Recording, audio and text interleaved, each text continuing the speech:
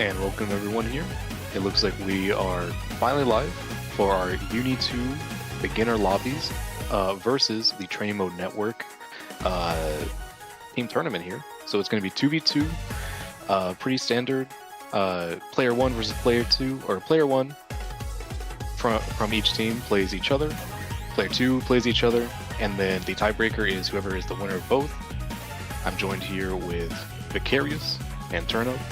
So I'm pretty excited to run the couch commentary here. Personally, I guess I should introduce myself. I'm the Texas Hammer, guest commentating for a bit here. So thank you for having me. Yeah, of course. What's up, everybody? Hope everyone's having a good Saturday. Looks like we got our first teams up here, but I did want to just take a moment to talk about the event. So, yeah, this is our first crossover event with TMN and UNI2BL. My voice sounds rough right now.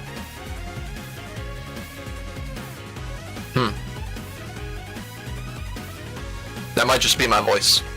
Just generally, not the mic. But yeah, it's our first crossover.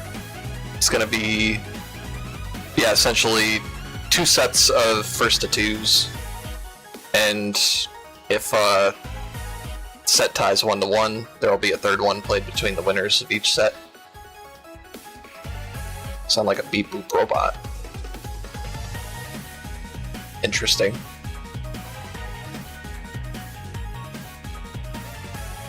Don't know what to make of that information. But yeah, Vic, how are you doing? Excited to see how this all shakes out. Been looking forward to it for a while. I think we announced registration like a month in advance, and we had been planning it like maybe a little less than a month before that. So it's been a long time coming. Yeah. And we got our first matchup here. So we got crossover Heads. Not gonna say the full team name. Versus Teddy Roosevelt's strongest soldiers. And yeah, I'm not gonna lie.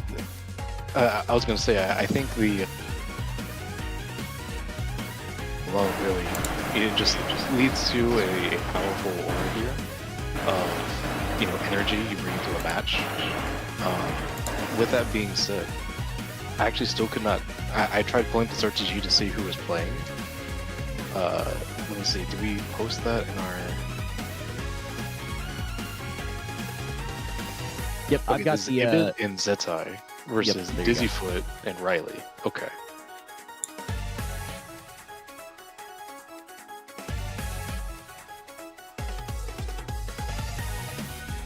Yeah, I guess, are we familiar with these players and like kind of who they play and stuff like that, or...?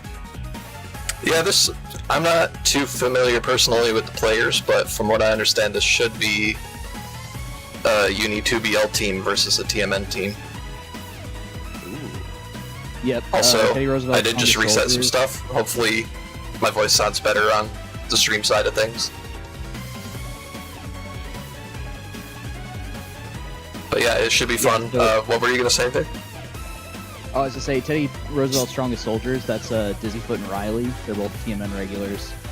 I know Dizzyfoot in the past has played Carmine. They are apparently... Oh, yep, there it is. There's the Carmine. I don't actually know who Riley plays, unfortunately. So I'm pretty interested to see that, actually.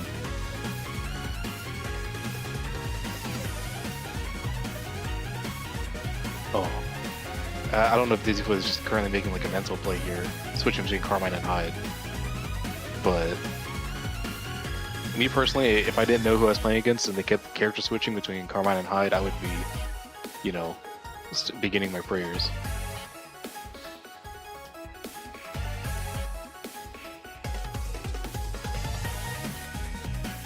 Yeah, I'll go ahead and let the teams know they're good to start.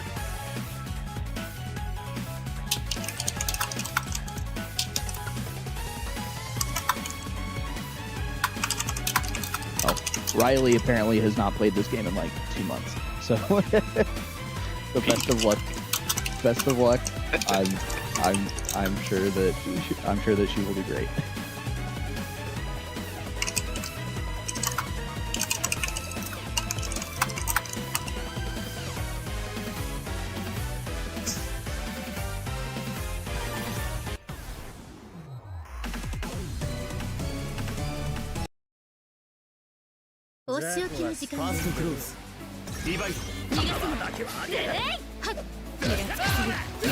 Alright, this guy repping the outlet.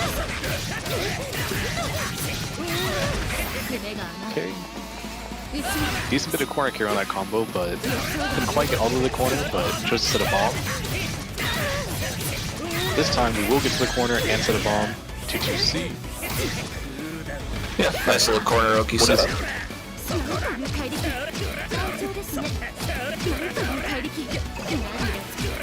I like this. Just ooh, the overhead. Got the can opener, but wasn't confident to confirm.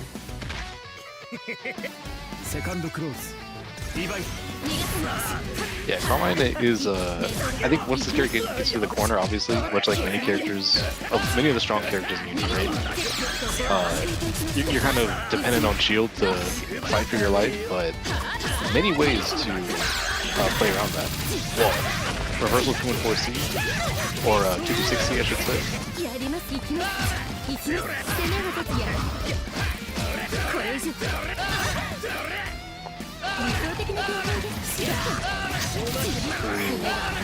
Yeah. Ooh, the jump over the gunshot. This should be guess. Yeah. I was wondering if they were gonna. Oh, nice press on the 2B. Actually closed out the round. Yeah, very clutch from Zatai. Oh, got the jump. All of it no combo.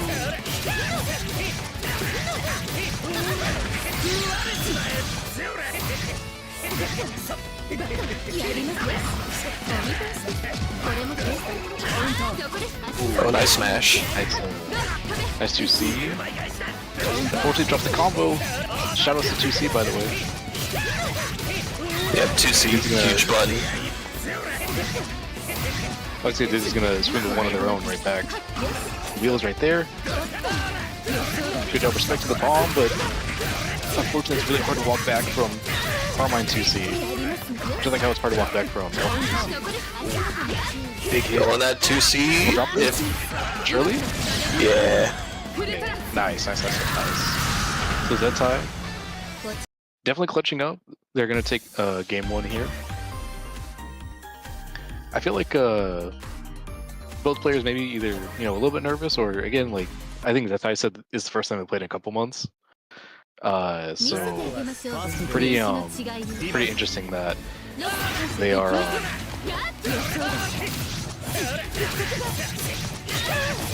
basically that their combos are looking as good as they are. Oh. No.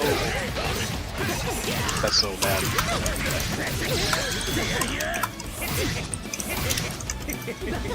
Okay, double bomb, TK wheel.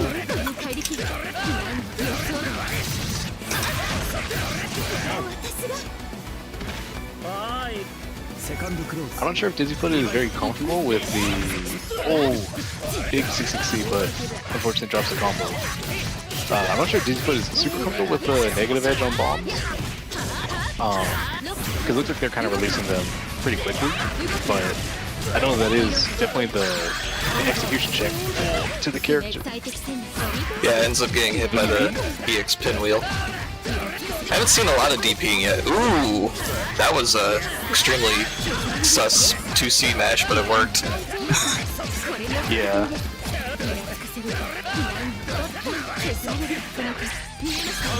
Okay, now we'll see the DP. Nice.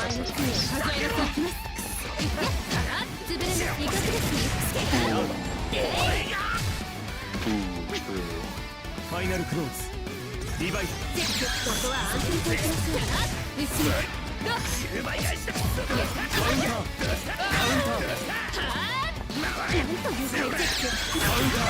Oh, the 2-1-4C with gonna be a big punish for Dizzy. get their Oki set up. A little tricky, but we managed to block. Yeah. Went for pretty scary fuzzy setup and might have just missed the timing to get them to actually stand. We might have a kill here? Yes. Surely. Oh yeah. Okay. Look, I've never seen skilled Union players ever drop that combo personally. I have never personally, you know. Yeah. Not once ever. I've never seen an LM player just like, you know, I like forget the their VO. bounces and Just, you know, VO make it someone into simple. the floor. Alright, our second set for this match gonna be Ibit versus Riley. Aka versus Phonon.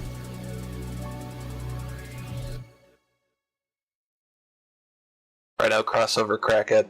Oop, almost said it. I stopped myself. The crossover C-heads. Apologies. Are up 1-0. Crossover hit, you know. Crossover heads, I actually really like that.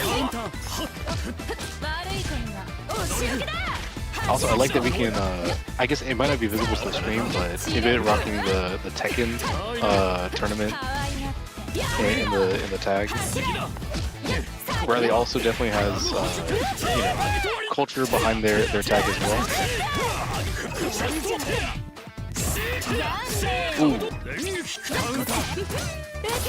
Yeah, Riley currently they're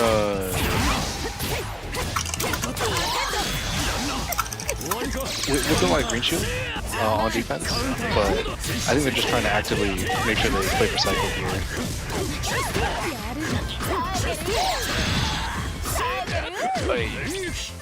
Yeah. Eventually gonna have that with green shield punish. Plus on block.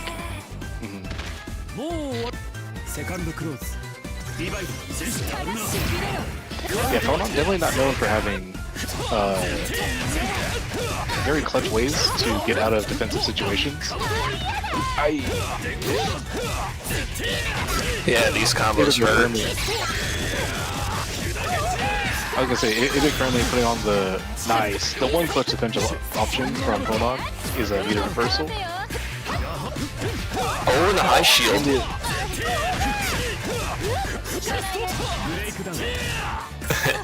Yeah. And that's also the It is classic definitely American reset. I would say I feel like Ibit is like doing a lot of resets and also just kind of like not letting up on the pressure. I think it's kind of like a situation where it's like I feel like my opponent's nervous or might be making kind of panicky decisions. So I'm just gonna keep, you know, going in no matter what. 6B.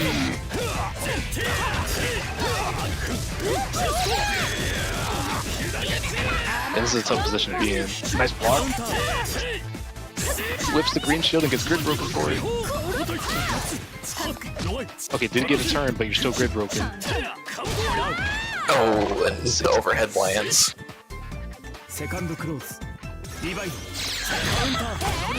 Ooh, that actually beat 260 around start.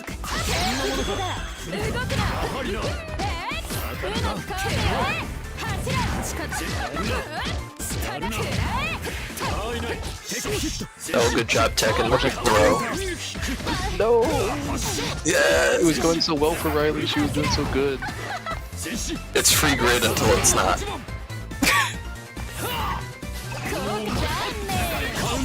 No, Oh no, again. Ibit has been ruthless with the 6B resets. Oh yeah, now we're playing strike That throw. Yeah. That's a tough Well. spot when you're phone on with no meter. Phone on with no meter, and this dude is just, you know, somersaulting at you 100% of the time. I don't know, I'm personally not a... I am someone who has fear for my life. I have self-preservation tactics that kick in my natural body. So when Akatsuki is just like dashing at me, and I'm grid broken, and I'm just like feel like I just take a throw, and then it's like 3 throw situations later, like, wait, I could lose right now? Yeah, it can be a struggle to come back from a deficit, for sure. Especially if you've been regularly spending that meter. But good stuff to cross over heads. Correct. I actually really like that name. That if we ever do another team event and I'm able to enter, that's gonna be my team name. The Kuan teleports behind you overhead.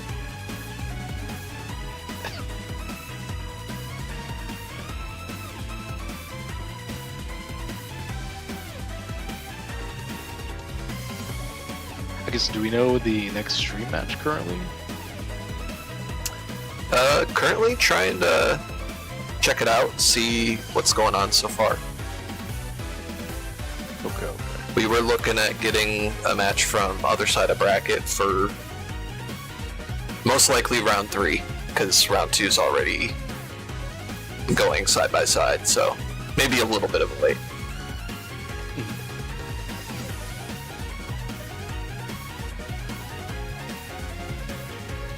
22 teams though. I'm pretty surprised with the entrance numbers here. I'm really happy to see that a lot of people are still just entering the first of all brackets for the game, and also that people are, you know, I personally feel like a good sign of health in a game is that first of all, like, these kind of beginner brackets and beginner centric Discord servers are active, right?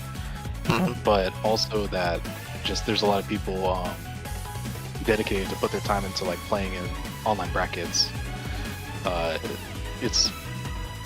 did not imagine UNI2 would be here this late into its life cycle, to be honest. Based on, I guess, maybe just the past drama of Clear and the other games where, like, you know, the game was not very easily accessible online.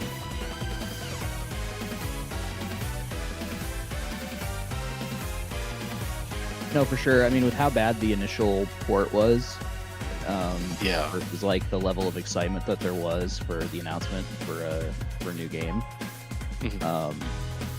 I'm glad that there was enough of a community like there that was willing to stick it out. And you know, the thing that I hear over and over again when I introduce people to this game is they're like, "Wow, like French-bred players love this game. Like French-bred players love their community. They're really passionate about it." You know. So I think that really is what kind of draws people in once they get their foot in the door. Is like, wow, people are up to bat for this game, you know.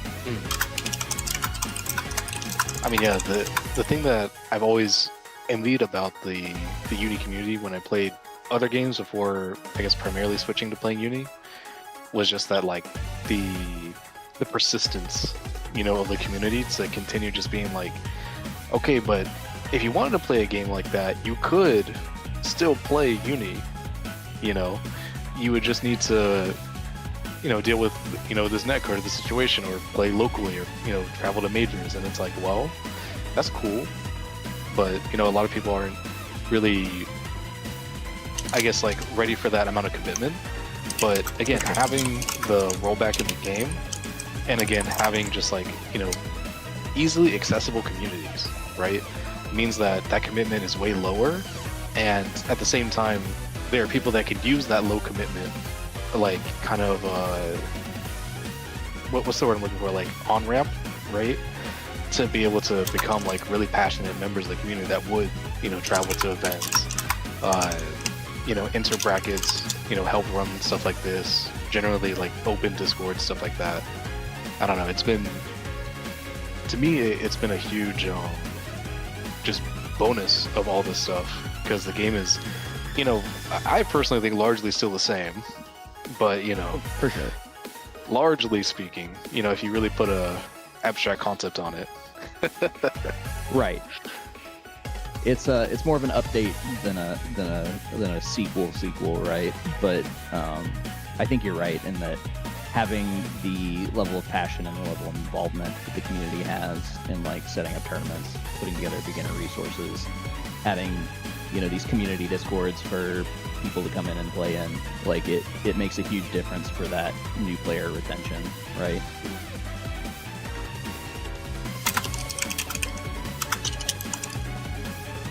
All right, I think most of round 1 has finished up, so we're just waiting for people to, report scores, and then we should have a match we can get up on screen. Yeah.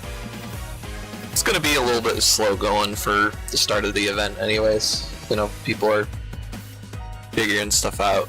As the bracket narrows, it's gonna become a bit more easy to get immediate matches.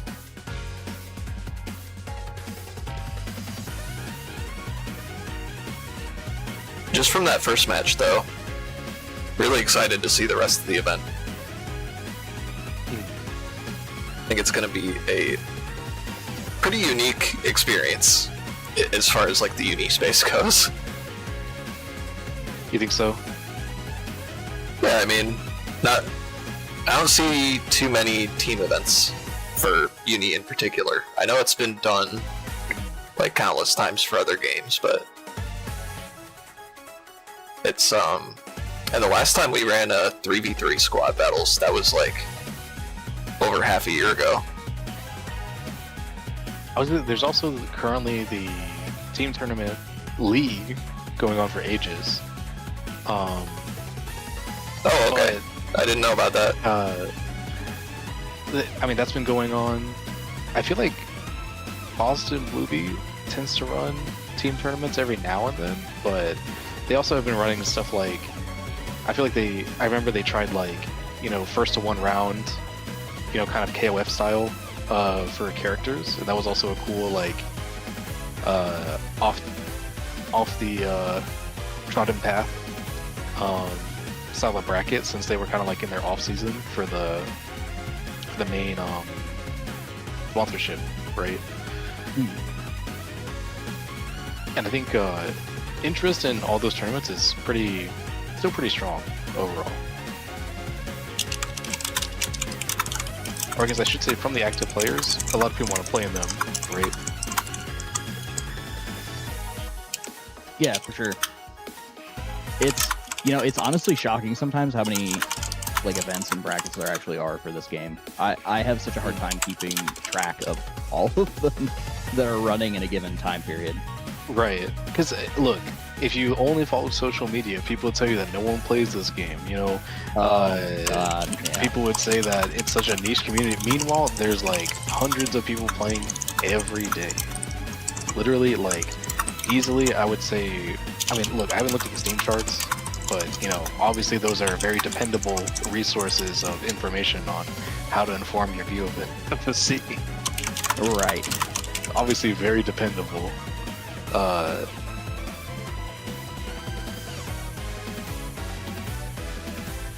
But point being, I think that the community is obviously very self-sustaining in its way with its own communities and stuff like that. Just like how, again, in previous years for Uni, it was very self-sustained offline. But I think that seeing people take that resilience into the online era of the game has been pretty surprising. Just to see again that people continue to just keep making brackets, keep playing with their close knit group of friends, right? Servers like TMN and the beginner lobbies server kind of represent a lot of that to me, because it's interesting how many times I just look over at either server and there's someone just streaming the game playing, right? Yeah. And it's just like, oh, there's open invite, whoever can join, right? And I'm more familiar, for example, with like the Southeast Danizen, more of a regional, kind of, pseudo ranked ladder thing, right? Actually, sorry, don't mean to cut you off. We can get a round 2 matchup. Actually, I think we have time. Okay. Thinking Deathclaw Dan and Pinhead Parry versus this high school uni stuff gets serious.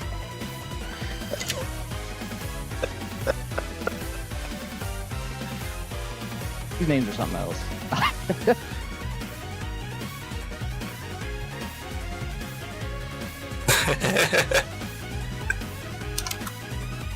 High school uni gets serious is like, I can believe it. Currently I'm watching Haikyuu and that high school volleyball gets like, I'm just saying, me personally, I start tearing up.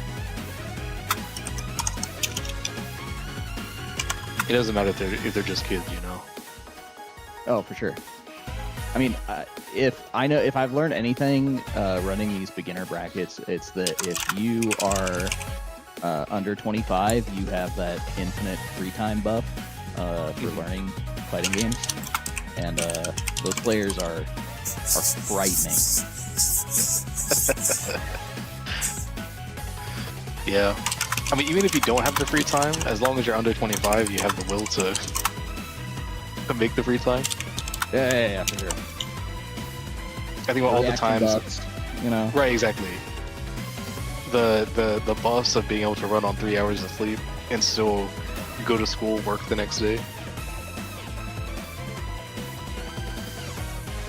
I'm almost 35. I don't have that anymore. I gotta be honest.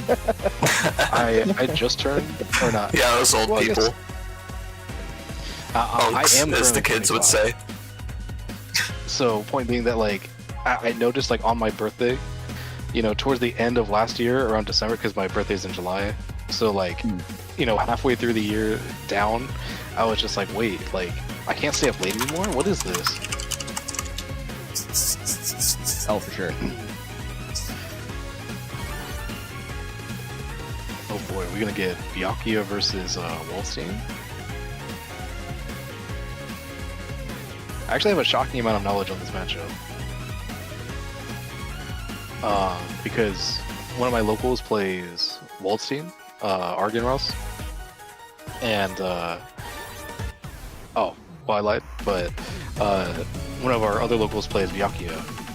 If y'all know about Mr. Andre RoboCop. Yep.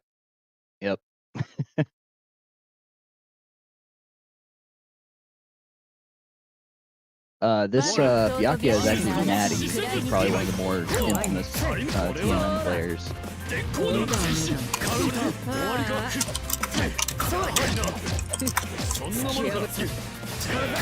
He's graduated, I think, 3 or 4 of our games at this point.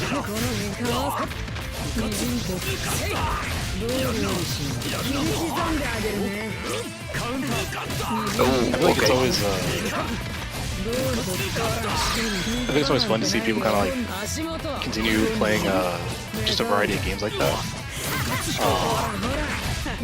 Locally, here in Orlando, there's a big local that's a community event. It's a free event called Retro Revival, and they run a bunch of retro games, you know.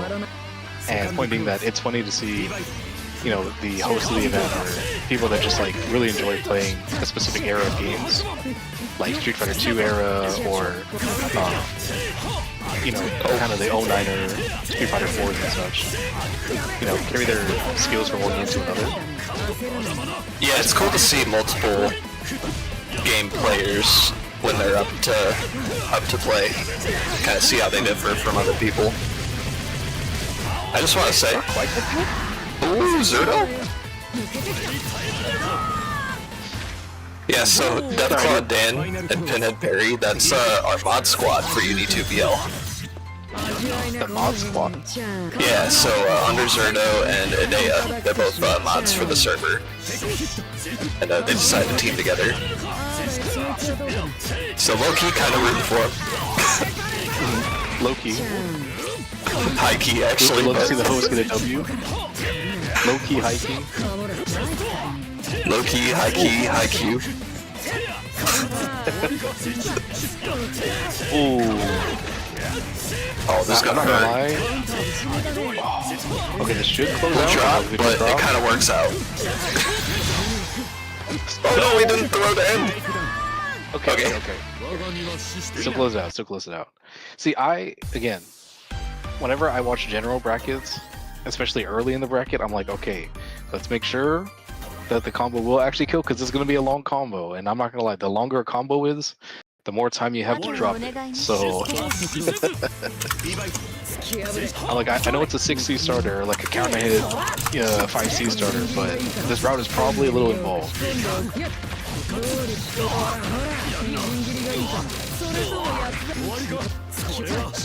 All I know is I played Akatsuki back in Clear when I didn't have an understanding of what a combo was supposed to look like. So at this point, just seeing B top 2 hit, you're just like, let's go. Yeah, let's go.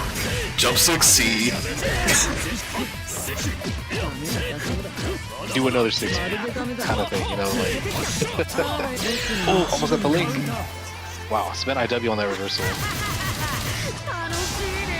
I'm pretty sure this does give a single web at least, right? But okay, we're just gonna run up. Wow. Did not commit to the assault combo. Immediate tech. Ooh, true. Yeah, so we'll beat out the low parry. I feel like fundamentally, a lot of Akatsuki players kind of they like to play very active with parry, and once they do that, they like to immediately grab or immediately mash. So it's like, okay, how are we gonna? Wow, nice block. Air unblockable. That was messed up, but the combo got a little messed up in the position. Yeah, Zerto, known to be a bit of a parry enjoyer. He enjoys a good parry every now and then. Hey, me personally, I love using my character-specific trait to win situations. No, we didn't link out of the parry, that's gonna kill.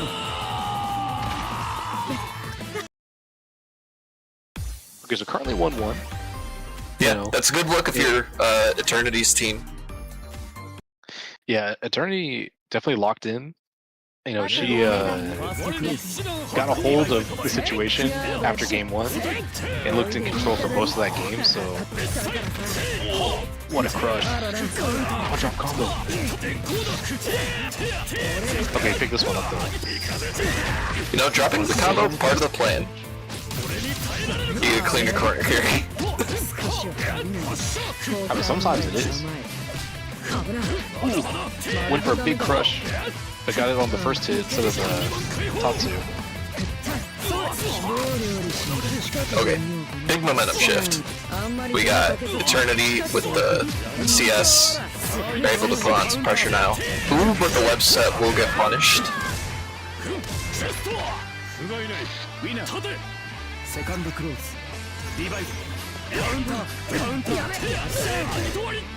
Oh, and we're just pressing buttons. Okay. Big get off me. Still have... Please jump. No, they don't know. It's okay, it's okay. This is why we learn. Surely. Oh, what a backdash. Yo, that sweep is huge. Yeah, the Oct2C.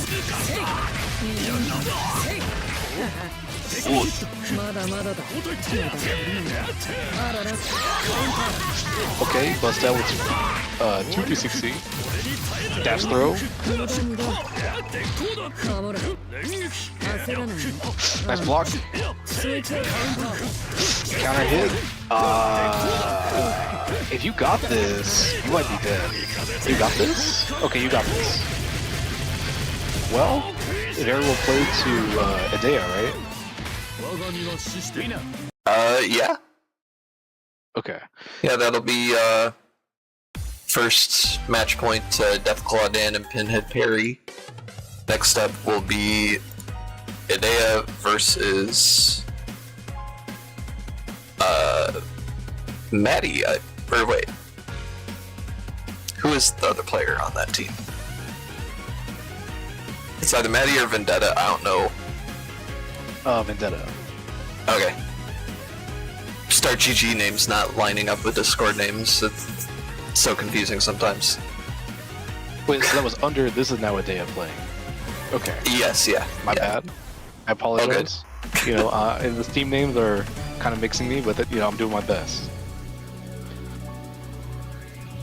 However, we'll be a little more straightforward. I appreciate the visual clarity of Vendetta's name. Yeah. Oh, the immediate assault. I'm not gonna lie, that was kind of a pump to start to round start immediately. J6C, Yeah. assault J. Nice shield. Oh, the null projectile on the 2FF. Yeah, in case you don't know, Wald has destroyer property on his big meaty claws. So a lot of his moves just delete multiple hits of the projectiles.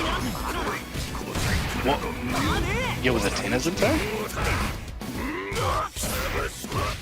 Oh yeah, With they had cooking. with Couple Shield and Wake Up?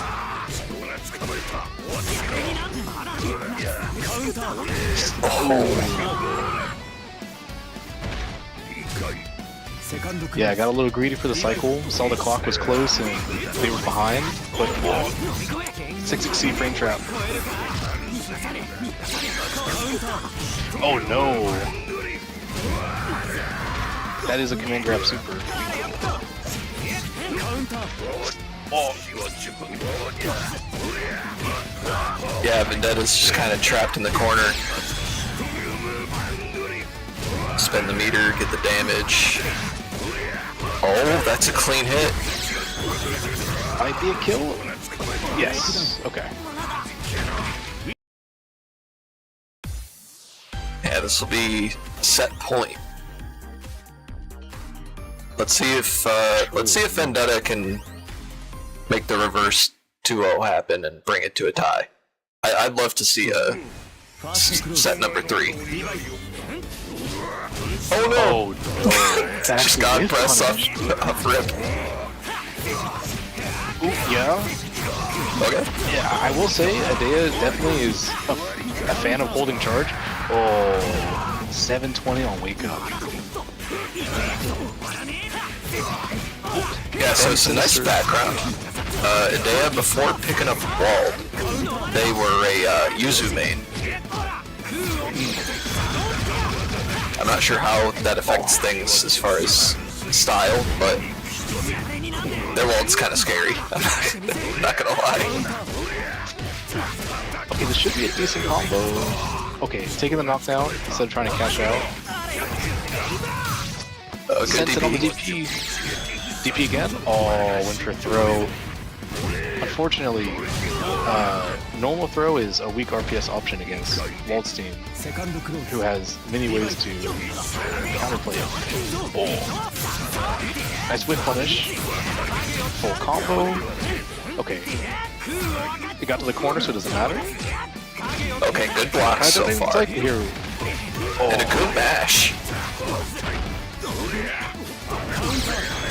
Oh yeah, we spun I'm the not sure they're converter. aware that they're kind of doing a cycle with using force function so much. But I think I understand the idea. You know, don't let Wald's team get away from a big move. Oh no, you're not dead. But this is pretty bad. You can't really go anywhere. Oh, and the no tech. 360B. Painful loss there, I think. I feel like Vendetta had, you know, momentum in the round starts in a lot of those situations, but, you know, kind of uncomfortable with how to play defense against Wald, so, you know, it definitely will go to Adea's favor. Shoutouts to Deathclaw Dan and Pinhead Parry. Taking that set 2-0 confidently, I think. Yeah, I mean, good showing. Oh, you're good, you're good. Let's go UNI2BL mod squad. True. Love to see my people succeeding and doing well for themselves.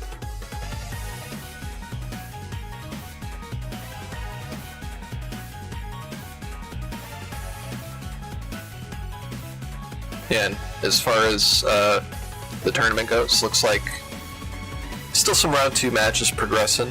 A couple of people have moved on to winners quarters or round 3.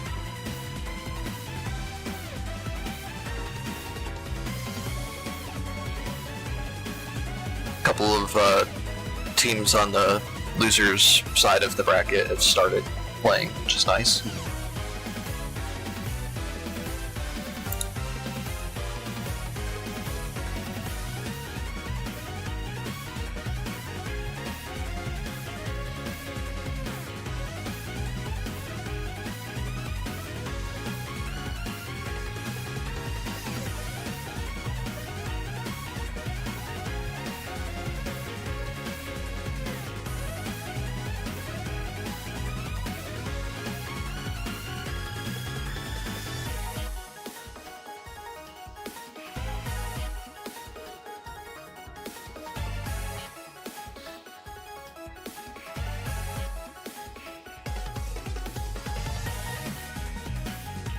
I'm looking at some of the team names, and some of these are absolutely hilarious. Like, we got a BlockTuah. Yep. BlockTuah has to be a top 3 name.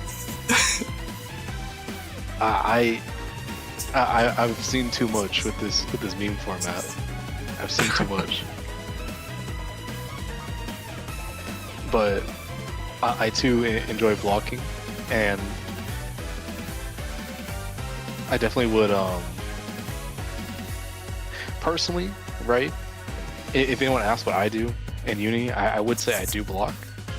So big fan of the block being in the team name. The question is if we're gonna watch them play, and then suddenly it's just gonna be like DPing on wake up. Immediate mashing on 5A. Because also there is a mind game in the information that you give in your name, right? Absolutely, yeah. I remember for a while, I'm sure I'm not the first person to come up with this. I'm pretty sure I got it from somewhere else, but I know back when playing Guilty Gear Strive, pretty common. Keep was Potemkin, and the name would be "Don't Jump." You gotta get in their head before the match starts. Exactly.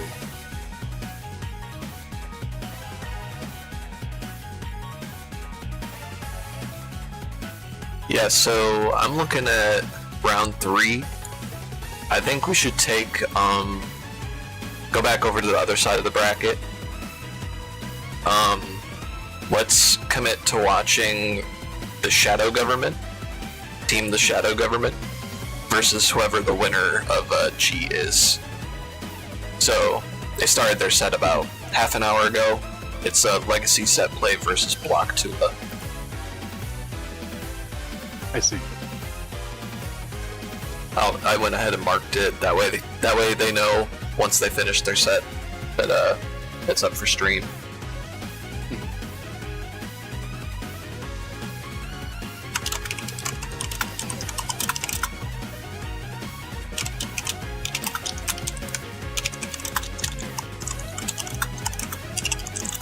Something I actually just thought about that I didn't.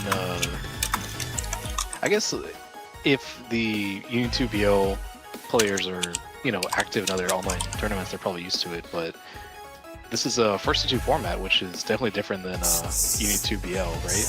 Is UNI2BL first to 3 all the way through? Yeah, typically we always run first to 3 all the way through. It's really only for these special events that we ever break from that. We like our first to 3. I think it's absolute peak Uni for both playing and watching. Yeah. Helps the beginners, gives you a little bit more time for adaptation. You tend to learn more from a best of 5 than a best of 3 as well. At least from my experience. I too would agree. I think especially in a game like Uni where defense is very integral and also a very sharpened skill, having more games to play, it just means that everyone gets more data and has more interesting ways to keep interacting with their tools and game plan, right?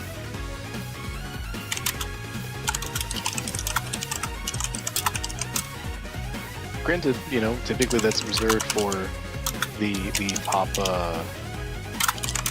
the finals of a tournament, right? Kind of gate kept to the upper echelon of the bracket, but when it comes to first to two, I think this is where frequently I feel like in competition, right, in fighting game competition, you have to ask yourself if you got that dog in you, and first to two is what will build the dog in you. Because once you go down a game and you have to fight for your life, you're like, what do I do? I have to do something. No, all sure, I do. that... Sorry, go ahead. Basically, it's just like all I did was block, or all I did was get counter hit the first game. Like, what do I do? No, for sure. That's you know, obviously, I think long sets are important for growth. You know, playing a variety of people are important for growth. But really, like, if you want to compete on some level, you have to jump into those like first to two formats and really just, you know, get in the mud and learn how to adapt, you know, very quickly and under a lot of pressure.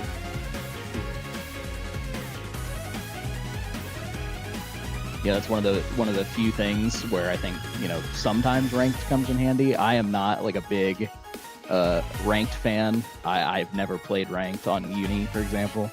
Yeah. But it is a good environment for that. I definitely think ranked is, you know, it is what you can make out of it. Yeah, true. For sure. It is, if you want to treat it like good versus two practice, then you can do that. And you can make it into that. But a lot of it is, so much of it is about your mentality going into the play session. And I think it's very, it could be a little daunting when you're running into, because I live in the Southeast, so I live in Florida currently. And, you know, my rank queue is still Deafy, Defiant, Big Black, and, you know, the Georgia scenes, the Florida scene, you know, and the East Coast. And point being that I'm just kind of like, sometimes I go into ranked and I'm like, man, it is time to get cooked from all the best players in the world and lose like, you know, 100,000 rip right now. And then sometimes it'd be like that. And then I'll be, you know, playing for so long because I'm like, sure, they'll get some of my points back. That it's finally 1 a.m. here on the East Coast, and then 2 gig boots up. And I'm like, all right, never mind. You know what? Some days you gotta admit that you just can't, there's not a lot of power you have over the situation. Right. You're out there. You're just out there fighting for your life, and wherever the dice land is where they land.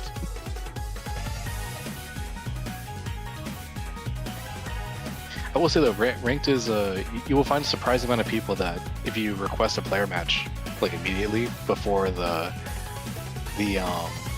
scenes transition on the character windscreen, a lot of people will play you if you ask for player matches. If you ask for like a first to 5 or first to 10 or, you know, another first to 3. My rank special is always like if someone asks for a player match to play a first to 5, because typically speaking, if I'm playing ranked, I'm kind of like, I don't want to commit to long sets. Like I'm just trying to play short sets. Right. And first to 5 is still plenty long and under night, typically speaking.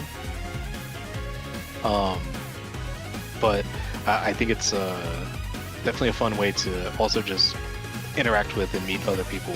If you're able to ask them for games and then, you know, find a mutual Discord you're in and just be like, hey, thank you for playing with me. You know, stuff like that. It always feels good to, you know, meet other people that you may have heard about or may have played with in an online bracket, for example. Might know through a Discord, stuff like that. Oh, for sure. That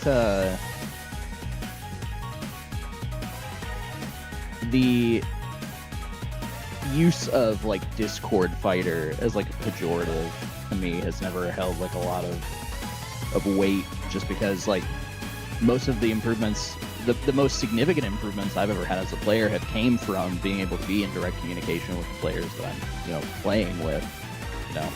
Like obviously, like I stand by that. I think rank's a good environment to really, get out there and get in the mud and get in the nitty gritty and get used to adapting in those kinds of circumstances. But realistically, most of that learning's been done in an environment where, like, hey man, what the hell did you hit me with? How do I deal with that? Yeah. And so, having a, sort of being pushed into that interaction a little more firmly because you don't have as much reliability with, few game modes, I think is almost strictly a benefit. I would personally be inclined to agree, but again, I'm a little biased from doing a lot of the Discord era. I mean, technically we're still in the Discord era for Uni2, but Discord era during like delay-based netcode, when it was Discord plus it was very selective, like, okay, this is the person you get a 2-frame connection with, so this is gonna be one of your main practice partners basically. Right. It's like these are the people that you're going to be playing with over and over and over again, pretty much no matter what.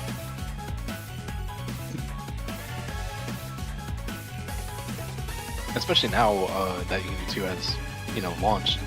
Amazingly, Orlando, where I live, has a very active offline local scene. So we have the Juicy Weekly, the Juicy Game Night, and Uni, every now and then we'll have a few people try the game and stick with it for a bit, and we'll go from having 4 and 5 entrants per week to 8 or 9, and then recently we've been having brackets that are 10 people, 11 people, and I'm like, wait, this is like a full bracket now. We're not just putting people in the top 8 graphic just for showing up. Yeah, I've noticed that the Southeast as a region seems to be pretty strong for Uni. I know a lot of our TMN people come from, Southeast region. A lot of Florida people, actually, now that I think about it. But yeah, it seems like a good spot to be for Under Night, for sure.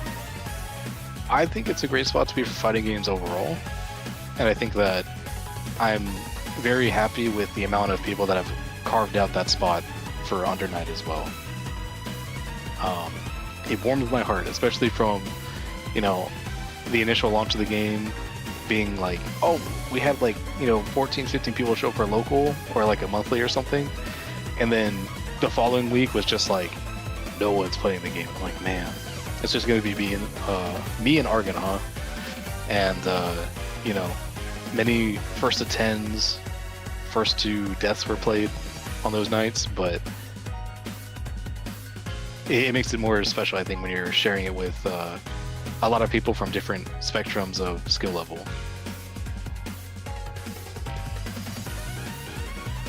Absolutely. I'm in the Northeast. Unfortunately, my local was Xanadu, which obviously came down. And Under Night's been kind of recovering a little bit, at least in my immediate local area, trying to find a new spot to play on the regular. But obviously, the Northeast is an entire region, right? I also feel is like pretty strong for this game. Yeah. I mean, the coasts are definitely no slouches in the U.S. They're the places to be. Yeah. I think that anywhere where there is even like, let's say like a monthly for Under Night consistently, those regions tend to end up being fairly strong over time, based on the practice that people get and the amount of time they spend preparing for each other. At the end of the day, especially locally speaking, and this is something that I think is a big motivator for a lot of people that participate in like TMN in the beginner lobbies brackets. is that like if you are still, you know, running into the similar faces, and you're like, I won this time, but then I lost the next time, and then the next time we played, the third time we played, they won again, and I just want to get back to, you know, the point where I'm winning, and that small motivation to just be like, I've played this person before, and you know, I know that they know that we have a record together. Has a lot of it does a lot of the heavy lifting for your competitive motivation. Absolutely. Yeah, get yourself like a. I hesitate to say rival because that's a bit too anime, but Yeah, We're playing anime. training fighting. partner, It's the perfect amount of anime. someone to measure yourself against. If you're both regularly playing, you can kind of like see each other's progression, and that may give you some motivation.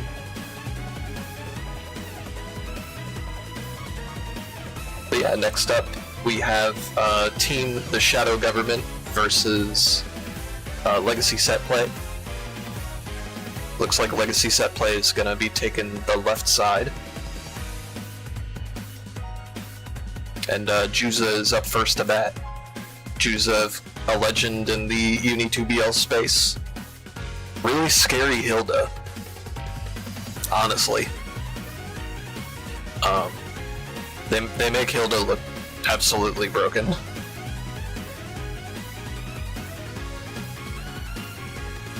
And it looks like, I'm not sure who that is across from them. I'm assuming that's Noelle. That is Noelle. Yep. She was previously doing TO duties with me over at TMN for Undernight.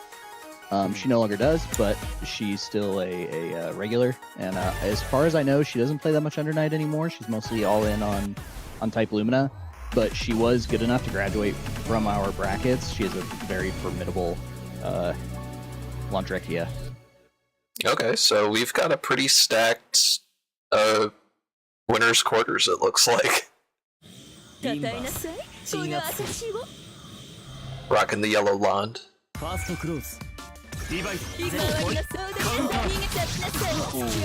big frame trap. I was gonna say I know Noelle from interacting in the BlockTuah chat in the main Discord. Boy, I respect the blocking here, especially as with Landrekia, it can definitely be hard to. I personally think it can be hard to get in on Hilda. Reset with the pin. Should be able to close it out here. Oh, but the link turned into a reset, and that's okay. As long as we close it out, you know? Ooh, big backdash, backdash.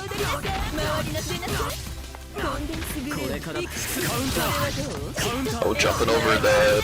I think that was Hydro Blade.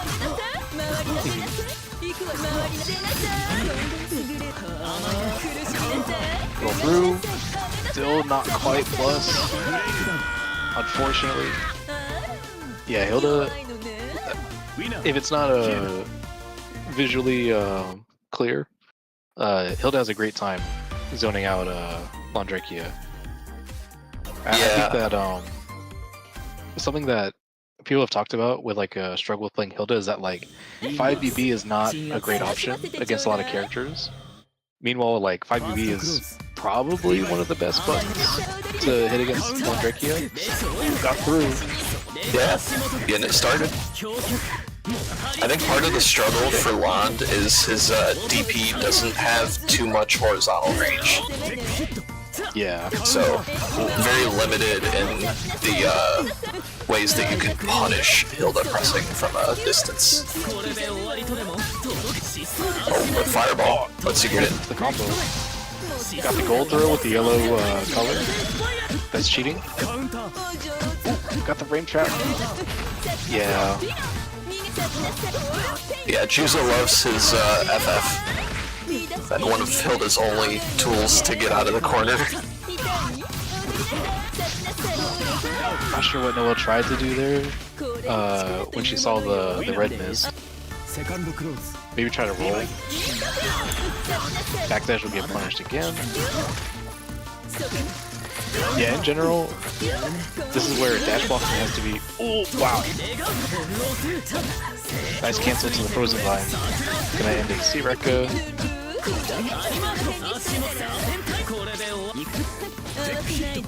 Nice tech. I definitely feel this. Just kind of holding Roomba and getting hit by the increased 5C. Yeah, Juzo just doing a good job blocking things down. Oh, the freeze. Really nice from Noel. Oh, okay, that should be the match. Not quite. Did not quite have a combo for the 5cc. Big whiffs. Oh. Nice range. Oh, this might kill. We hit these? Should kill. Yep. Okay. Okay. I definitely did not want to jinx it on, you know, the high stakes combo to go to the next round. Oh, roll through. Nice block. Nice block on that. That is a low.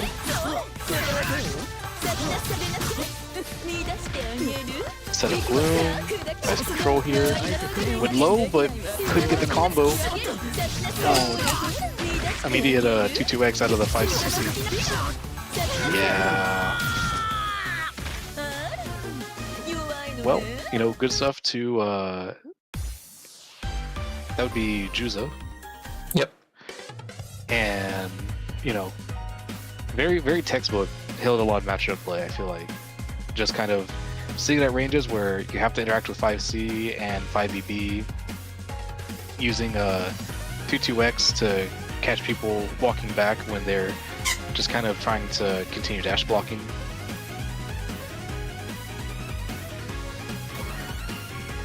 Yeah, well, definitely had a couple moments, more than a couple moments, I should say, of, you know, being able to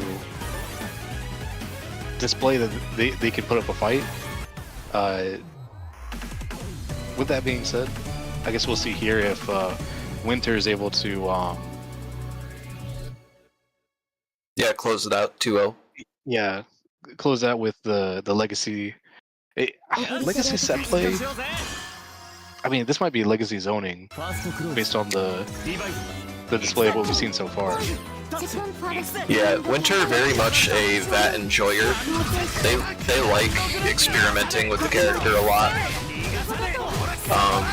Lots of really wacky stuff with FF. They have a lot of charge partition knowledge. A lot of different routes too. Good ideas of pressure. So far, getting punished on these jump-ins. Yeah. Maybe walk back to outspace the throw? Yeah, maybe.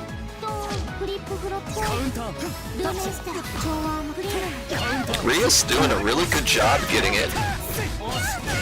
You know, managing to deal with the zoning.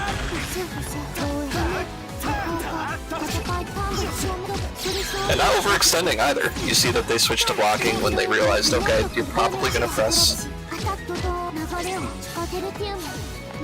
See, what I was gonna mention a bit earlier is that I heard that Winter is a bit of a guile Batista. You know, very focused on defense and charging and zoning. Yeah, I mean, they can definitely play that style. I wouldn't say that's like... I wouldn't say that necessarily defines them.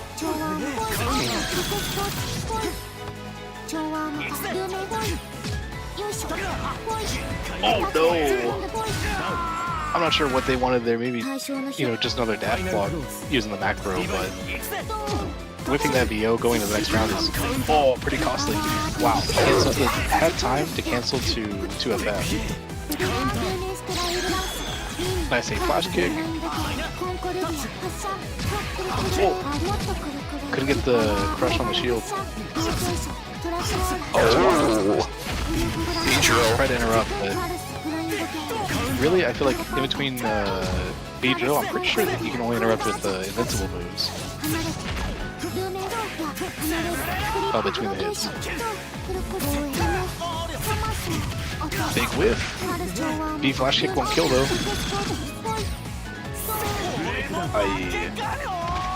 Maybe try to use the armor to get through the ball there. Yeah, maybe. Winter taking game 1 of the second set. On match point at this rate, Rias will need to win this next game to keep their team in it, at least on the winner side. Yeah, Shadow Oh, unfortunate. You know, the agenda's not winning currently.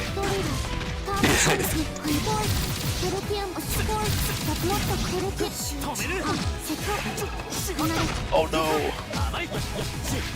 Nice. Yeah, good smash. Okay, not quite. Whoa. Yeah, that just jumping over the Tsurugi overhead. This is what I'm talking about with how Winter plays, though. A lot of very silly jump shenanigans. They make good use of Vat's mobility.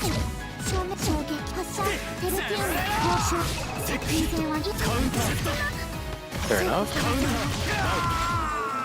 Yeah. Yeah, at that stage, I'll blame Winter for guessing. Rip the DP. Or the flash kick, rather. I mean, especially when you're in the health range to kill, right? Yeah, and you have plenty of spare health. Why not? Let's combo here. Attack on a quick little 3.8. I'm not sure if I agree with the CS. Oh. Getting reset on hit. Yeah, we're just so patient. Oh, the block DP!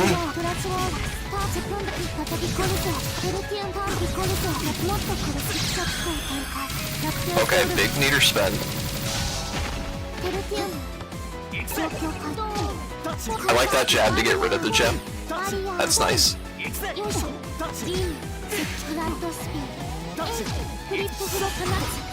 Okay, shield stance. Oh. I'm trying to do something with the concentrator shield. Nice. I really like the 2A redashing behind the ball. Yeah, it's a bit hard to deal with because you never really. It's hard to get a good idea of when that slow ball ends up actually connecting. Ended up getting a regular throw instead of like a gold throw. But GG's, Legacy Setplay wins that set. Nice 2-0. Legacy Setplay taking it over the Shadow Government, which, you know, will fall to the loser's bracket. Not necessarily mean that they're out of it, right? Yeah, So, yeah, they're still in. Propaganda can continue, if nothing else. Yeah, the agenda hasn't been defeated quite yet. It's just, you know, a minor setback.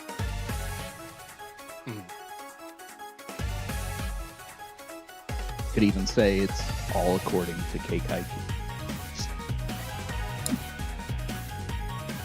Could definitely make a few statements about how exactly the regime will recover from this setback.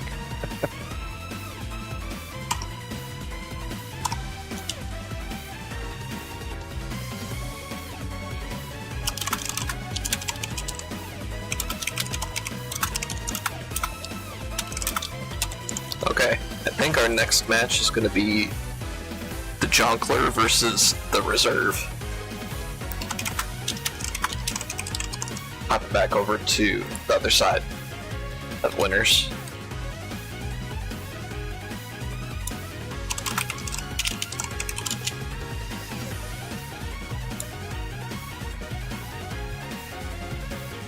Oh, and I just saw who the Jonkler is. That team is Big Tonka T and Fred. Ooh. I'm a big fan. That's a team right there.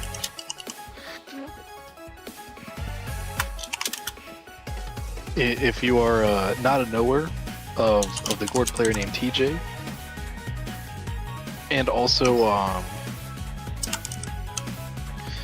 the somewhat hidden boss at this point of a friend, the Landrekia player from New York area. I personally think that these two are both really good players with a lot of potential. But you know, sometimes you're just gatekept by circumstance, not being able to travel and such.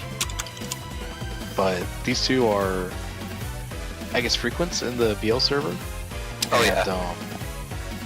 I'm not sure if they're, you know, necessarily, you know, looking to branch out to higher levels of competition, but I think it's interesting that these two have stuck around and really become a big part of the community, right? Yeah, friend, he's a notorious labber for LAN. Other LANs regularly go to him for routing advice. He complains regularly that they ask for it, but they never use it. Such is the life of a labber. And TJ is Big Tonka T. I call him TJ because, you know, we're tight like that. Mm-hmm. You know, TJ carries the Gourd meta. That I don't know what else to say besides that. He's just he's fresh to death. I don't know how to like. I don't know how to describe TJ's style of play other than, like, generally speaking, he's a lot more defensive than most Gourds. I feel like most Gourds are ripping reversals, you know, at the moment they can, and playing around, you know, the amount of dice rolling that they want to try to get away with on defense. But meanwhile, TJ is definitely very down back enthusiast, or has a lot of down back enthusiasm, I should say. And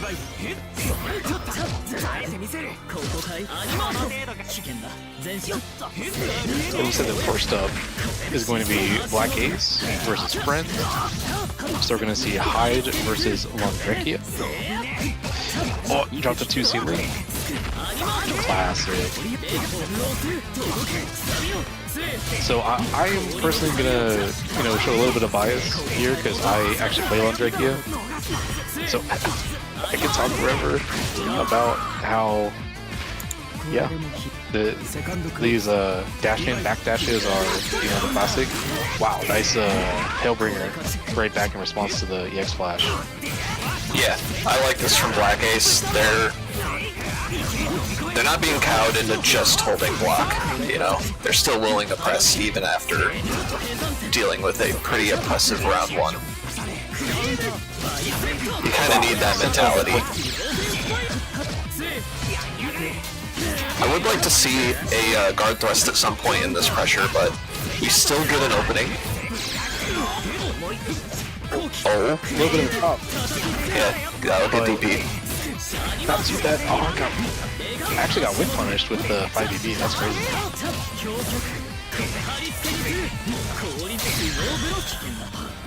T2C. Secure the grid lead. Oh, the block on the guard thrust. That was so clutch from Black Ace. Yeah. Definitely, I feel like Black Ace was waiting to see the reversal option, and maybe Friend wanted to get that guard thrust sooner, but ooh, big 6B. Unfortunate drop. Still going to be winning a screen position. It doesn't matter because Hyde has many full screen presence in Force here. Wow. Force function didn't lose the autocorrect. Oh! I guess that's an answer to Rekka. I mean, a fireball is a defining part of the Landrekia Hyde matchup. It is just so slow and deceptively fast. It's like 13 frames, and most Rekkas are at minimum 13 frames. So even if you're kind of in the mid range, if Hyde throws out Fireball, a Fireball, it will just you know, kind of gatekeep Landrekia from entering the zone. Oh, did get thrown to the corner. Oh, the backdash.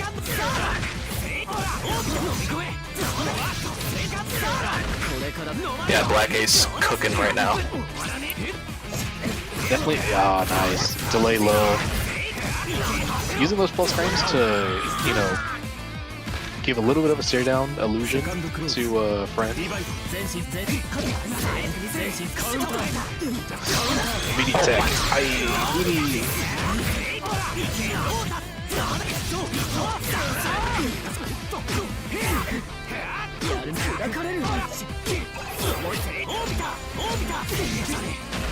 Yeah, that is an overhead. Can't be gapless.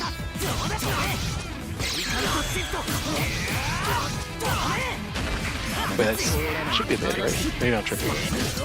Oh, clutch tech. You let friends live. Full corner here. Okay, set. Yep, CS to stay safe. Friend's got plenty of meter to use in his pressure too. Okay. EX Flower. That's a big chunk of damage for a throw.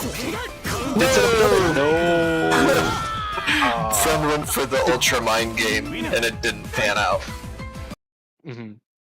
Just assume that Hyde would swing into you, did a DP from 14 feet away.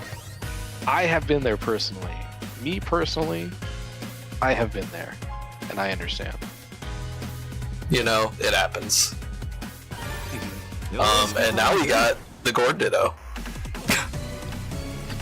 We do have a Gore Ditto on our hands. Big Tonka team, you know, versus, I guess, let me make sure. It should be Godkey. Godkey, okay. I'm not familiar with Godkey, but I'm excited to see their take on the character. Oh, big 6-6B. Rare moment of yeah, max range nails. Yeah, in Vorpal, but that time they connected. Nice reversal. Got a little ambitious Fioki. Oh no. Not a kill though. Yeah, just barely hanging on. Ends up getting 3-seeded.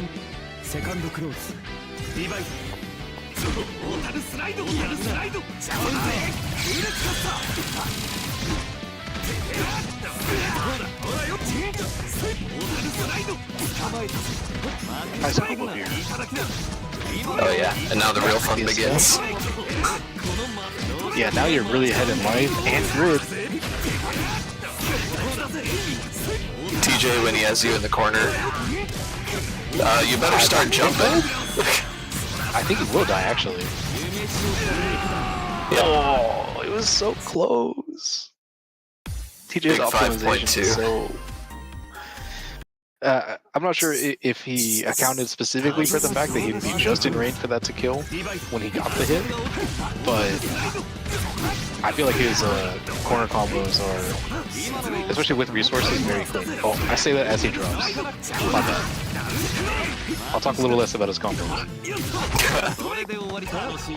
Commentator's curse.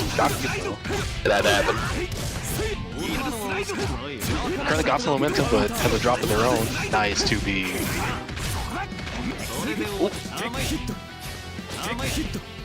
We are teching right now.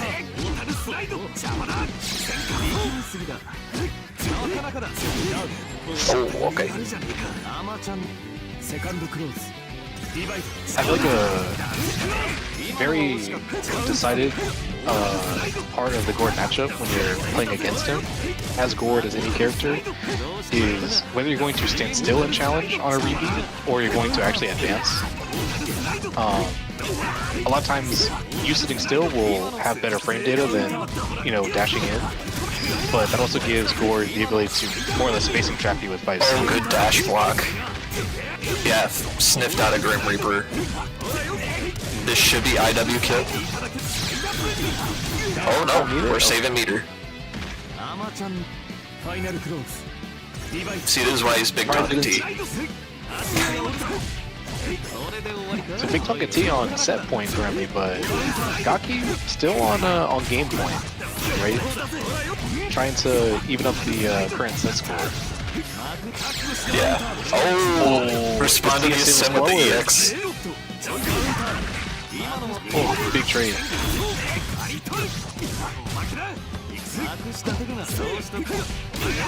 Ooh. Big 2B. I think it's like that decision too. If Godkey can get one combo, that would be huge. And this should be Close it it. out here? Yeah, should be able to get it. Yeah, even up the match count. So currently, it is 1-1, but it is still, winner side life for,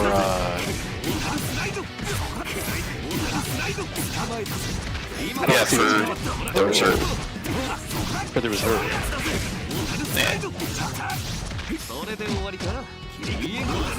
Yeah, at this point, Big Tonga TJ, he has to win this set just to keep his team in for winner side. Yeah. That might be a tall ask, because there's a lot of pressure coming out. Good reversal. Oh, gets thrown out of his pressure. Oh wait, I totally misspoke previously about the situation. Oh, that's so cringe. No, you're good, you're good. I forgot TJ was not on the team that won the first match. Anyways, TJ getting the winning situation here. Oh. Nice. I feel like there are many situations where Gord is going to trade with you, but both players are still going to get knocked down. Oh, slower command grab wins again. Went for the big OS crush.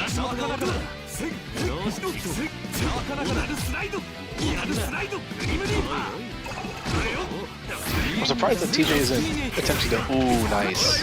Isn't attempting to shield more on defense to kind of build the grid lead and force interaction, but it's still working out plenty solidly. Oh no! The low hit of 2C ends up grid breaking. Wasn't transfer state though, so not going to be fully grid broken. Oh, okay.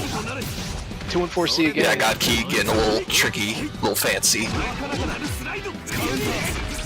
Oh, Grim Reaper CS confirmed. This is actually a huge pickup.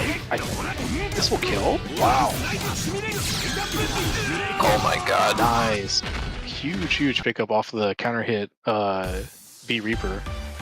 Gets TJ the W and brings it to 1-1 between our first tiebreaker. Yeah, so of course it's the winners of those two sets, TJ versus Black Ace.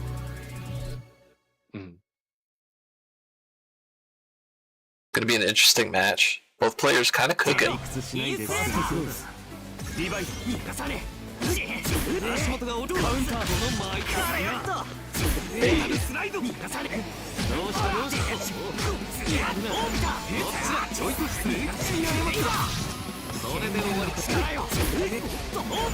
And just some small hits here, trying to set neutral. Big opening though for TJ. Alright, good reaction to the red mist. Nice TP. Yep, to the corner with you. So no meter here to interact with all Gord's options. Oh, the stagger is so scary. Yeah, these are some spicy dash daggers. Ooh, B Reaper, EX cancel. Still early in cycle, so Gord advancing forward. Took a lot of grid, but backdashing lost a lot. Not gonna be a kill because he can't get Warple. Oh, so much gapless pressure. Okay. Nice tech. And good job predicting the DP on the tech. Yo, TJ is blocking. Oh no! Celestial. And then immediately got pressed on. No. Okay, gonna carry 200 meter, basically, into the next round. Oh, frame trap. Didn't believe. Media overhead though will. Oh! Should have led to a combo. Would it be like that? Now you're gonna hold a high Doki with resources and a big grid lead. Nice shield. Snuck one in there to get the lead. Oh! Protect might cost him the cycle though. It does. Oh. Good 4C. Whiffs it and immediately hits 5C. Switches sides. Oh, the big max range 3C. Really late Should in kill. the active frame. No! Throw tech. Spend the CS. Plus. Nice block. Yeah, that's a big momentum shift, getting that IW blocked. Now Black Ace is playing with no meter on his side. Nice whip punish.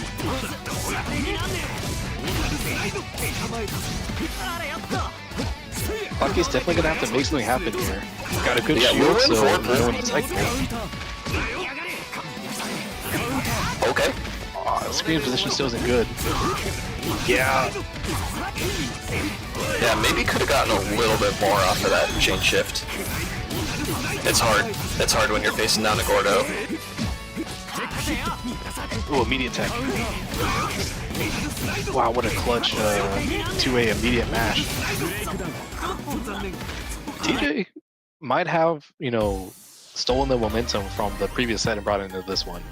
Yeah. Potentially.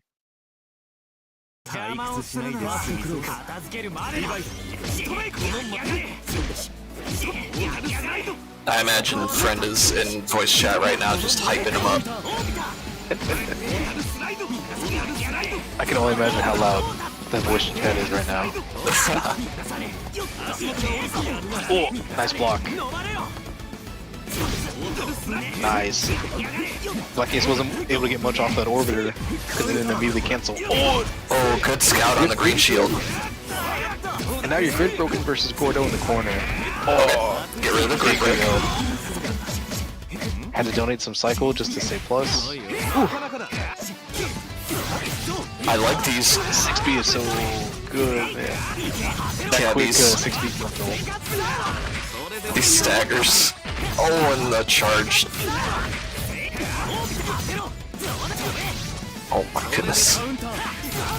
Oh, the throw bait. Big Okay. commitment to, again, have been doing a lot of dash 2A. That time committed to 2A immediate assault to beat the Fur OS. Nice combo here from TJ. From Mr. Talking T.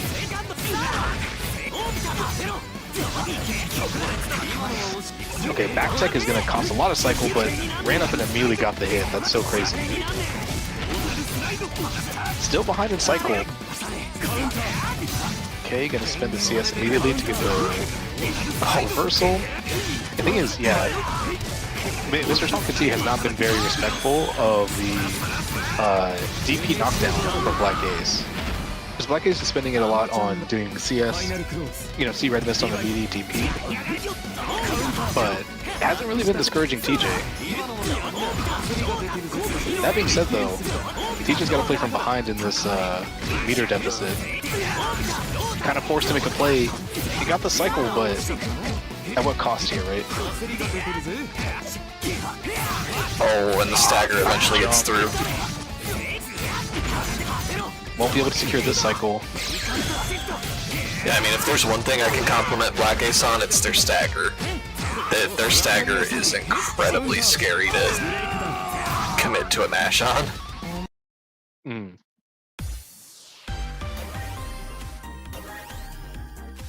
And tied up, the set's That going being the said, distance. Yeah, this is 1-1 on set point for both teams.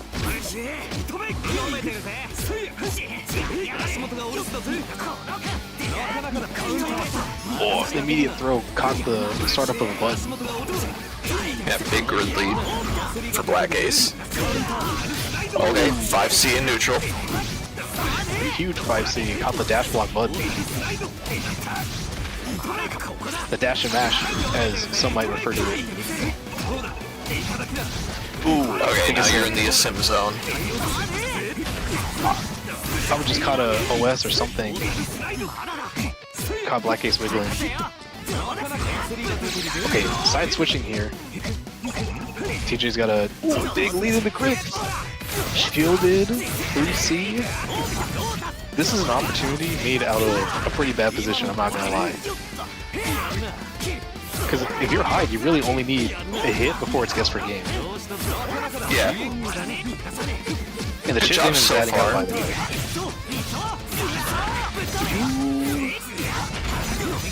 Got the Are not 200. dead.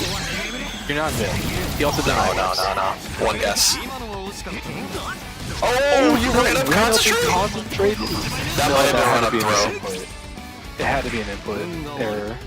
Most likely throw or assault or something. I sim after the plus frames. Well, frame trap after the 6-6 FF. TJ turned that misinput into a huge lead. Oh my god, This may be yeah, guess just game not on taking top any now. hits.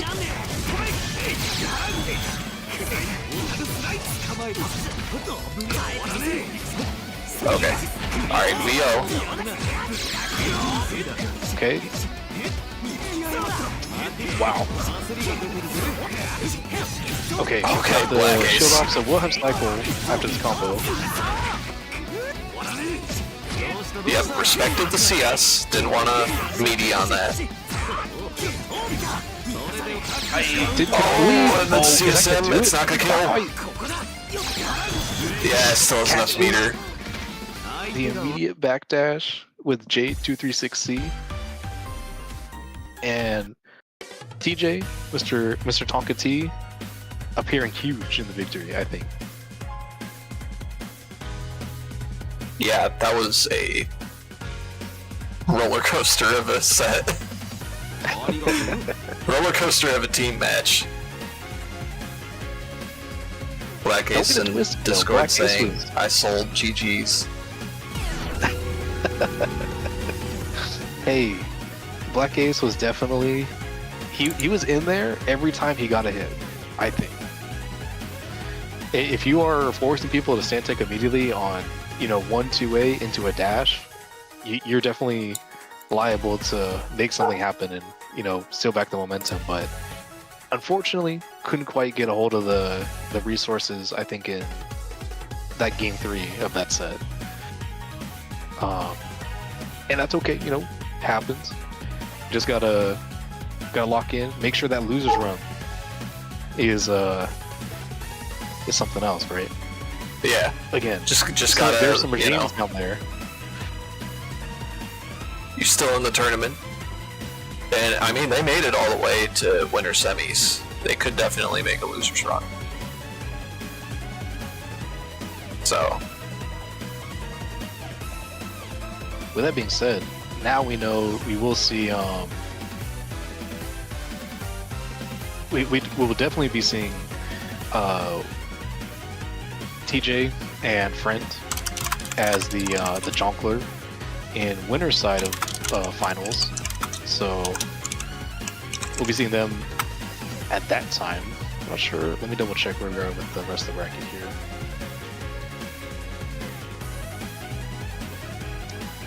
yep, while you do that, I'm just getting our next match organized. Okay, so Legacy Setplay, it looks like, is going to take it over the crossover heads based on the start GG score of 2-1.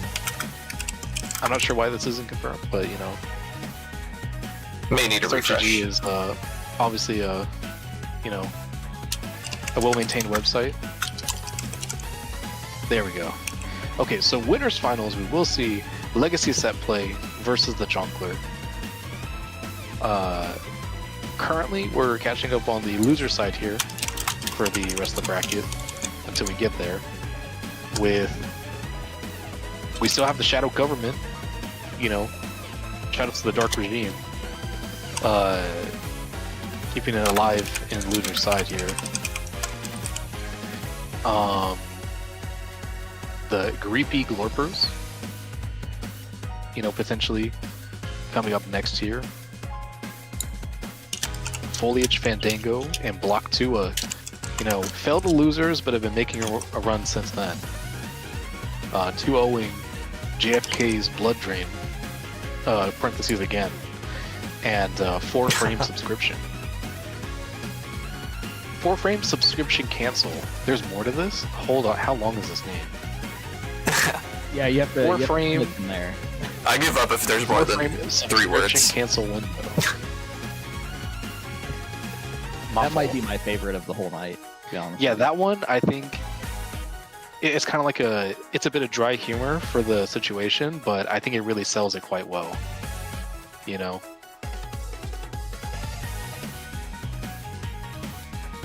Might have placed 13th here, but easily, you know, the Dark Horse, they're number 1 in my heart.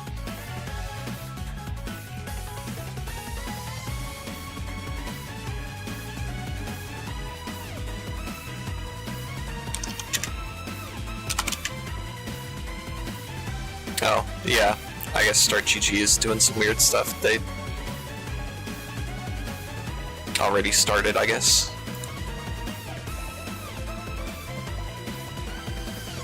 It looked like one of the teams was still reporting their match.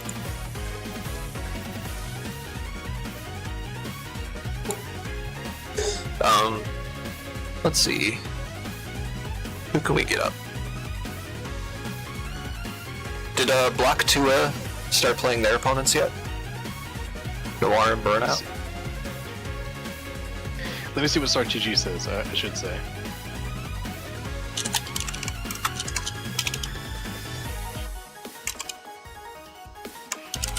It doesn't look like they've started.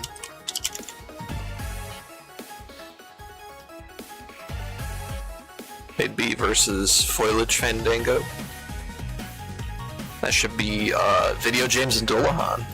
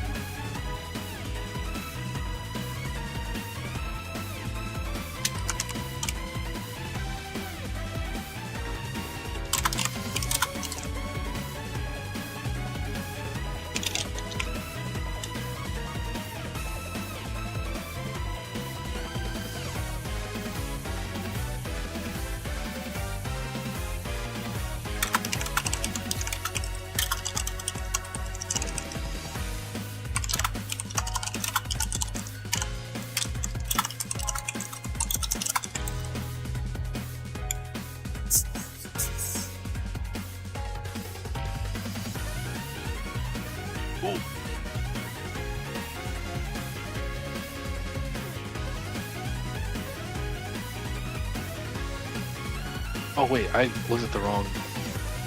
I'm so sorry. I have another Start GG open. I thought I missed something. Oh, all good. All good.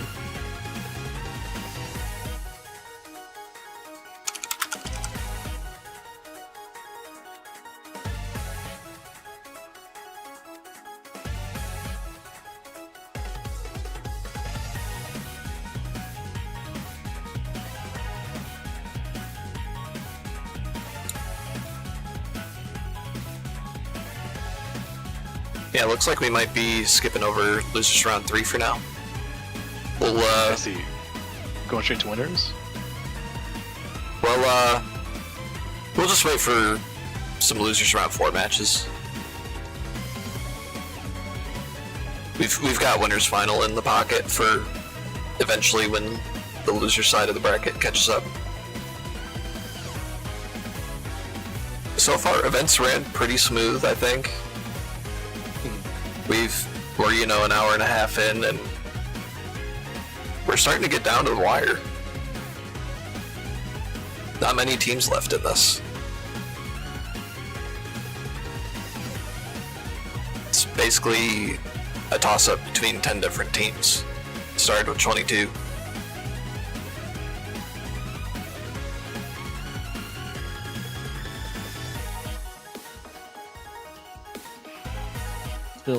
Still quite happy with the turn. I did not think we were going to have this many people show up, so it's been pretty cool to see. Get to see just how many different people and people that we don't normally get to see in the beginner brackets necessarily pull up and play. Yeah, a few of these people definitely, were banned from TMN early on, so we haven't seen them in a bit, I feel like, on the TMN side. For sure.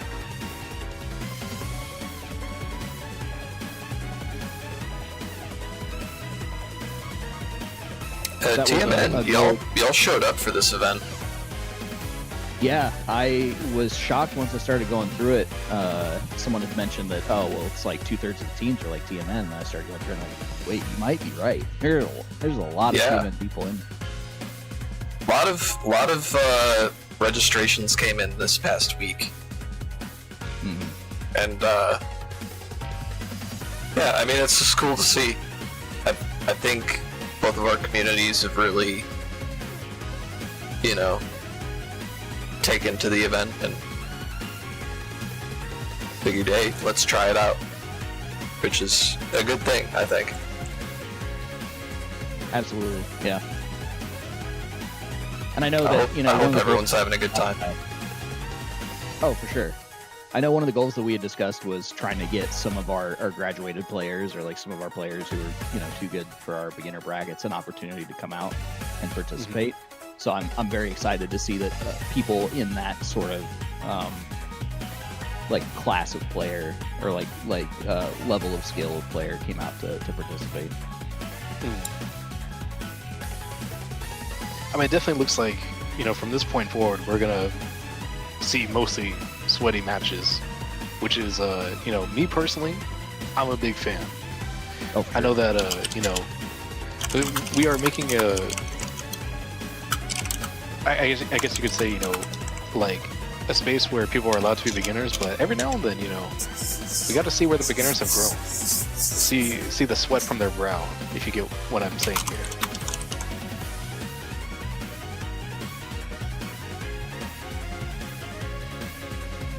I just think team events are so hype. I definitely think the team format adds to a lot of it. I feel like there's a lot more just like passion behind it in the investment, I should say.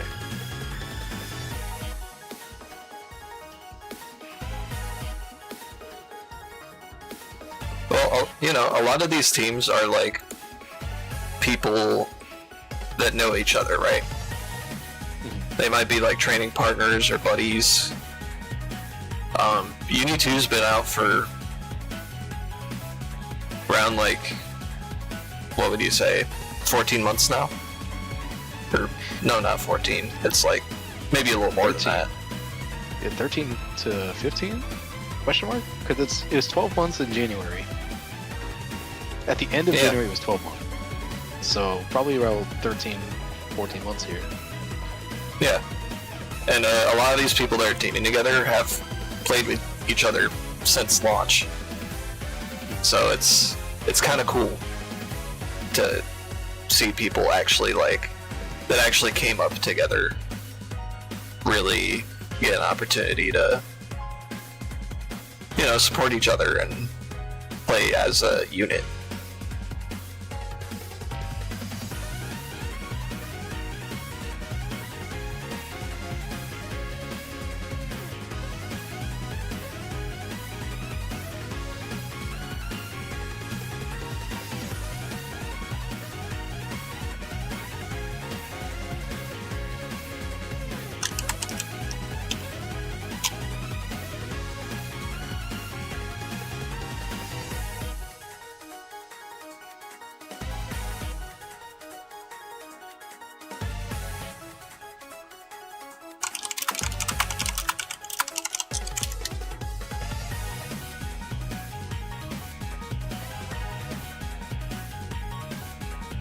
It looks like round 4. Okay, so we have again this high school uni gets serious. Oh, we have the shadow government. Yet another regretful TMN kill. I mean, when you make up 2/3 of the teams, it's, you know, it That's happens. gonna be. Hey, yep. No amount of My seeding favorite thing can avoid that. Yeah. My favorite thing is like going to regional and be like, man, it's all Florida team kills, and it's like, dude, we're at CEO. What do you mean? Like once you play like your round 2, you're gonna be playing people from Florida. It's almost like all of us are from here. You know, but I play them every week. It's like that's crazy. I wonder if they play the game in our regional, you know.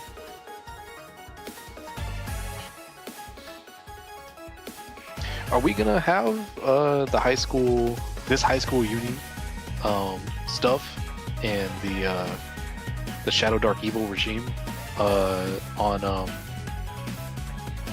stream, or are they going off stream? I think the plan was off stream. Yep. Okay. I believe it was We're taking the other side of winners, or losers, I mean. As soon as that gets sorted. A little bit of waiting around, but, you know, never hurt anybody.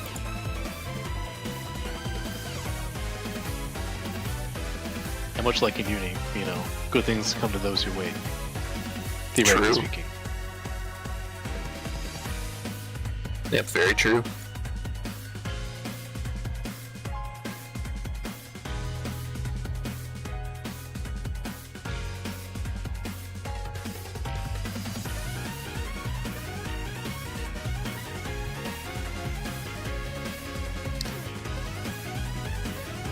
While we're sitting here, just curious, how many people do we got watching the TMN stream? We've been floating around 20. Okay, that's not bad. We're sitting at about 10 to 15 people between, like, each on my Twitch and on the UNI2BL YouTube. I feel like our viewership is a little lower than normal just because so many people are playing tonight. Well, Yeah. you know, it's Saturday. People got stuff going on. It is. Yeah, it is a bit earlier.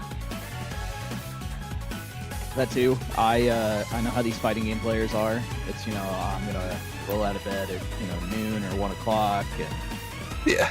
you want me to start playing a bracket at 3 in the afternoon? That's so early. So, you know, I haven't think even that brushed my might be teeth part yet. of it. What is this?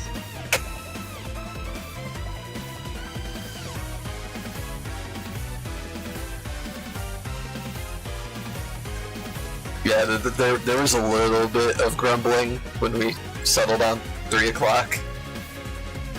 Yep. But I heard it. we really just didn't know how time would go.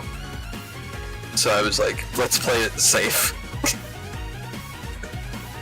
Like, super safe. Give us an extra 4 hours to play with.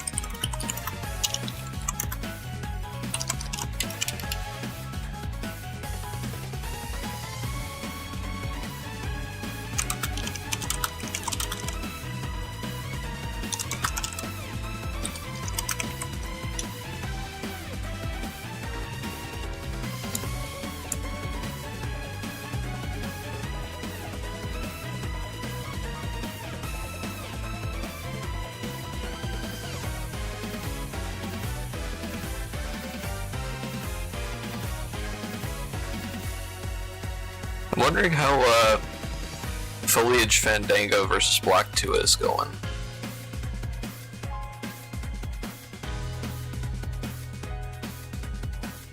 Video James and Dolahan versus who's BlockTuah again? Noir, Kami, and Burnout. That should actually be a pretty fun match. For sure.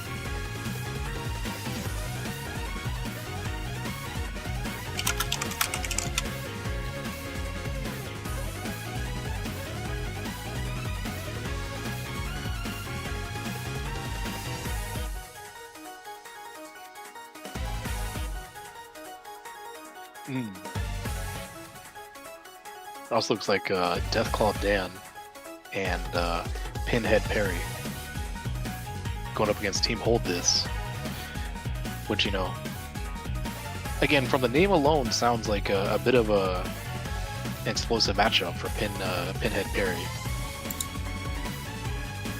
Well, I know Team Hold This has our fresh, you know, TMN winner inventory, you know. Yeah. So, you know, they might be riding the momentum from that. I'm interested to see how much that matters, or if it does. Or... Yeah, and Dolahan on the Mika, most likely. One of our UNI2BL coaches.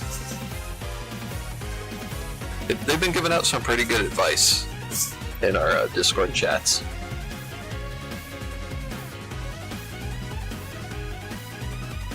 Yeah, I've noticed Dolahan is very prolific when it comes to handing out advice, answering questions from new players.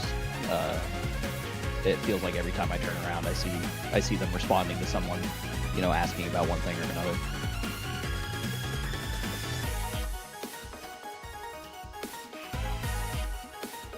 Especially for like they seem to play like the half the cast is the part that really gets me.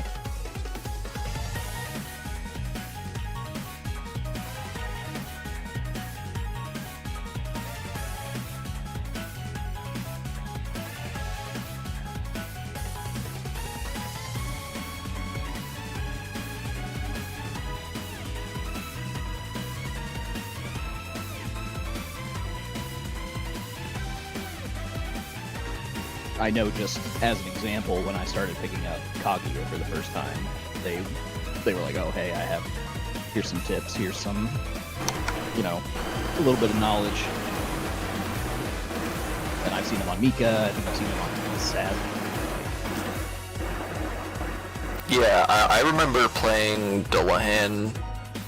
I think first time I played Dolahan was when they were on Nanase. And very aerial based, just as a player. He really likes his non-standard options for neutral game, which I mean is cool. Like, you know, there's a certain what's the right way to say it? There are good things about having standard grounded pressure and being more grounded, but you don't typically see people taking being in the air to as far of an extreme as he does. So it's interesting to see how that works.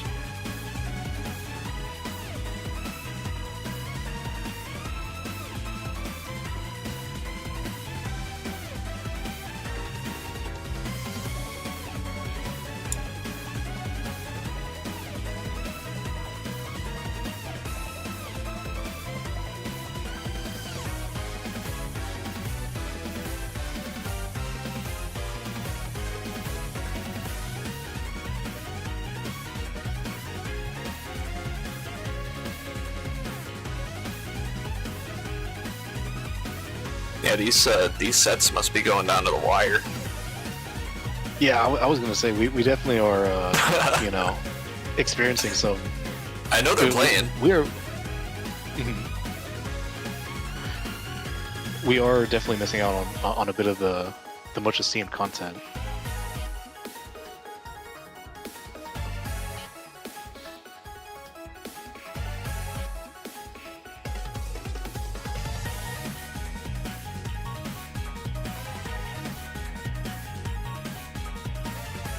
Nope, okay. Looks like, yeah, Team Hold This has finished their match. They're moving on.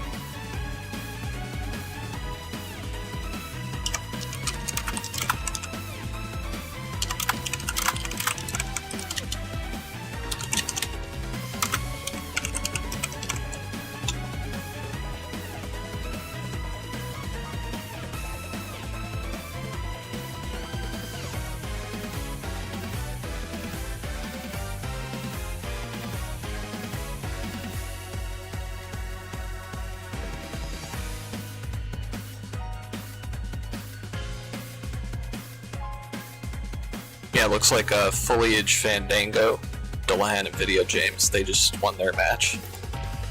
So it'll be them versus Team Hold This next.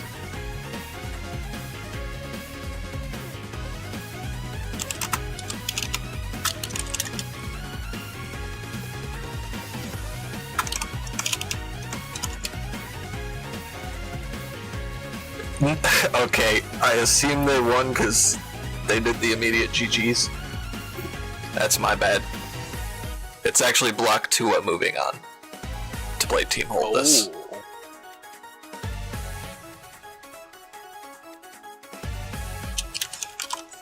We'll keep that in for the blooper reel.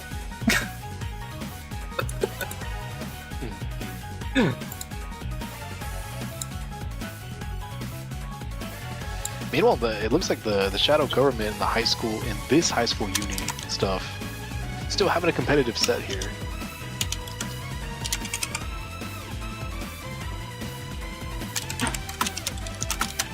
Knowing what I know about those two teams, I imagine they're pretty even. Yeah.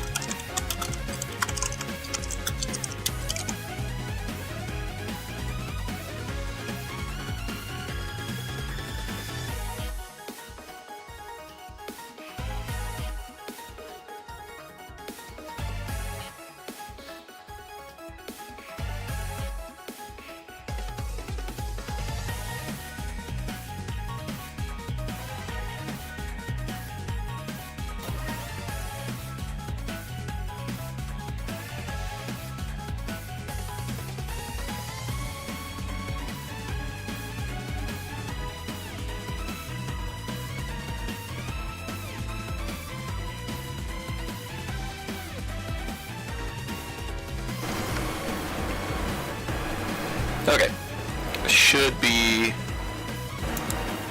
getting into the set here.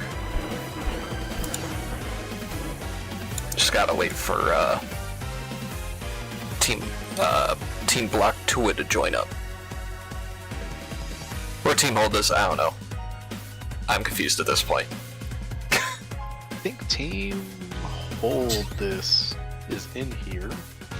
Well, there's one. There's one of them.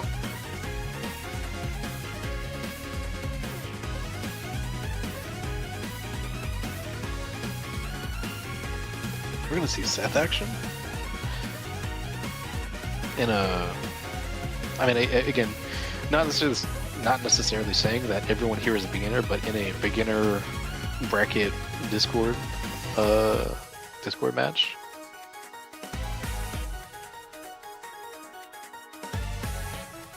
Yeah, I mean, inventory, they've got a Seth. It's interesting being in a beginner space and having people pick characters like Seth, Yuzu, Fatista, because they're very execution-heavy characters. But if you're confident that, like, this character you're picking is for you as a beginner, and you commit to them, you can definitely learn it. Correct. I think just throughout the course of UNI2BL existing, we've seen that to be true. And on top of that, playing against other beginners is incredibly beneficial for like the outlook of your growth, right? Playing against people who are actually new to the game versus just kind of playing these characters with high execution checks where people are gonna see every drop and just immediately pick up a combo, right?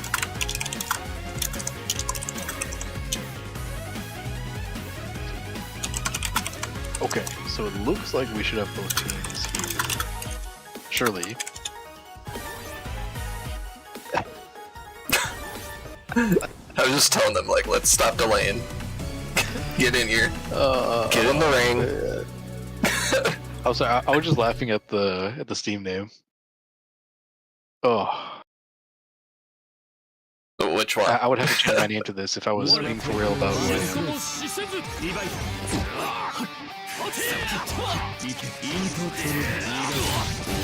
Okay, so that is inventory on the set. Alright, inventory on set. And let me see, do we have the names?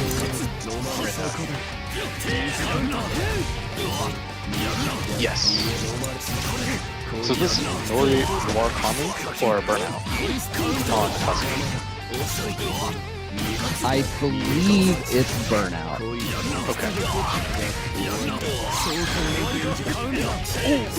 Unfortunate drop.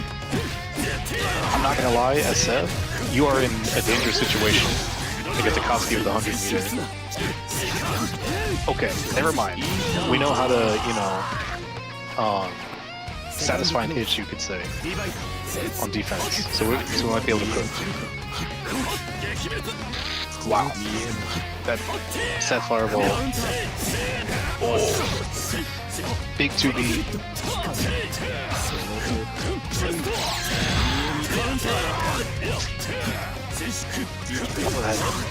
Link didn't work. Air Tatsu into CS. Okay. Burnout will take down a little bit.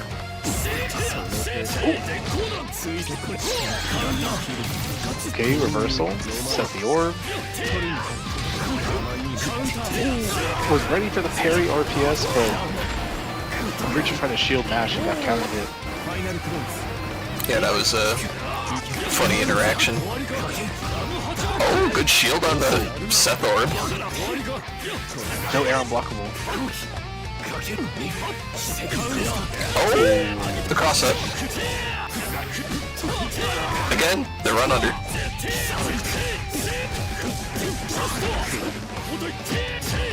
I'm not gonna lie, this is guessing for game, but guesses correctly. Ooh, media. Is that 2FF? I don't remember which FF. I have no idea. Oh, okay, should be able to close this out. Surely we don't drop these. Such players never drop their combos. Nice. Surely? Okay. Very, very, very clutch. Very clutch. Just up to inventory. She's definitely got a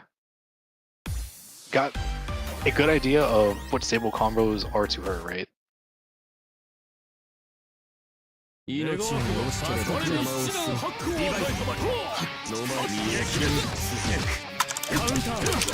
Oh. Nice smash on the dive.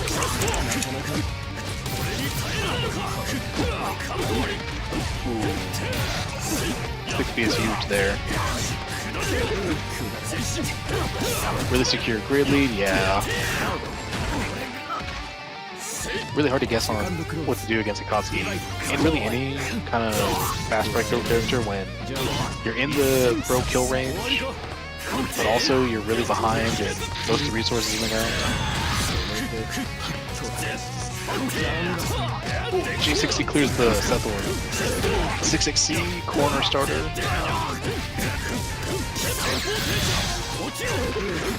4.2, wow. Nice cash out. Whoa, pukes away, just whiffs. Nothing happens.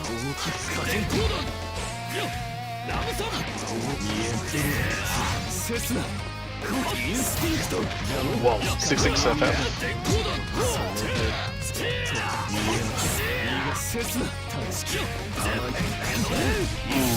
Actually gets the shield this time on the assault jump in. full conversion. Will we see a 63C? Yeah. Set the orb. Wow. Both the players are currently just playing super aggressive with their movement and positioning. Won't be able to kill here.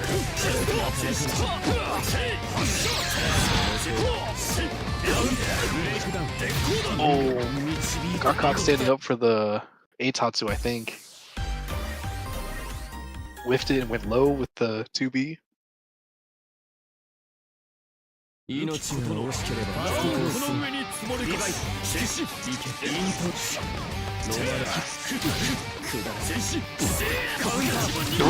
the grip break. K2B?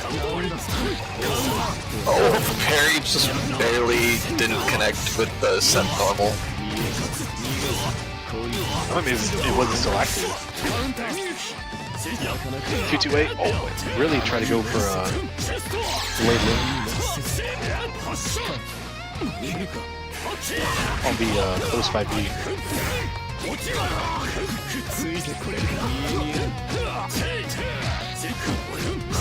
Okay, chip. Yep. Got the shield, but pressed a little too slow and directly into that low parry. Inventory currently on the set point for their first two. Whoa. Oh, nice throw bait with the run-up assault.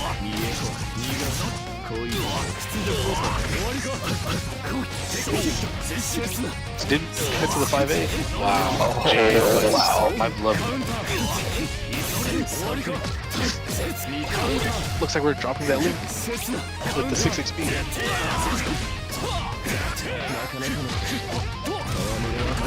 VO. Okay, currently in danger time.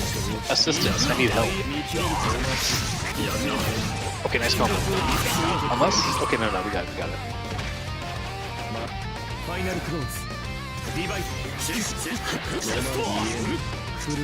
Inventory definitely backdashing away, trying to not interact.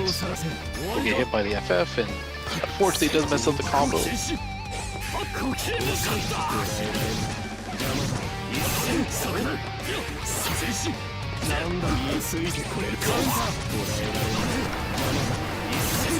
Yeah, nice punish with the chain shift. Inventory's still staying in it, trying to take this second game. Just, yeah, try not to overextend too hard. Might have done it though. Oh, this won't kill. Might be able to kill here.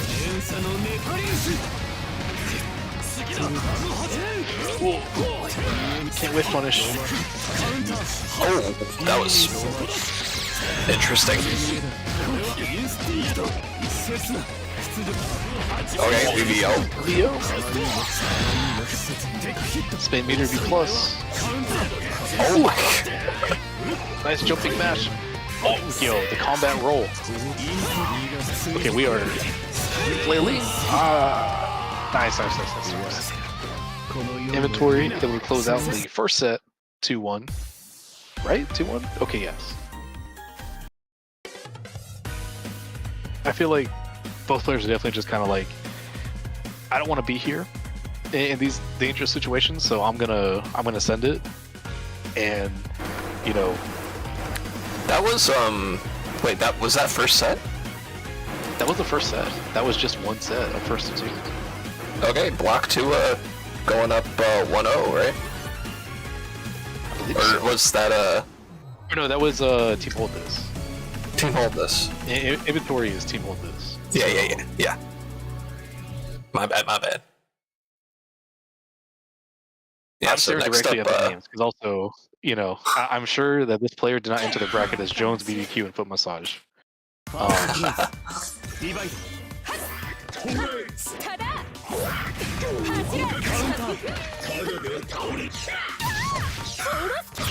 feel like I'm looking at the ST matchup, which would not be inaccurate. Oh, no grid, no conversion on the 6-6C grid break.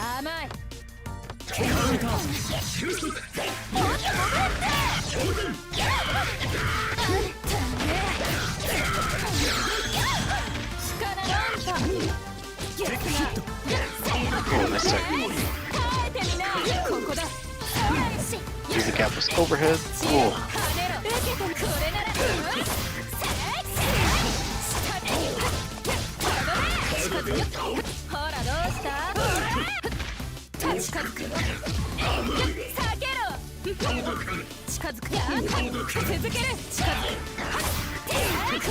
Oh, okay.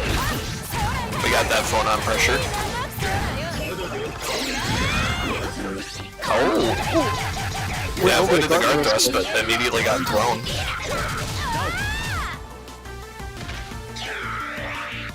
So Diabe's gonna close out round 1 there. Oh, 5B is so huge. Oh my god.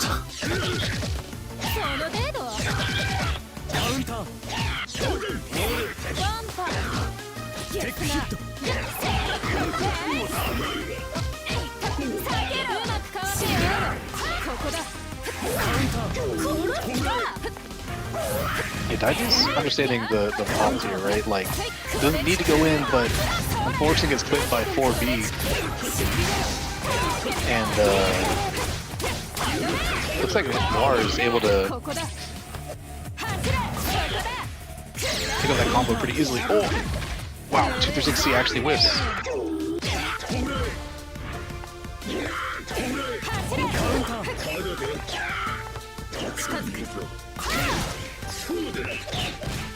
Ooh, nice ring trap.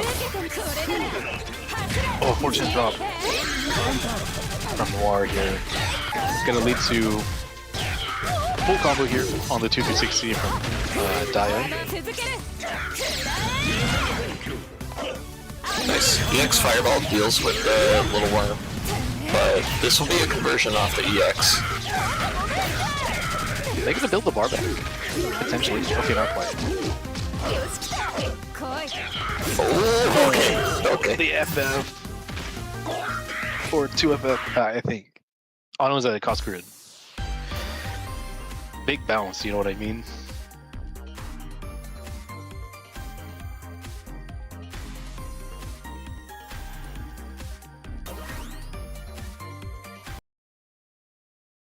So, Dia, definitely putting the team up. Currently on the team set point. Ooh, nice shield. Oh, immediate throw. It's so hard to meet in this game.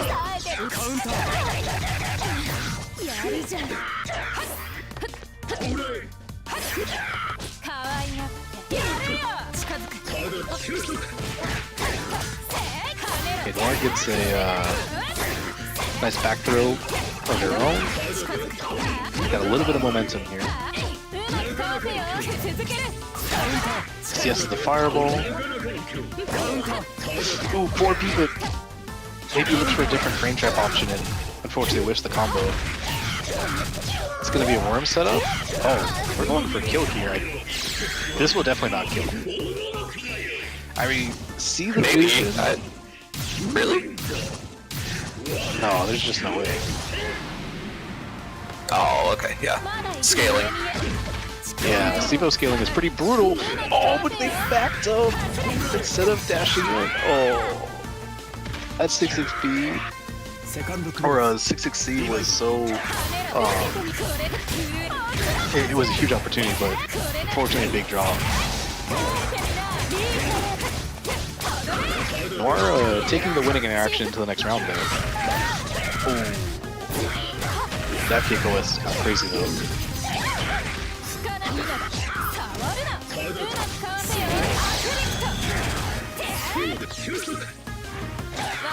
Oh. Okay, quick little back throw. We'll do another back throw.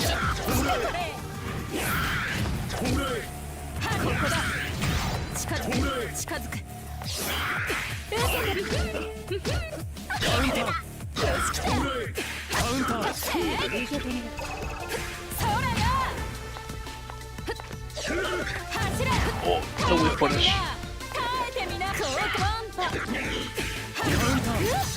Aye. 2 and 4B. Oh, the drop. That's actually maybe gonna lead to a combo to the win, but install phone on deck. Oh, very hit confirmable. Nice. Yeah, that install coming in clutch to be able to convert off of that 2-2. Oh, Roundstar Rekka wasn't able to get a link off the counter hit though. Oh, okay, we're pressing buttons. And we got Merc Looks like combos. Noir is just a little committed to immediate matching. Nice. Run through. Unfortunately throws the wrong direction. Gets caught out for rebeating there. Or pressing on the rebeat. Wow. Backdash to the guard thrust, but due to the long backdash animation, couldn't get a punish.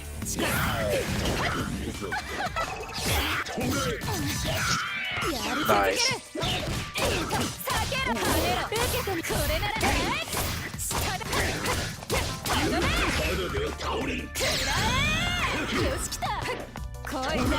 Yep, just flying right out of there. Get back to range. Try to play this flight mix. Oh, put the fireball. Hey, is this gonna be a combo? Okay. Wow, the extended hurt box on 5C, man. Ooh. Tied up.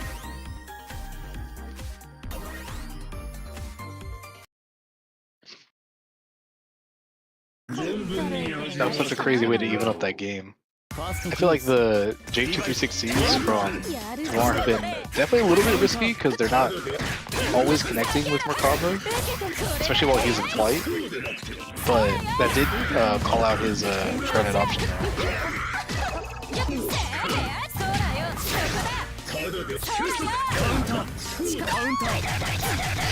Oh, feels bad. Went to pick up a combo and got back thrown out of the room. Oh yeah, restand.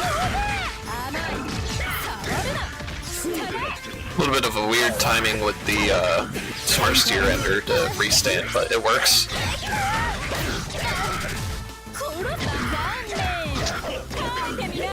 Oh, 6-6 of that rips. Oh my. Yeah, now we just need to yep, find some way to connect with the normal. Wait, do you have these? You had the IWEX. Maybe IWEX would have killed.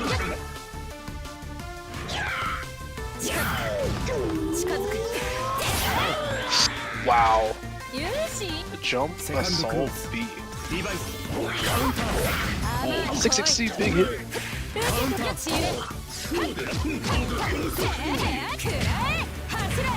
Both players are definitely just kind of fighting for their straight hits here. I feel like ooh. Both these characters have super long normals, right? And it's more about trying to get into the effective range where you can convert them rather than just where they make contact. Oh, yeah. Even on shield, Merc Flight is, pretty hard to interact with. It's still plus, so they can just get another normal. Spends the IW here, just attack on damage. Get some Oki. Oh, yo, low swoop.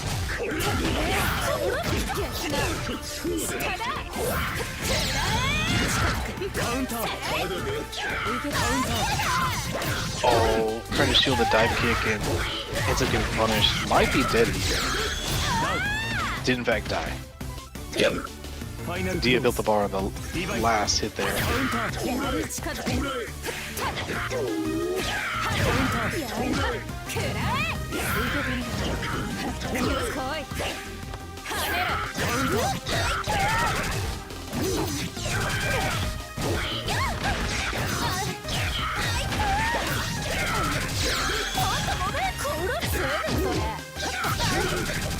Ooh, the worm got him. Oh. Oh, it didn't take the gold throw. Okay, this is a pretty... Wow. This is an advantageous spot for Noir, but Noir kind of running away with the momentum.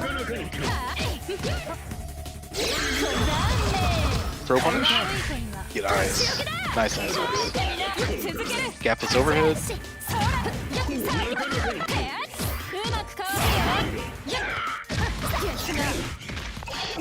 Oh, guard rush just to get Merkava off of him. Ooh, couldn't get the pickup there, but got a big hit to stay ahead and grid. Oh, free trap on the fireball, but couldn't convert. Oh no, I was gonna say the blocks were clutch, but Noel ends up taking it. Tie up the set. Yeah, so it'll be Noel versus Inventory now. Is Noel their name? Outside of Noir their Kami. Oh, Noir, Yeah, sorry, it's Noir. Kami, not Noel. I was close. I was close. Yeah, it was close. I was just like, I wasn't sure, because I'm like, Yeah, my bad. Didn't mean to do that. But Noir definitely clutching it out, so now they get to play Inventory here to see who will stay alive into losing round 5.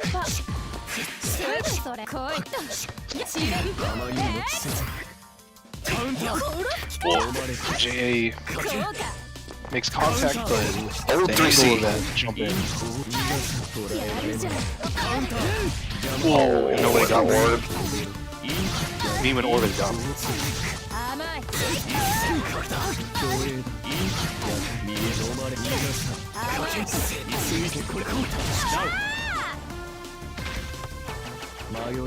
Alright, pretty clean round 1 from Inventory.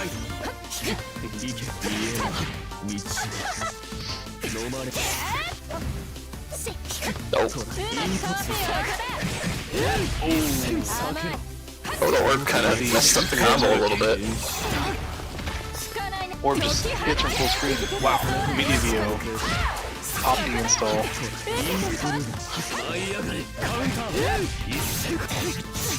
Match 2A. Gonna secure the scramble situation.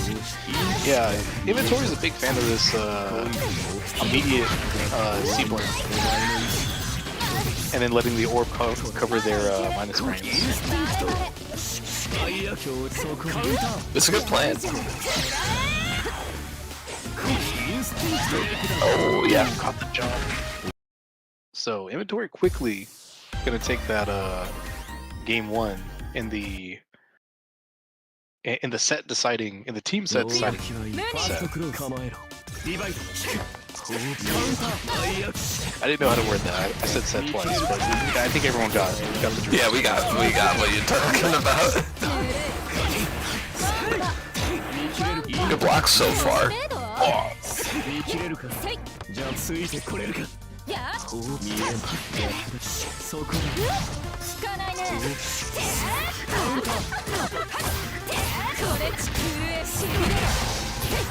Nice conversion here. And Rekka. Ooh, meaty 6FF.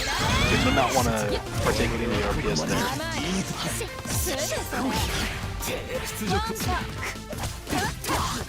Ooh, nice jump button, but drop the combo.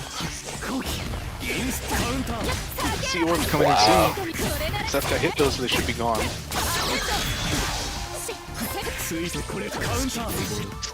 Yeah, 3C starter. Oh. Yeah.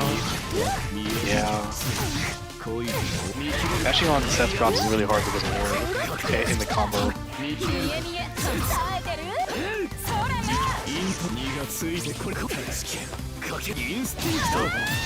Yeah, 6FF gonna catch the jump back attempt.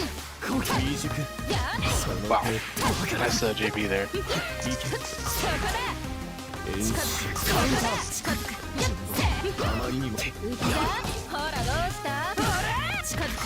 Morris definitely looking to control this round. Oh, I say that as soon as they whiff the super. Oh, okay. Little cross-up action.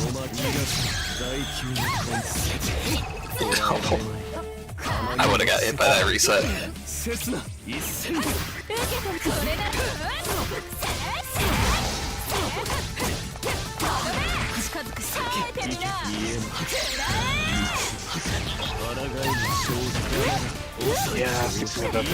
definitely catching these jump backs.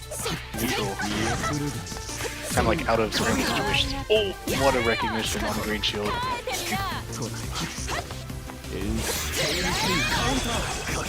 Unfortunately, those are all gonna hit, but Untech, no, gets punished for increasing the wards.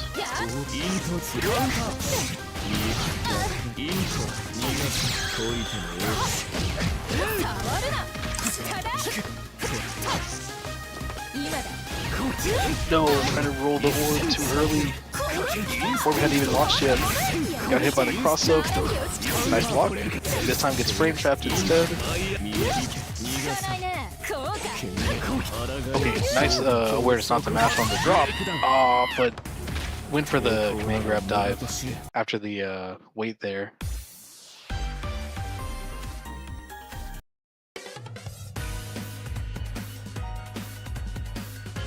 Alright, well, good stuff. Definitely solid play from inventory, closing out the set 2-0. Yeah. And we will see Team hold this, advancing. Unfortunately, BlockTuah, will not be advancing forward.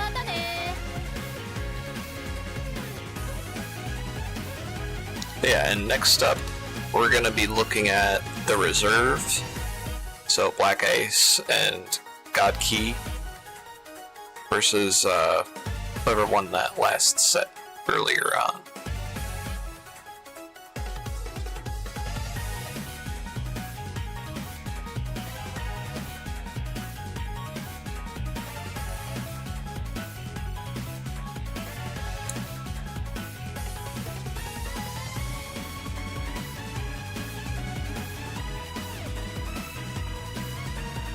Yep, just waiting for some match reporting to occur.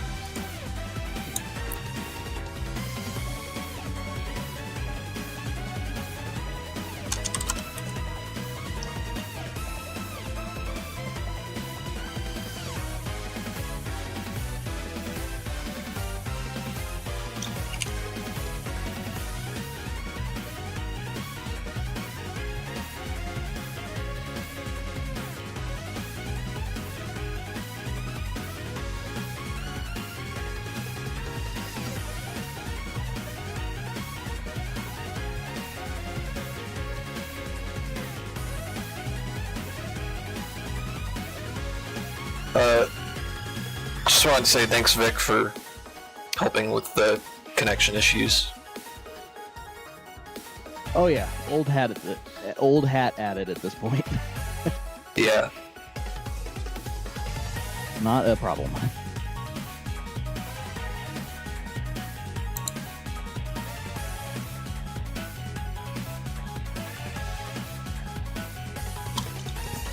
I don't know if it's something on the ports end or what, but even though the lobby issues are mostly fixed, I find that there's still sometimes some like random connection issues between random players. It's a little unfortunate. We unfortunately have to live in the environment that we have, so we just try to deal with it as best we can.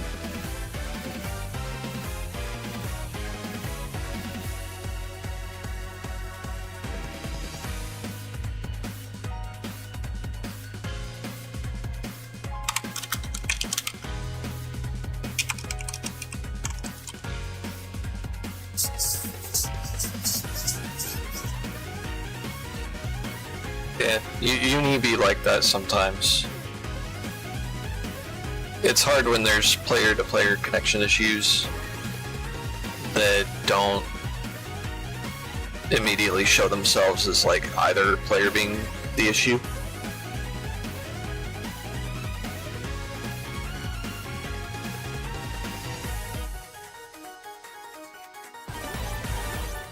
But anyways, we've got our next set here.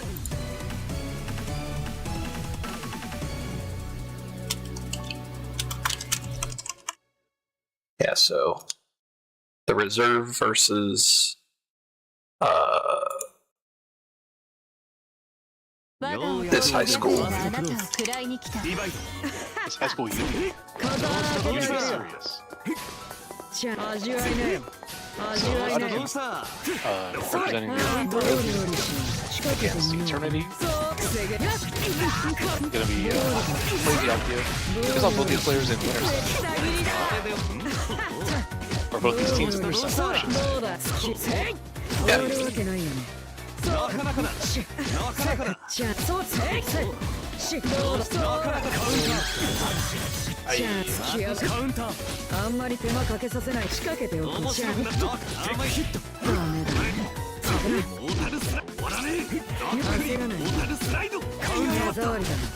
Wow, immediate throw actually beats the start of the tank grab.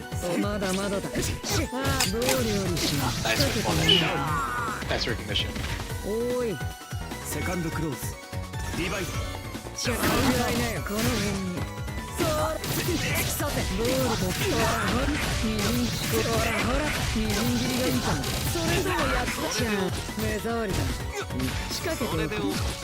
Yeah, this is looking oppressive.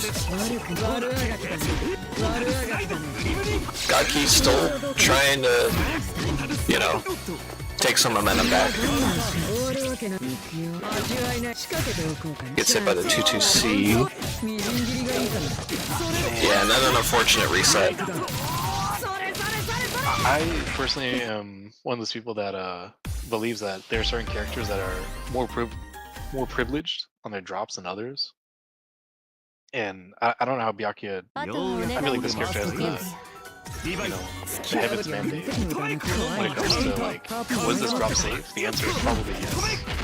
Yeah.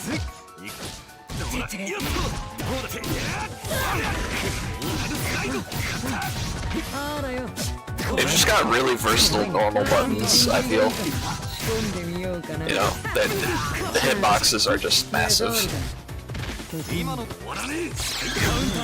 Oh, yeah. Reaper getting webbed.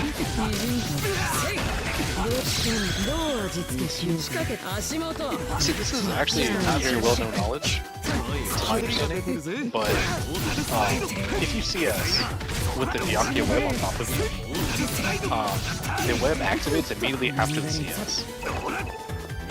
So you can do an invincible reversal, and like if you hit Byakuya, actually the web clears.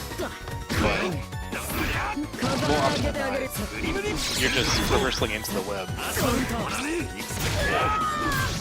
Big 3C hit.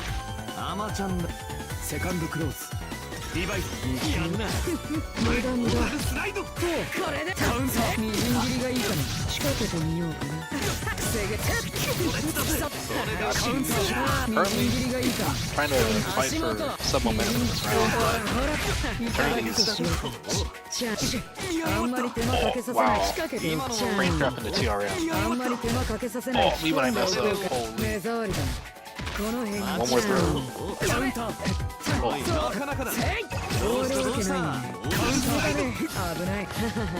Nice mortar slide.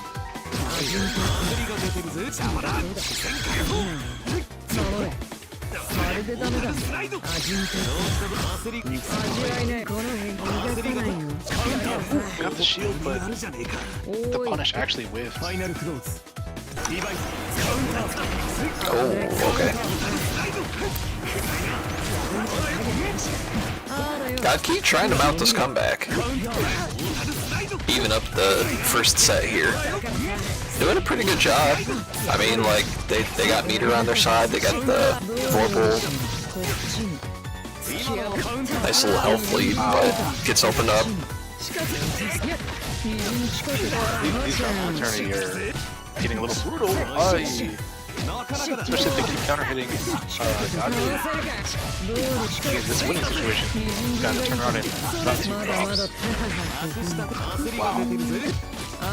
Oh, the TRM. Kill. Yeah.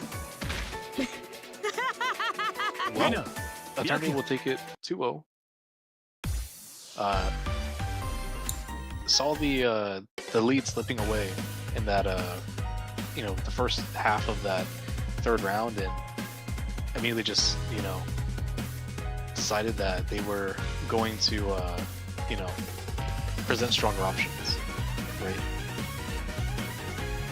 Simply be more correct, and that's, you know, a winning mindset in my opinion. Yeah. Next up we got High Ditto.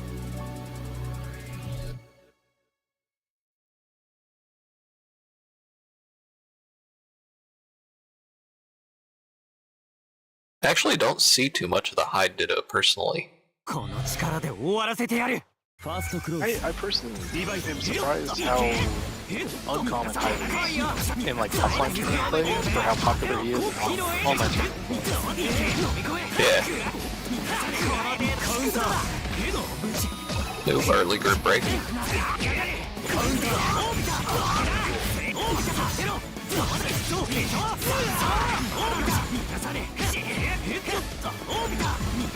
Gonna see a lot of dash backing, I think. A lot of shimmies. A good choice to Migi to wake up.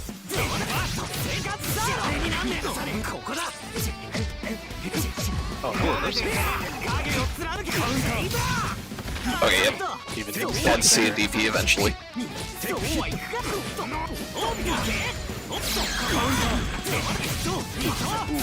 About the start of the Black Aces fireball.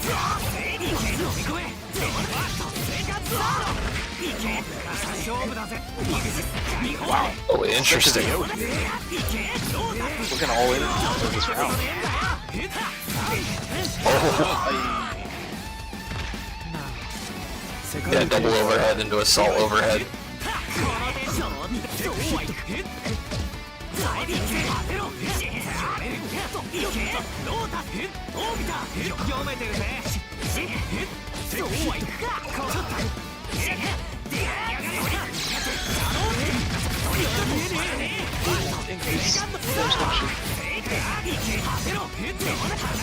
Definitely gonna crack directly on top of the dome.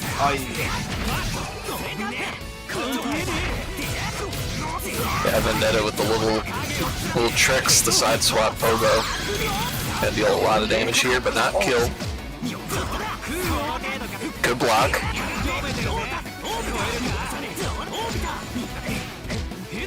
Black Ace back in the driver's seat. Still on like a sliver of health.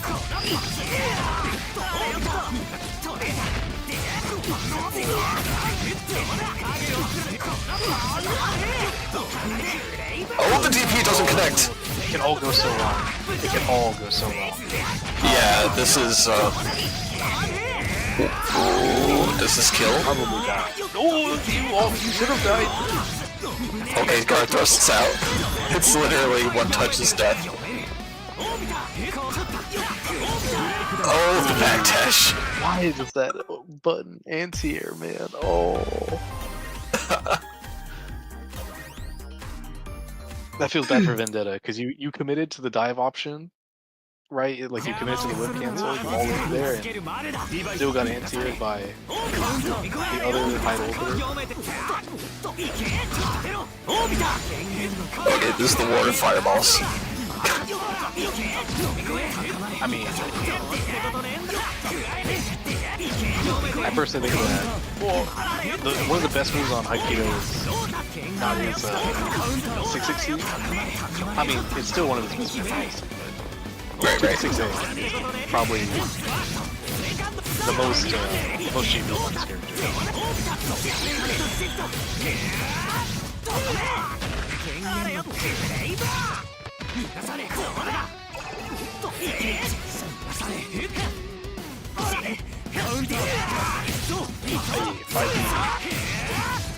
Really good match on that replay.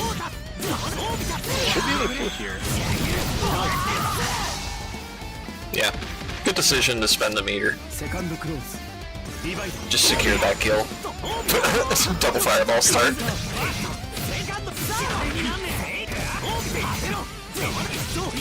Black Ace does end up.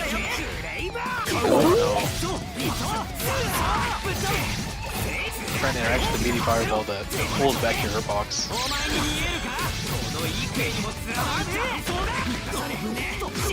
So Black Ace is going to be, down around, but in a good position to take this one. Until this combo, I should say. Gets the backdash out of the way of the high 5B.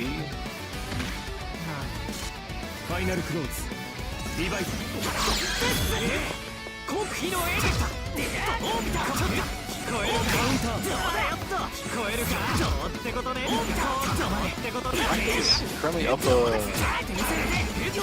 game, looking to close this out for the reserve.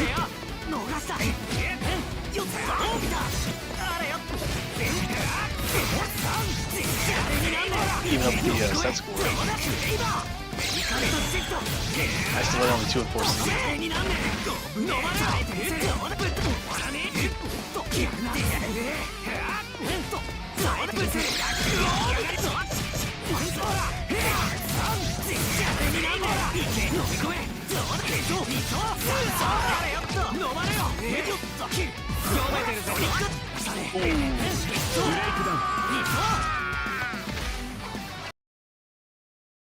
Unfortunately, when I did switch between really tight frame traps and really fast resets, you missed the trees for the forest, or that whatever that analogy is for high FF. Well, that is a tied up set, so we can go to the tiebreaker. I have to say it's been interesting watching the event progress. We get progressively more and more tiebreakers. Yeah.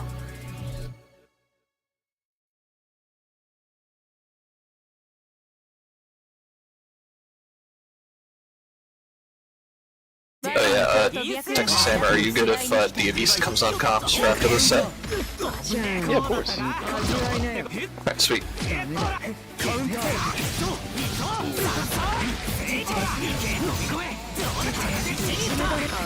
I really like how Black Ace is using the 2A into 6D stagger to catch some mash timings.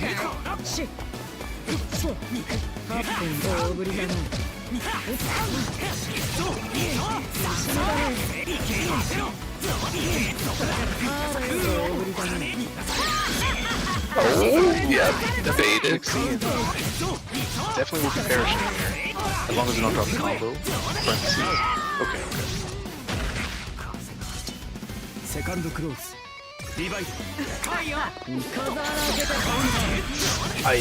Man. High fireball so good.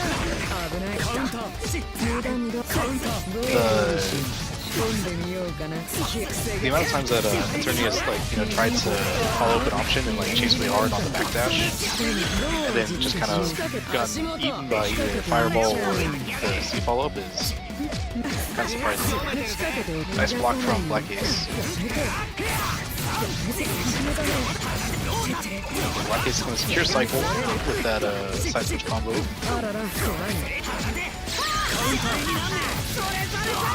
Eternia lets 2-6 rip again.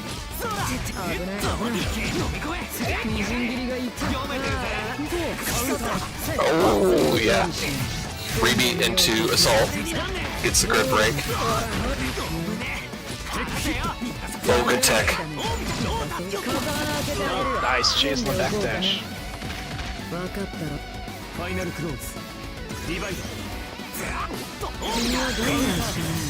Okay, 2-2C combos, but from that range, not going to get a full conversion.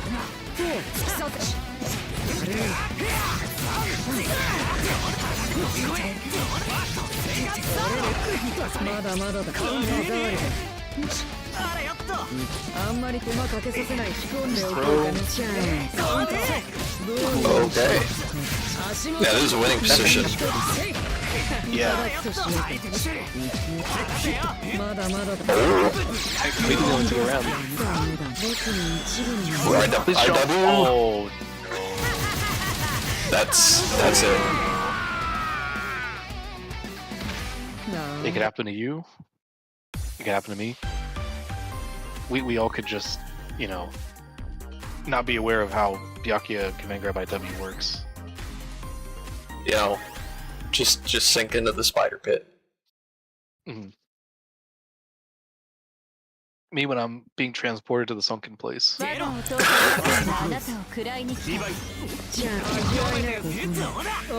wow, that 660 almost caught the FF cancel. Or the record cancel.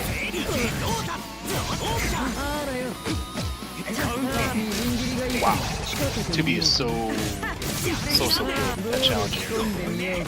Oh, drop! But we're safe with those drops. You gotta be aware of web position on Waco. Nice block on the 3C.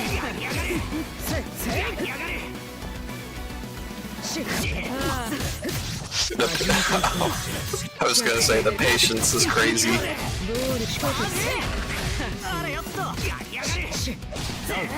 Ooh, nice.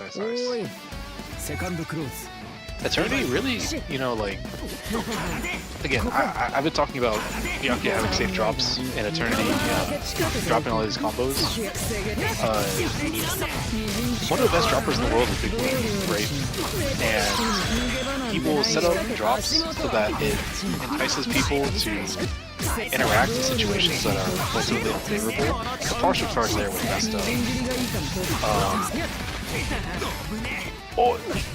Okay, that was probably just a drop, but we still got the shimmy on the drop and secured the game. Let's go. Yeah, the walk forward, walk back shimmy is diabolical. Very tasteful IMO. Very tasteful. Some would even say demure.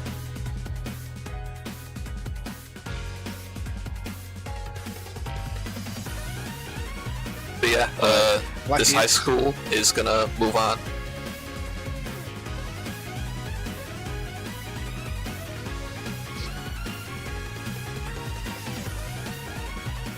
Yeah, so next I think we're gonna switch up back to winners finals. They've been sitting for a while, waiting for a match. Want to make sure they're still alive. I actually got a message from a friend that he opened his controller and, you know, in the hubris of trying to fix a controller issue, has now lost some screws. Oh my god. You know, mid-bracket run controller opening, I think that is an act of pride, you know? That's ambitious. Do they need more time? I don't think they need more time. He said he's just gonna keep playing. Okay. Unless friend wants to DM me right now and contest the charges.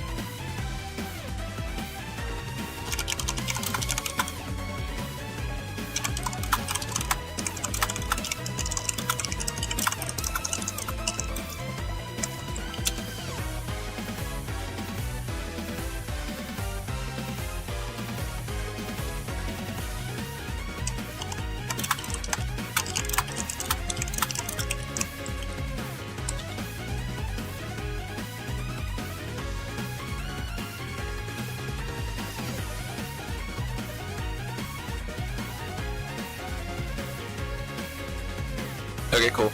Looks like people are good with that.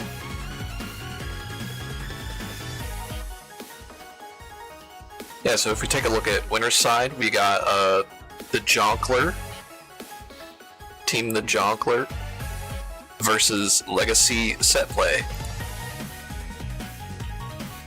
This is a UNI2BL matchup right here. I was gonna say, I feel like both these two are pretty common presences in the UNI2BL server. Yeah, Legacy Setplay, of course, Winter and Jusa. We saw them earlier on stream, making the run. You love to see it. And also the Jonkler, you know, big Tonka T friend. Yep. The target employee and the man known as TJ. Mm-hmm.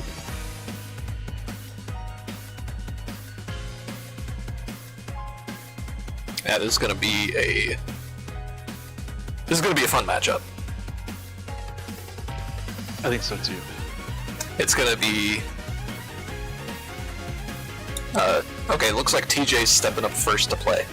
First up to bat. Looks like Friend may be out of action for the moment, so TJ has gracefully stepped up first to play.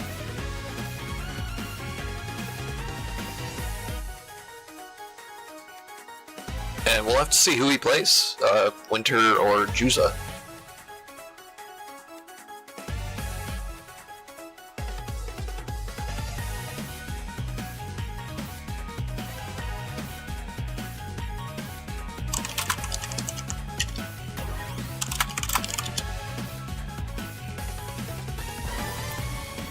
Hey, what's up, Dia Beast? For Kava players here. Oh yeah. We got Big Tonka T in Winter. Oh my god. Crazy Hey, set. Big Tonka T. Big Who's Tonka been T. holding it down. Bro. I don't know the copy cost off the top of my head, actually. Fuck. Oh man. But the you know, He's fresh to death. He's fresh to death. TJ, I call him TJ because we're close like that. We're chill like that. in TJ Winter. assists me. I'm leading it. Yeah. Winter being a fantastic bat, knows all the tech. I played against a bat on ranked and I was all scared. And then I realized quickly that Winter's just built different than that. The majority of people, oh, and there's a flash game. TJ running scored things.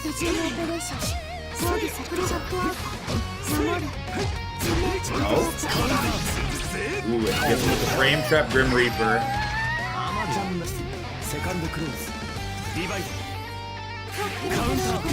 yeah, super patient stare down to begin the round, but These are both very patient players. Like, Winter mainly because he's playing the charge character. I think if he wasn't on a charge character, he'd just no ball with the wall. Knowing him, but TJ just plays like that, and I think Vord's a good pick for him. Gonna make for an interesting matchup. There's another flash kick.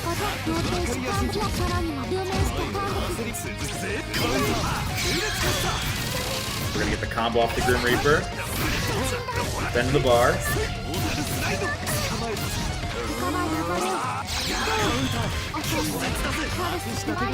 Reversal flash there did not go in his favor. I cannot imagine Batista plays like this matchup. yeah, especially with the amount of That charging. doesn't kill. Oh, and we get the Mega Ball off of the ADP, A flash kick, I should say. And we're gonna see a Veil off for a kill.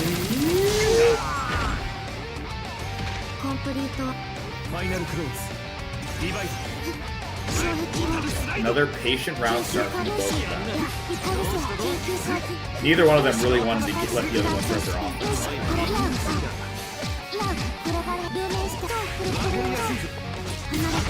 The empty assault throw. 2 and 4C, hop right over. Steal that corner away. Ooh, normal grab.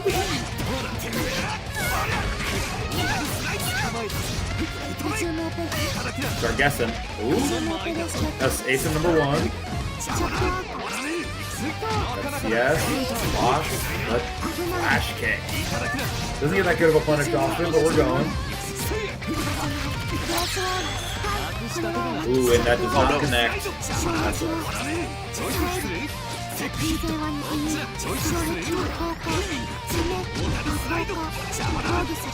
Celestial for Winter. You get respecting the flash kick on his own plus frame. Couldn't be me.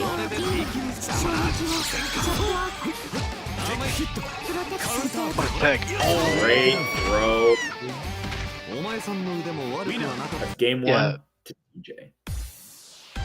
Yeah, TJ caught onto Winter being a little bit greedy for the cycle at the end of the clock there. Yeah. Taking a little breath over there for on Winter's side. Sorting out his mental notes for the matchup. See what he's got for thing 2.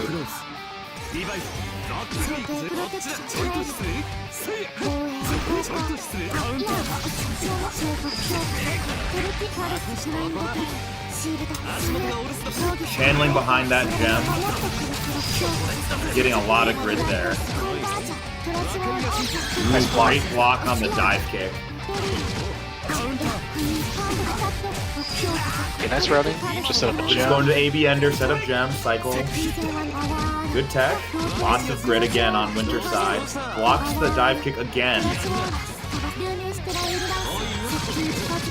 Another EX orb. Yellow throw.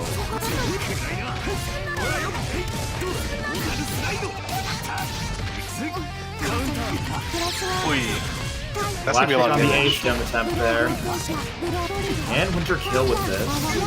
Yes. Damn. Yeah, A flash kick into C flash kick is actually super good starter. Speaking of good starters, Blocks the flash kick again.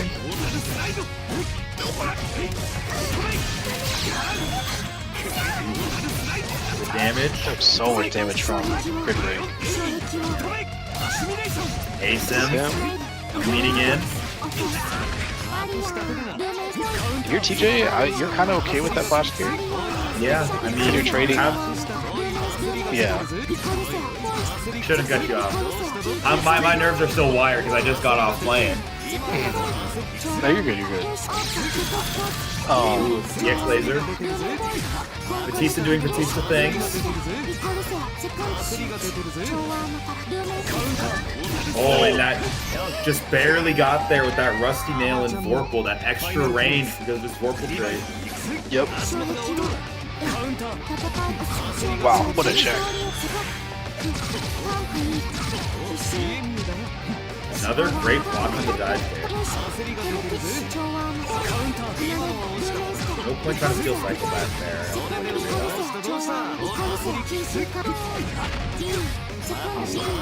TJ currently trying to complete the dash block challenge. Double beam. Ooh, force I know function. Winter tells me every single time how amazing and cool the double beam and how hard it is. It just looks boring to me. Like, I respect that it takes a lot of effort for Batista to do it. It still looks boring. Ooh. Are you dead? Might be close. Oh! 5K Thor. off of Rusty Nail, was it? Was that a Rusty Nail starter? Yeah. Oh Gourd. my god. IW damage. That's going to be TJ taking the first game. Now we're going to see Friend versus Juza. Lon versus Hilda. I know a little fun tidbit about Friend. He hates this character more than anything in this game. That's so crazy. That's so crazy. We were watching AWT, and every time Hilda did a 50-50 with Roomba, he audibly groaned. Every single time, without fail. Ugh! It is, I personally think it is one of Lon's hardest matchups. Really? And it's just a really obnoxious, she has a lot of obnoxious normals for him to... Yeah, I can see it. You said it and I can see it now that I thought about it a little bit longer than just 2 seconds. But he also can't really back up. Oh, wow, that was a clutch roll. Amazing roll there, friend. Mr. Target employee. Oh, what a tech. Nice delay mash. Caught something out of a friend there, maybe a Rising OS. Ooh, Yeah. with orb in the back. Was that blue? Yeah, it's called blue. Yeah. Whoa. Oh.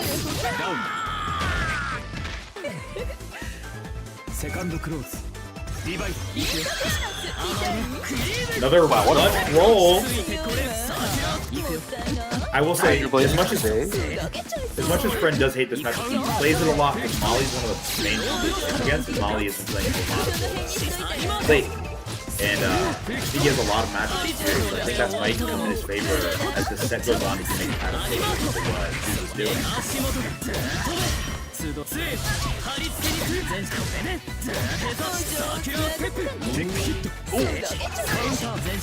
Wow, they get the combo on the rebeat. Nice, nice, nice, nice. Right.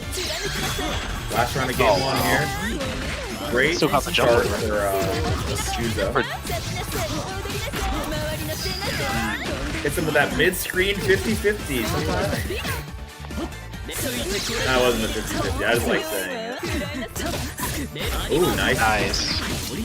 Yeah, if it's not known, Hilda FF, that move is pretty minus on block, so as long as you're close enough, you are pretty easily able to punish. And Friend knowing that, got his punish into his corner OP, but Juzo being able to mash out. I don't think Juzo's used universal defensive mechanics yet. He's just got a raw dog in this defense.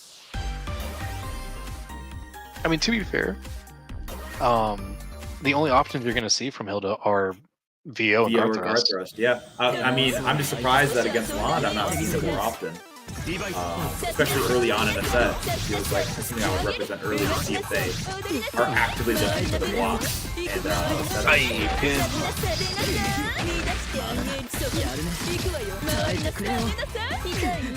yeah, like you said, don't want to back up, but you can't really move forward. Another amazing roll by Fred. It's going to get the full corner 5v conversion here. I guess, providing some context, I do play longs, so... I was kind of aware of this. You know, I thought you played Lon, and then I saw you in the channel with a different character role, and I was a little confused, but I'm like, I see you in the I see you and Jade and Friend all in the calls all the time. Like, that's Lon time. I do know that this is Lon. Yeah. Oh, immediate throw. Oh. That feels bad when, you know, had a smidge of momentum there before the last knockdown. Yeah. I also do not think... I feel like Vod does not like this matchup. I don't know though. I would have to ask TJ about it. I don't know how TJ feels. Yeah. I still think this character is cool as hell though. I'm not gonna lie. This older character... Unfortunate drop. Combo. Keep the offensive pressure going. Ooh! Wow, got the frame trap. Be the first VO. Into a Roomba. First Roomba of the set as well. And it's the only Roomba of the set as well. So that's gonna be 1-1 between these two teams. Right. And we're gonna see the tiebreaker match now going between TJ and Juza. So Mr. Tonka T has got to lock in. Big Tonka T is always locked in my experience. We'll see. Juza has been. It looks like he was playing fantastic. I'm not gonna lie. Like defense looked really good. Defense is pretty sharp. The usage of meter in general was very accurate, right? Yeah. Especially at round start. Just kind of like enforcing something and seeing how someone's gonna respond. Backdash from both on round start. 5T whips there. You can see it. I feel like, what do you do as a Vod player at that distance from a Hilda? Oh, Rusty Nail. I guess just play for Cycle and Rusty Nail. I guess play for Cycle and go for Rusty Nail. I was talking to Onyx Dude about the board matchup, and he said, hey, best advice I can give is, have you ever done Crack? That's what Rusty Nail is in board for board players. So. Very based on Onyx Dude to, you know. And that's gonna kill. Yeah. Gordon IW, I feel like still has the Uni Patch 1 IW damage. Not literally, but yeah. Roomba out. Let's see what the 50-50. Low. Got his ass.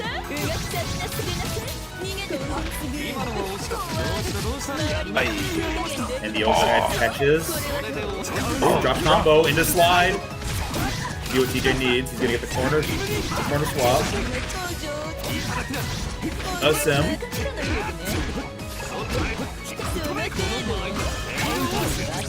Double 2-2, kinda nuts. Then using the 2-2 follow-up to catch the OS. I've been notified I need to not swear as much. That's my bad. Thank you, Turn Up. Yep, no problem. Very, very quietly. And Mr. T has been gaining some advantage, right? Playing extremely patiently in this matchup to find his opportunity to kind of like get his offense going. Ooh, big crush.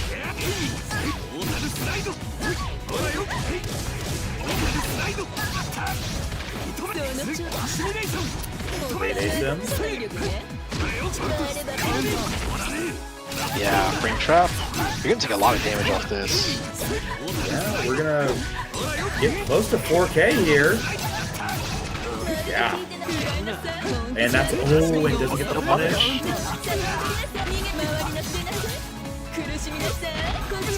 He gets the good corner stop here. Great blocks by TJ there. He's gonna be looking for that rusty nail here.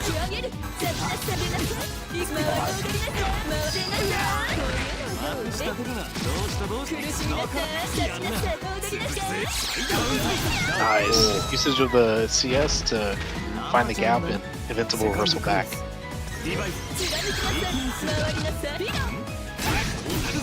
Great 5C there. Doesn't get the combo off of it. Finds the 6-6C though.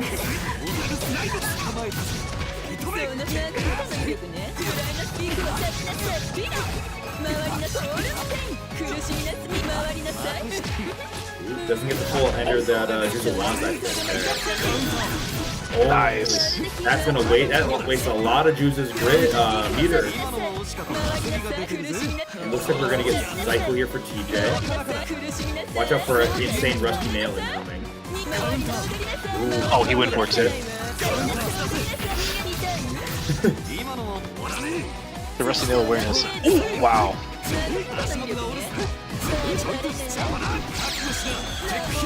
Oh, Nice tech on the gold throw. Oh, immediate check with 5C. that's gonna be it for that round. 6B actually whiffs there. About So, even on back meter to- here. Plus frames. Oh, the frame trap.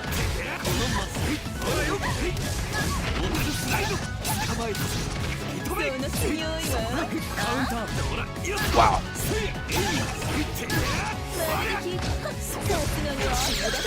Okay, this time we'll see the VO into 200 spent immediately. A lot of meter. Great job by TJ blocking the 50-50. We're gambling. I can't stop winning. That will not quite close it out, surely? Okay, not quite. I thought he could have killed there maybe, but doesn't need it. That's gonna be another. That's gonna be another it's 2-1 for TJ there. But Wait, no, it was a 2-0. oh my. Yeah. Big Tonka T, my goat. That will be sending Legacy Setplay down to losers finals. And yeah.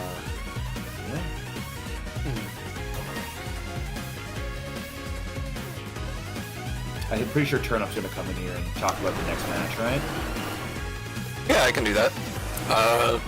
So You did it last time, so I was just making. I was just double Yeah, checking yeah. if you wanted to do that or not. yeah, so next up we have 2 team names which are very inappropriate to say on stream. I see. But yeah, it'll be Yeah, I Maddie did say both of and those words Vendetta. and a few worse ones. My bad. No, you're good. It'll be Maddie and Vendetta versus Ibit and Zatai. My team lost both times to Ibit and Satai. that was it? Yeah. They are the Akatsuki and Eltnum. Both are extremely solid players, and yeah, looking forward to seeing how they do here in loser semis. Mhm.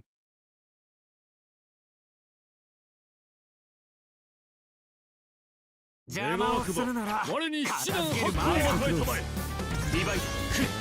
feel like we saw this match in winners. Maybe I'm just. There were a couple. I think I'll double check for us.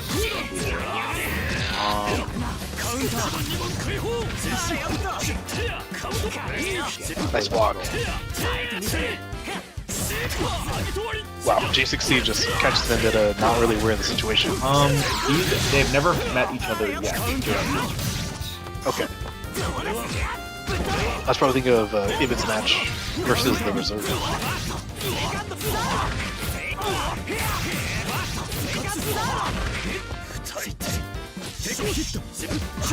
Good throw attack here. Keeps himself safe.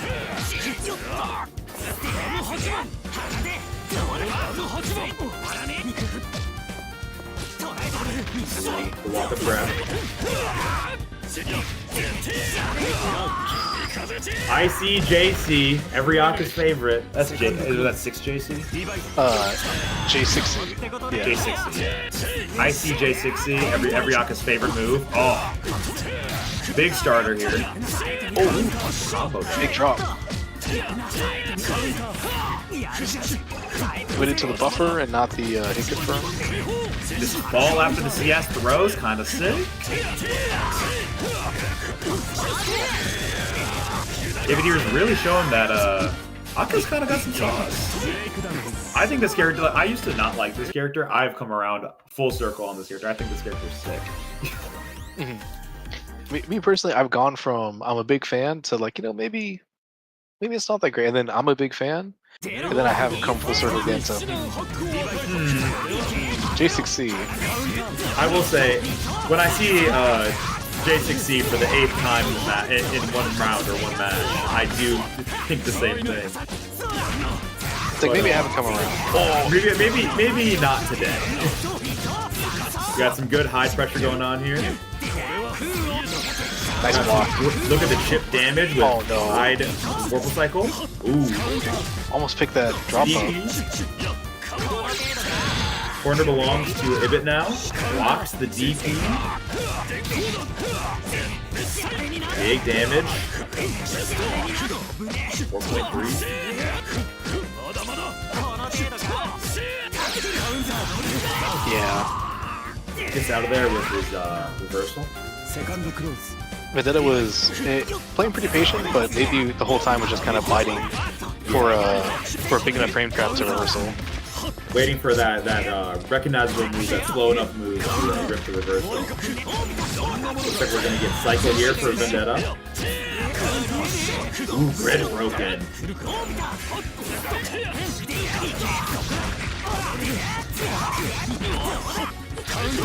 Drops the combo.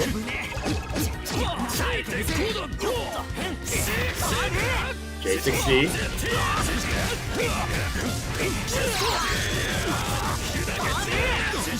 Nice spins. Blocks. The reversal again. Yeah, Vendetta's been very liberal with the DP usage here. Ibit's been very patient with their OP and in their offense as well, blocking DPs in their offense. I mean, it has shown massive dividends so far, right? Ooh. Speaking of dividends, though. Ooh, great identification of the green flip there. See what kind of damage you can get off of this. This will surely not kill. Unless you anyway, gets the reset. Yep. Unless you drop into a reset meaty. Yep. That will in fact secure the kill. That will in fact. 2 combos will in fact kill sometimes. Let's see it. 1-1 in this set here. The overhead.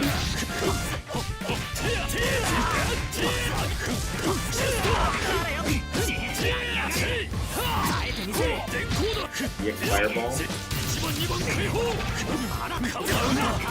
Ooh, 660. slid right through the 6B gap. Cashing out a little bit for some more damage. The delay wake up throw. Big fan, personally. Yeah. You are... Oh, combo drop? They get the reset, and they do spend the meter.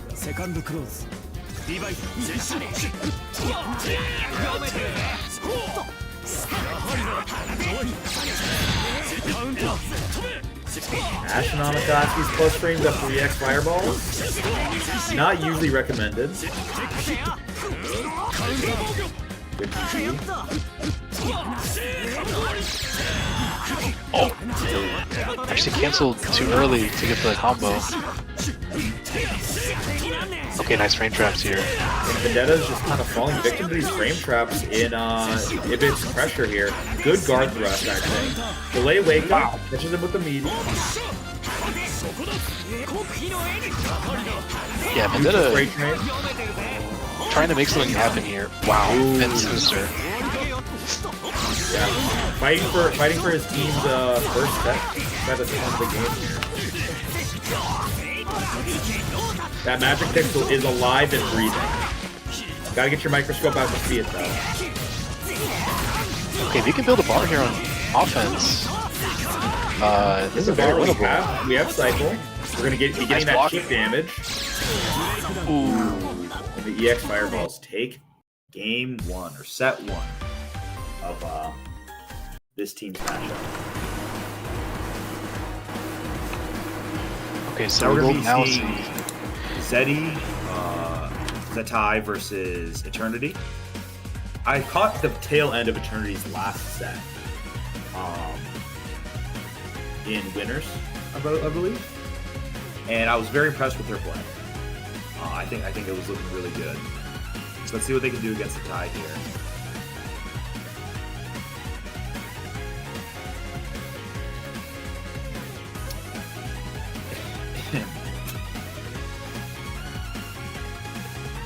I'm just surprised we're still kind of sitting here. I'm like, Maybe Zetai is talking over strategy with Yeah, with her team. maybe getting a drink of water, calming down the nerves a little bit, icing the kicker, if you will.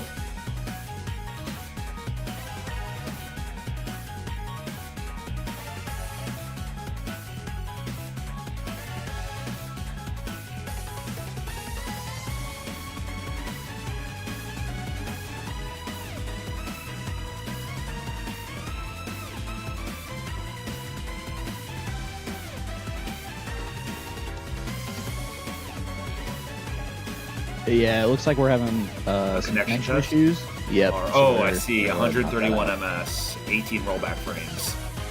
Oh, That's a few. That's a couple. I had a match against TJ once where I had 800 ms.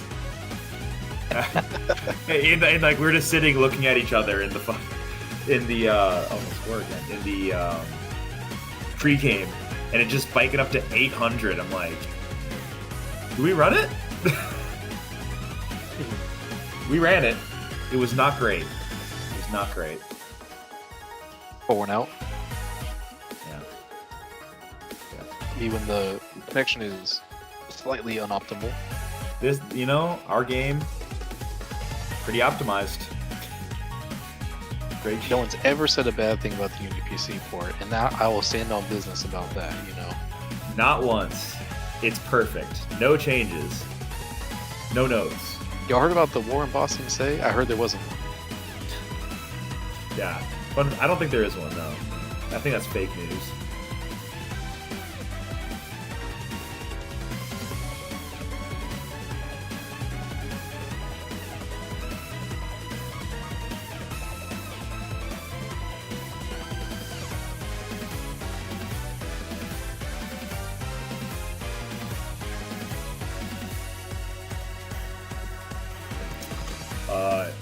You want to tell me why my partner for this event this morning was playing League of Legends for 3 hours? I mean, I think you have the answer in and of itself. Yeah, I think I do know why. And then, And then I'm talking to her, and she's like, "All right, I'm getting off that. I'm getting off. We can warm up a little bit." And then I see in the bottom of my screen, CS:GO. You never play CS:GO. They're like, "I'm just playing one game." I'm like, "We have a bracket." Okay, but trust me, I can get it in. Look, it's fine. Trust me. They almost did. I'm just gonna secure the objective. It's gonna be. Look, I have got this. I don't know why you're not trusting me. This reminds me of. I was watching Vincent, the Carmine player, in the Southeast Denizen. He was streaming some games, and he was playing TFT. He was queuing for TFT at the same time. Yeah. And it was just like making plays and then going back to the game in between rounds. Would put someone in a 2-2-C setup with Carmine, you know, put down the buffer the bomb and then, you know, click some buttons. And then he starts playing TFT. Oh, that's criminal. Actually criminal. I was just like, man, it gets serious over here apparently. This TFT. Anyways. Either way. I will say, I'm not much better. I was playing Zenless Zone Zero this morning. I mean, at least that one is a little more idle. You know, yeah, it's a little bit more chill. It's a little bit more chill. Yeah, like you literally just, there's not much to do there. You know, not much thinking maybe hit some involved. buttons. I'm just kind of mashing X on my Xbox One controller.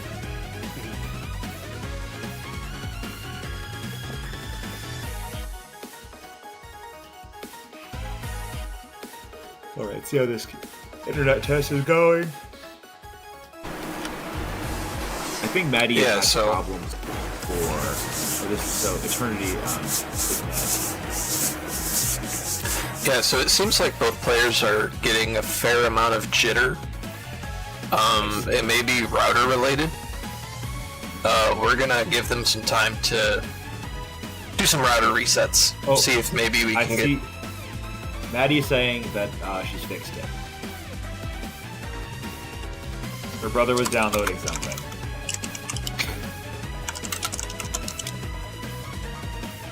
Kids these days. Kids these days. Why I oughta. Imagine living with your family. Parentheses. I live on my own, but I have 5 roommates.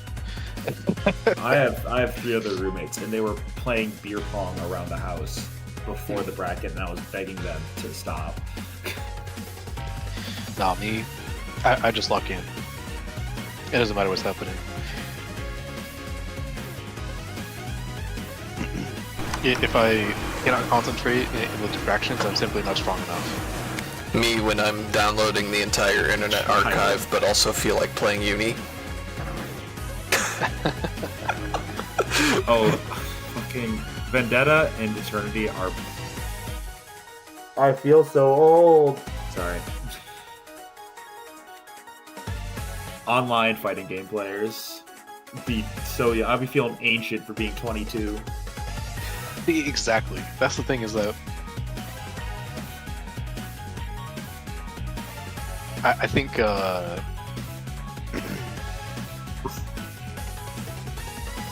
I think a funny thing is that like when you play fighting games on the internet, you're like, man, it might be, you know, people might be kind of young here. That's crazy. Like I didn't know like the young people really likes fighting games like that. But then you go to your locals and suddenly you know, I literally saw a tweet that was saying the exact same thing this morning. Yeah. Maybe we saw the same tweet. I know what you're referring to because I went to my first local in March, and everybody was my age or older, and I'm like, damn. Sorry. You're good. I was like, dang. Everybody's just like me, for real. I don't feel old. And then I come back on, and whenever I play an online bracket, it's always like, oh yeah, I'm 18 or younger, and I'm like, oh god. They can react to all the overheads. Mm-hmm.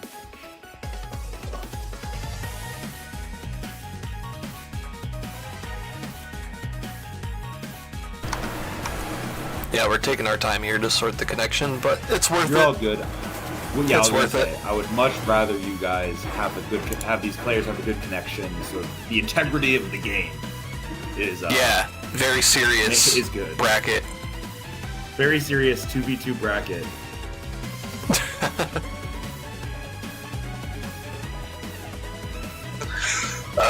Have y'all ever played Dear UNI2 Beast. with nothing but 5 your cents on teammates the line? complaining on the line? But I was actually just gonna ask, you were in the bracket earlier.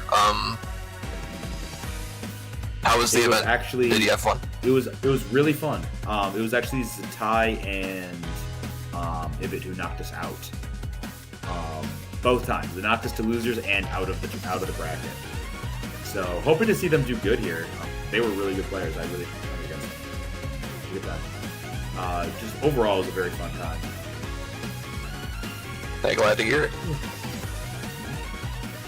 Playing against a lot of new players too. Like I was playing, I knew nobody until we ended up playing against from the beginner lobbies, and immediately I felt more comfortable and I started pulling out more of my goofy stuff, reaching deeper into the toolbox and doing more fun stuff with people that I played against more often. But it was a great time.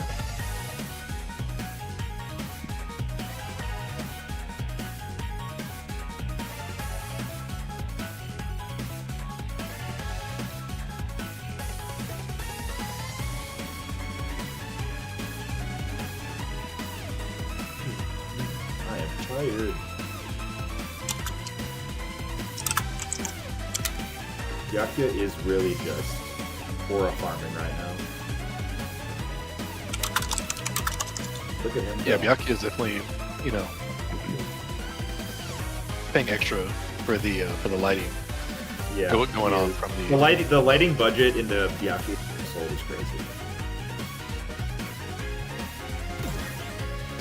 Still baffles me that Byakuya is supposed to be a 13-year-old.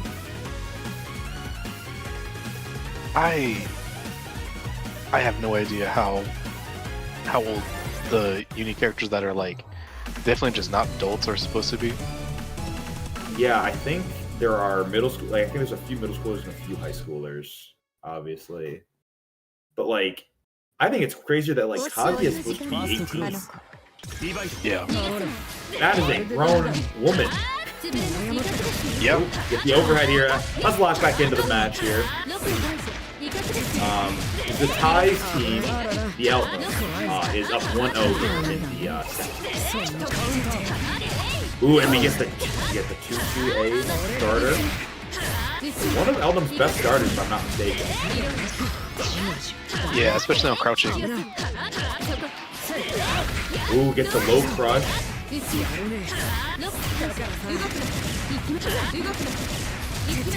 Go for the kill here. Looks like we are going for it.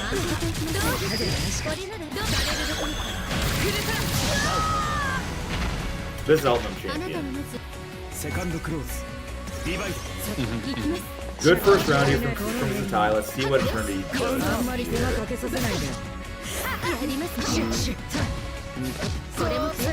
Web was a little bit high to get the follow up there.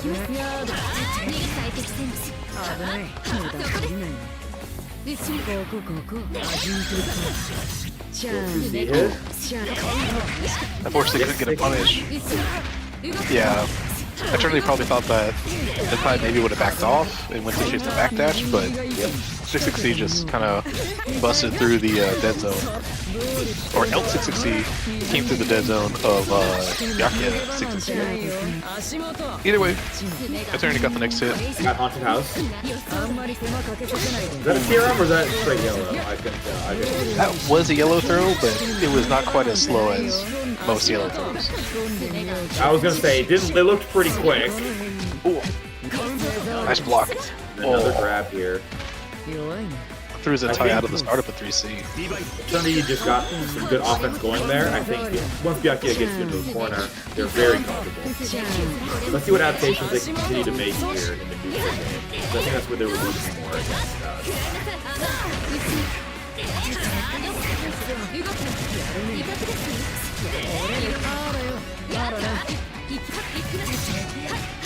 Air DP. That's gonna be a big amount of damage. They know the optimal here, apparently. Or one of them. Reload. 4.6. I guess Celestial And now. Celestial. Yeah. And you're dead. I will say, I also am a up backer, obviously because I play Merkava. That caught me a few times when I was playing against Satai as well. Was that 2-0? No. No, I was gonna say that, only that, one that game. was only one. No, that was just one game. Oh, they're changing the color. They're changing the color. She's just locking in, don't worry. Yeah, she's just locking in. Melanin's, yeah, I was gonna say, I think Byakuya's skin got a shade darker. Melanin installed from. So Zatai just said in the match scheduling. Gotta get a little bit more melanin because of how white Zatai's emblem is. Yeah, you know, just needed more contrast. Things were visually unclear. That's what I was saying, actually. I'm glad they read my mind. Both of them. Zetai, though, starting some block string offense here. Good block there. Gets their pressure back. Is it going to get a combo here? Let's see if they get the ender. Now, Haunted House. Perfect. So start with the overhead. Ooh. Tricky little catch there. Yeah, the Rekka Flings are actually super important to being able to move with Byakuya around the massive neutral pokes that exist in the game. Way to frame trap on that very unsafe Rekka ender. I like that. Being a little tricky, I think, in their neutral offense. I like that opportunity. Their defense looked a lot better last round. So let's see if they can continue that. No bullets! Knew that the reload was coming. Still got no bullets. Okay, Got an air throw, gets the full mag here. Lost a lot of pressure though. Ooh, but we're gonna get a kill here, probably first round.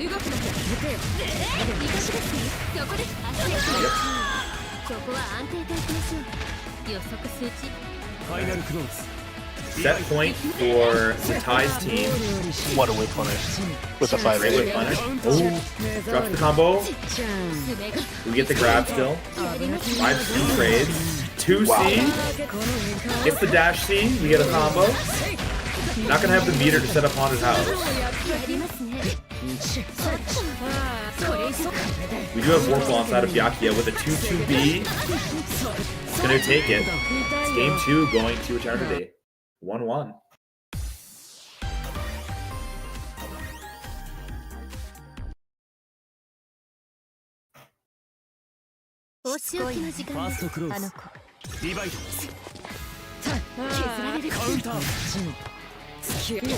Ty really getting caught by these 2-2B frames.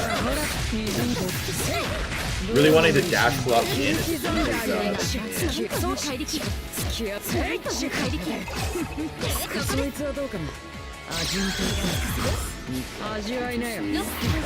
Feeds a little bit of grid, but keeps them locked in the corner a little bit. Ooh. See if we can do anything. Beautiful. Increase G2.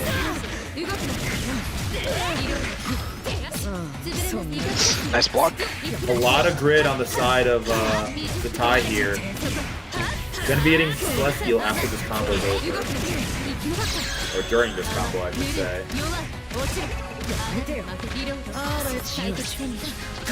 Oh, and going to get the grid break throw, yesing on Eternity's Wisdom.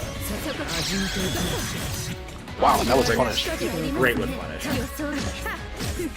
Wasn't quite close enough to combo though. Almost at it though. It would have been so sick.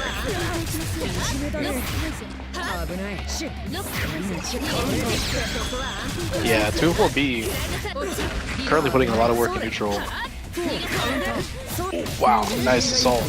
Directly over the 236A hitbox. Wow. Dashing on there she goes. Setting some webs. Still got one in place. Can't break it. Just can't jump out of the corner. Yep. And the trade there with the gunshot puts this on set point between these two.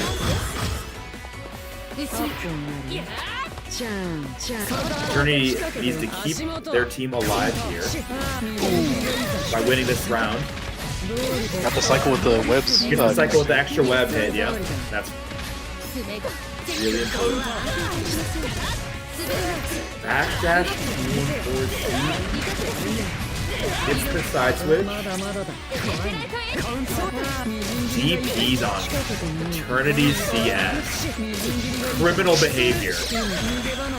Lock them up in the haunted house right now.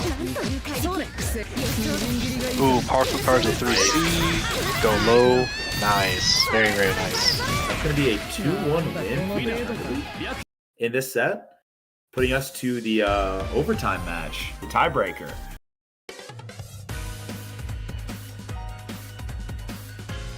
So now Eternity's going to have to play against, Ibit.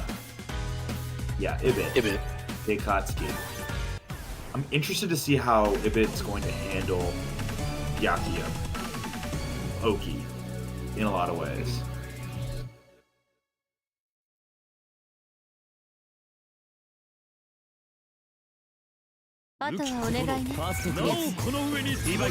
Shansuke actually one of the characters like has the most options to try to interact with Yakia webs. That's what it would feel like with like Parry and right. Parry, what other options would he have besides like TD, obviously? Ooh, good fireball there.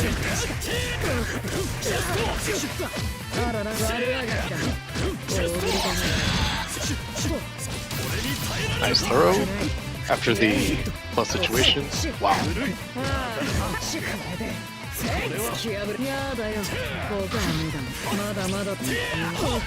Ooh, ran under, but couldn't really get a clean position to punish. Cycle going to Ibit here. Really important in this last touch situation, I feel like.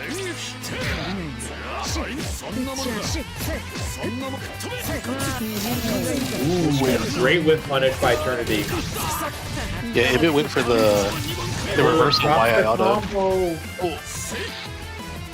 Ibit's gonna take that round with the grab. Punishing the drop combo. Dash up plus range. Big starter. See what Ibit's got. Oh, drops a combo. Ibit taking the cycle here.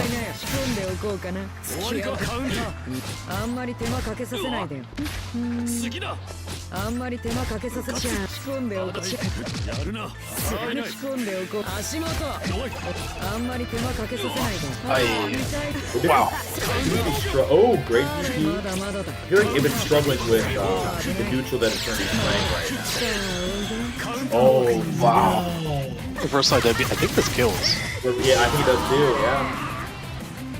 I think it had a little bit more on it. Yeah, maybe a little bit more. Wow. JB hitting from, that global angle.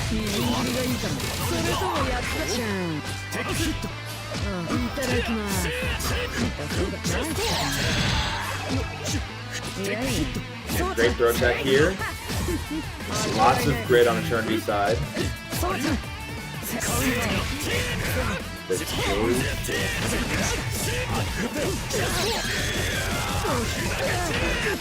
Prevents the Celestial game. A little bit of channel. They're supposed to be CS. Doesn't matter, they still got their CS and their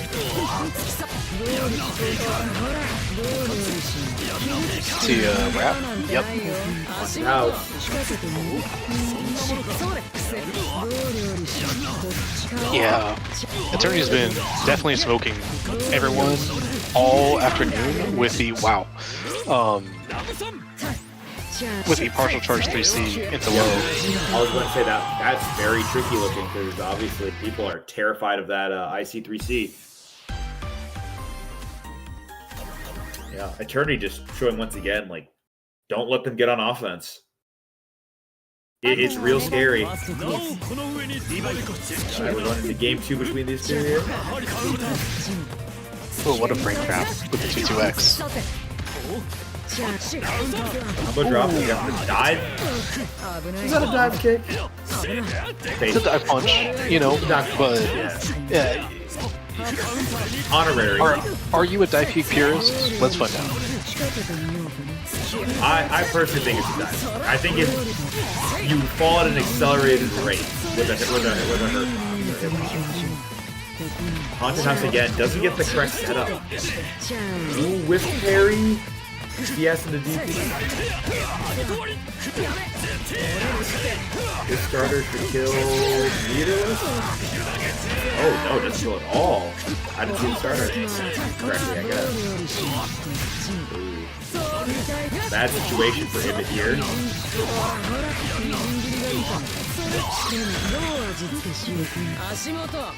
Have CS here on a short timer. Oh, and the high web catches you. Alright, that's gonna be set point for Eternity's team. Oh, the 2A whiffed. But Ibit's 2A able to be a full starter here. Dash up Back throw the wrong way.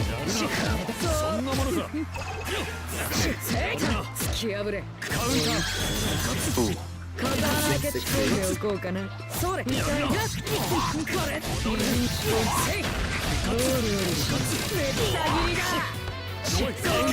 Holds the CS there on wake up.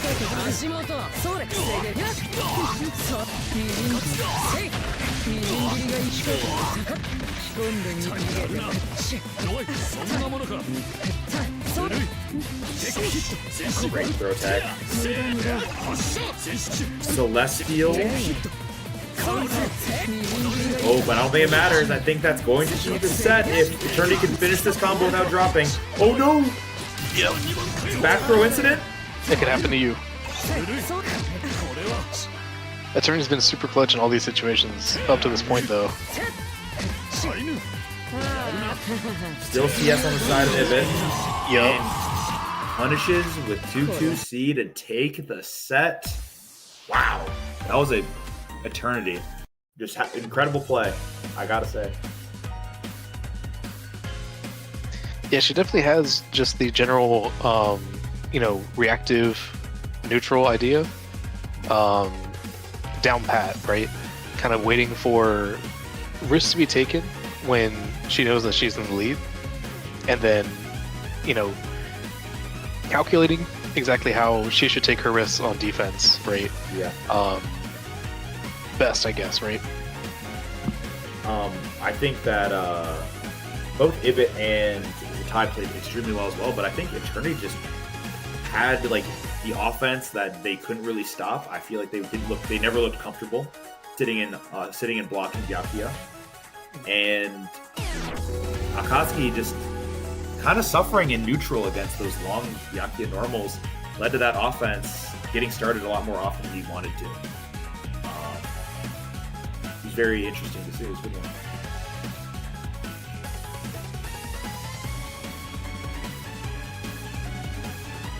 We will be seeing Winter and Juza playing against that same team of Eternity and who else was it?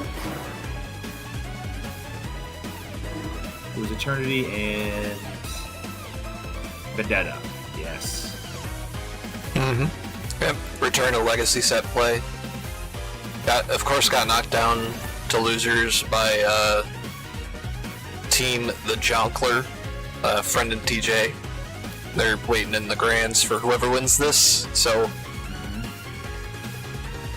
let's see, our Legacy Setplay gonna earn the run back, or are we gonna see a different matchup?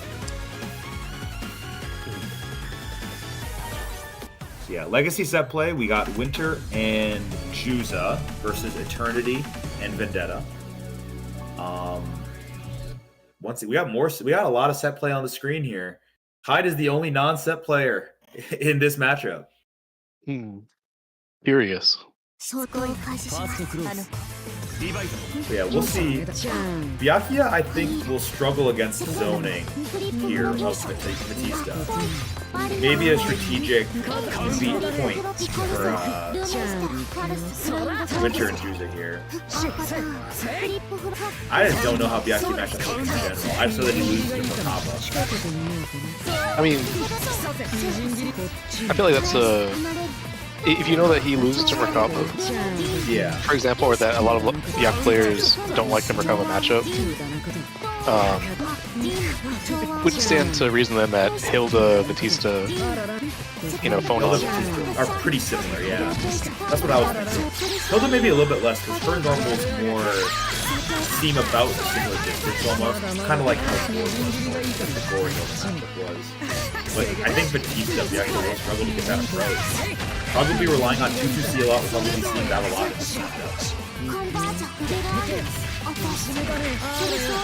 CDPs on the right the wall. or BDP. The falling. Yeah, Falling here. the falling JC. So BlockTuah does have a hard time anti-airing characters, especially like directly above his head. He has to commit to 3C pretty early since it's not head and goal until like frame 9, I think, or something like that. Watch the 2-2C, keeping Eternity Ed at arm's length. Oh no. Winter currently displaying the Gal Batista gameplay.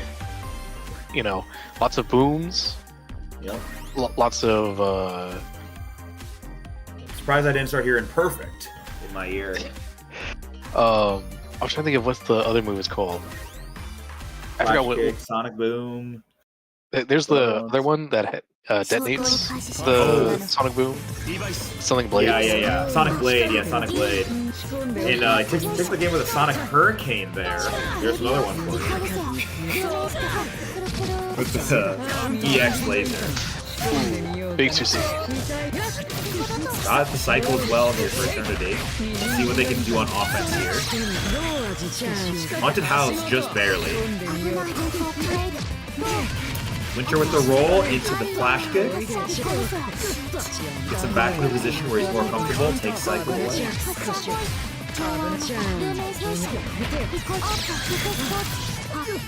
Okay, not quite gonna close the round, but we'll close it on the next immediate meaty boom from full screen.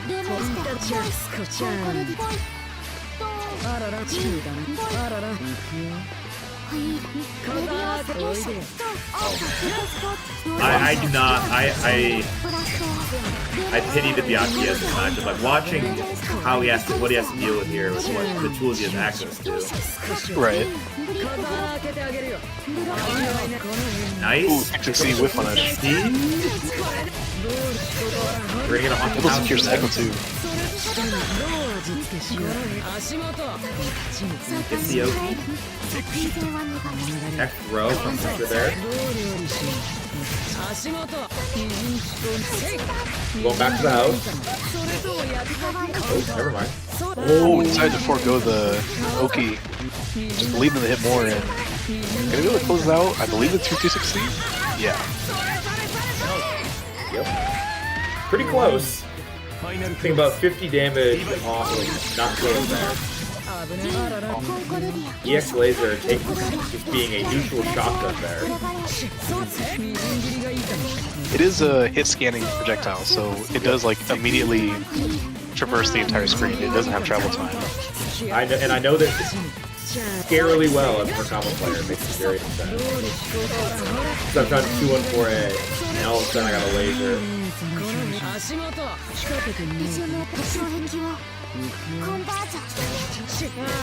Yep. This is looking good with cycle and 100 bar coming online here. Gonna play it slow, go for the OP. Gets 5B hit. That can be 1-1 in the set. Yes, Yeah. it is. So it'd be very interesting to see what this game 3 is going to look like, because I feel like we saw a lot of good adaptations from Eternity there.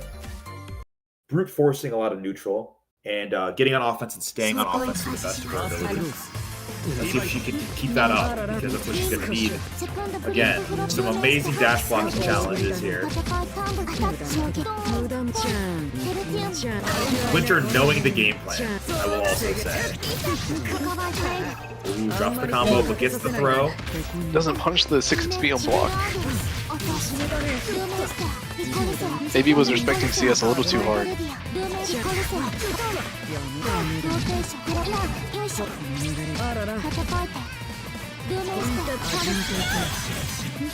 Pitches the landing with 2-2-C.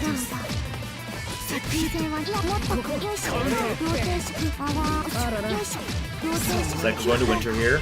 Gets the dive kick starter. Not the craziest starter damage-wise, but we'll get the hard knockdown into Disco Ball here. Oh, pops the VO. Wow. I like that VO pop. It's gonna do a lot of damage. Not quite enough. Yeah. If it did enough, I'd be terrified. Still got CS on deck for everything else here. Doesn't need to use it, just the 6-6.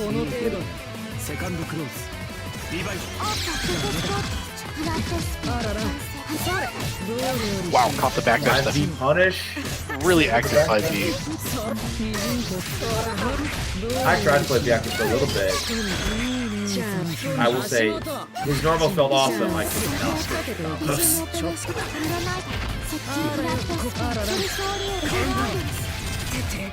DP's there. That would be safe with Disco Ball keeps Winter safe there after that.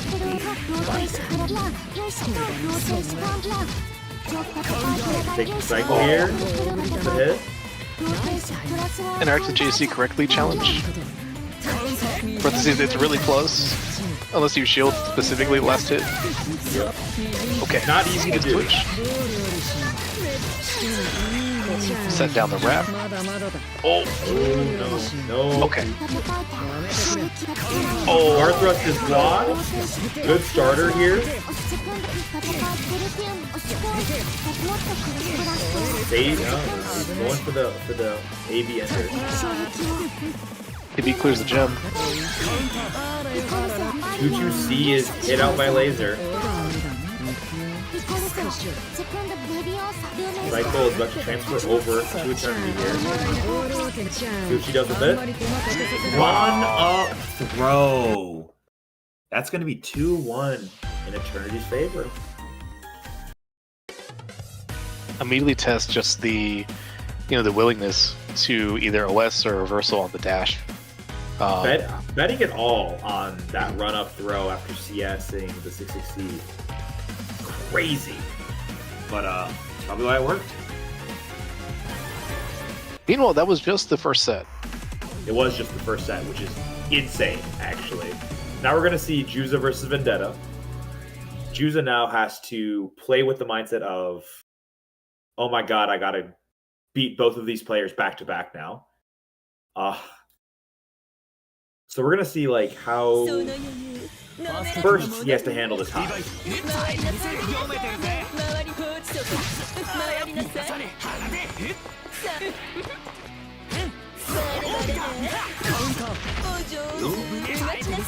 FF trading there.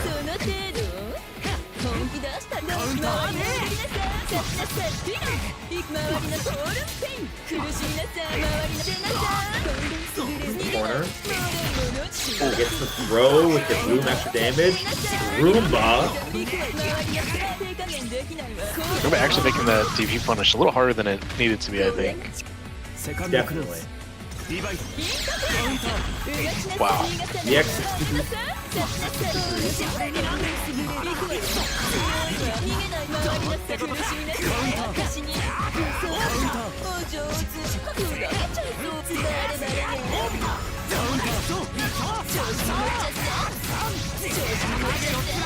Yeah, high fireball is pretty plus. It's generally, I was about to say. yeah, really hard to challenge. Oh. 60 catching there. They caught the backdash from that far back. Okay, guessing for game. Wow. Juza definitely, you know, again? I feel like they're winning a lot of these like neutral interactions, but definitely. They're not. They're not. They doesn't Wow. snowballing as hard as they want to do. Yeah. Vendetta making the most of that opportunity to Deathclaw through. The overhead smash. You're not dead because he only has 100 bar. Oh. Drops the combo, gets the punish. Get a Roomba going. Overhead, blocks it. That's gonna be game one going to Vendetta.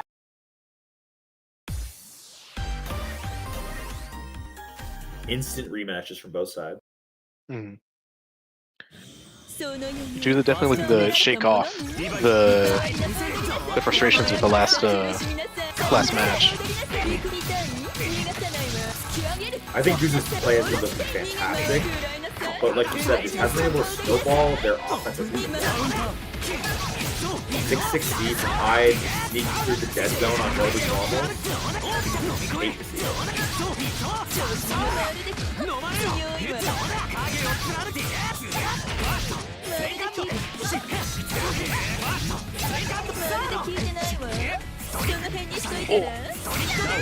Oh, the overhead catching Juza again. Yeah, Vendetta decidedly a big force function player.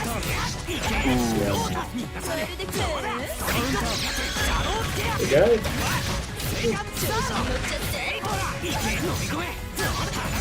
Good damage here. Next throw. Get Ruba out. Yep. Get. Save the Ruba as well, notably.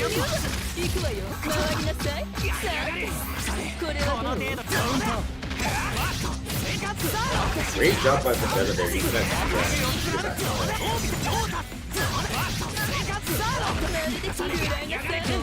Oh, this is punish. And overhead catching again. That's going to be the game for Eternity and Vendetta.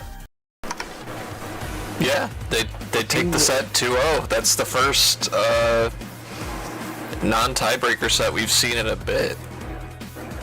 Yeah. Yeah. But Since good probably stuff to top both eight. teams for making it so far. And I mean, Winter and Juza were playing fantastically from what I've seen so far, and both were close games. Like, I know the Vendetta game was a 2-0, but I don't think Juza was playing bad at all. I think he got some really good defense and some good blocks on the Hilda offense. And obviously, I a great game as well. Yeah. I mean, Eternity had, say, battle that uphill kind of uphill matchup deficit, right? Dealing with the zoning and making sure that, you know, she was using the best of her strike throw options, right, when she did have a turn. And then I feel like Vendetta was just very committed to using things like 66C and a lot of like assault to, you know, get directly through the zone, Very the belligerent. dead zone of. Yeah, extremely belligerent on that Hilda, taking Yeah. advantage of those dead zones, hitting a lot of her normals. Unfortunately, Juza couldn't adapt back. You know, couldn't really find the correct way to contest her space or protect her space, right? And now we're going to see Big Tonka T versus Eternity for our game, or set one of this Grand Finals. Grand Finals, yeah. So on the loser side, we're gonna have team High School, or Just team this High High School School. Uni, get serious, versus the Jonkler, being represented by Big Tonka T and friends. That cycle here for Gordon. Out on the board. The wake up Rusty Nail. He's gonna, I think TJ's gonna be able to keep cycle here. Yep, because of all the grid gain he gets in his combo.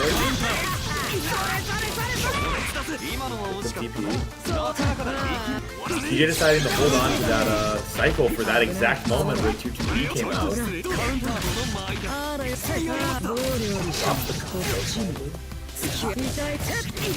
We'll have to hold a Byakuya setup. A little guess for game action. Guess for round. This is a one throw situation too, which is even more stressful. Oh, the patience. Look at the. Wonder it. Offense Sorry, is so good. Oh, but then he gets caught by the stand up. yeah, it's already really trying to base something out with the walking to entice like a twitch.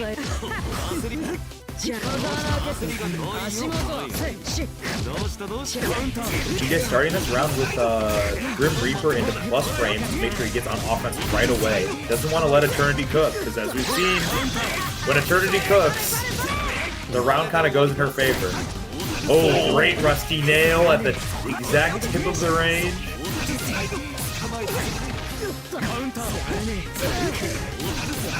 Chunk of tea.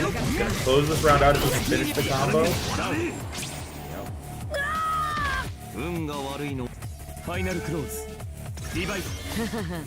My roommates are yelling about something. Oi. Big side switch here. The hunt out.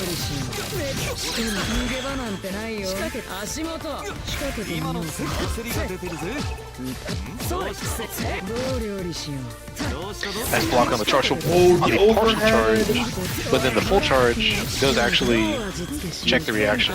Back into the house. Nice block on the webs. Blocks the overhead this time. Resets the web. Scary place for the web set. TJ just take it hold it out there. here. The patience to not grab on the shimmy. And the FF. Quick little FF reaction check. Should be enough to close it out to 260. That's gonna be game one? Game one of the That, first set. that was only game one? That was only game one. On the edge of my seat here. Both these players are just performing extremely well. TJ's defense just always is stellar. Like, and it's just seeing like this Eternity offense that's been crushing everybody in her path so far versus TJ's defense has been very interesting to see.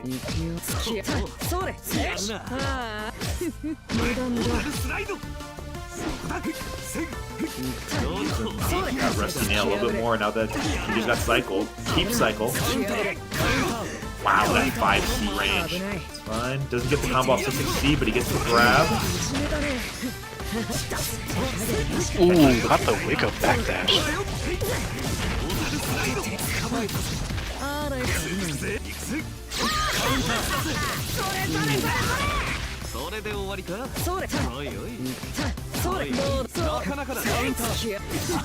Ooh. Nice frame trap for 2C. Now we get to see what the mix is. Oh, Partial charge 3C. Yeah. Eternity gonna take a lot of that momentum into the round even if they couldn't keep the bar. Gonna be getting that bar right back though with this combo. Ooh, drops it though. Protect.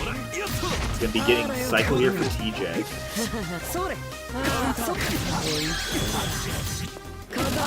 Using 2-2C to kind of stabilize that combo.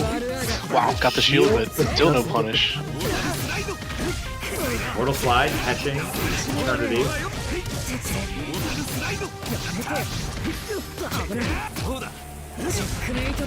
Oh.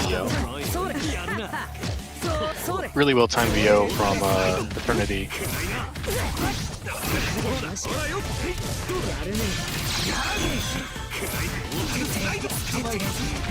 Good damage here from TJ. Into the ASIM. CS. Gonna finish out the round.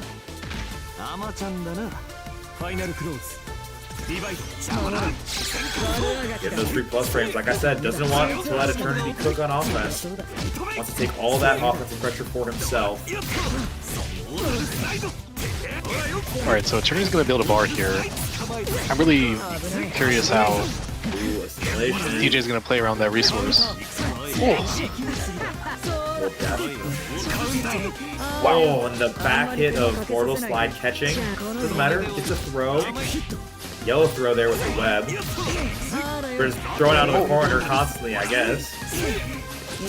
Ooh! Got a stand take with the 4B, but didn't believe in the combo. But somehow Eternity got TRM'd. Yep, and that's the He game will. here. Yeah. 1-1.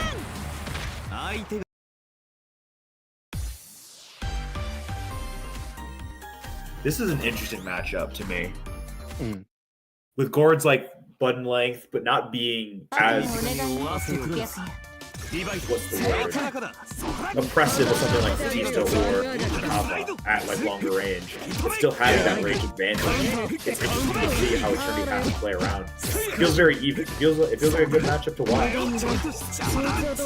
Obviously, I don't play those characters. Don't get mad at me if you do, and you hate this matchup. This is definitely a matchup where neither player likes playing defense. Yeah.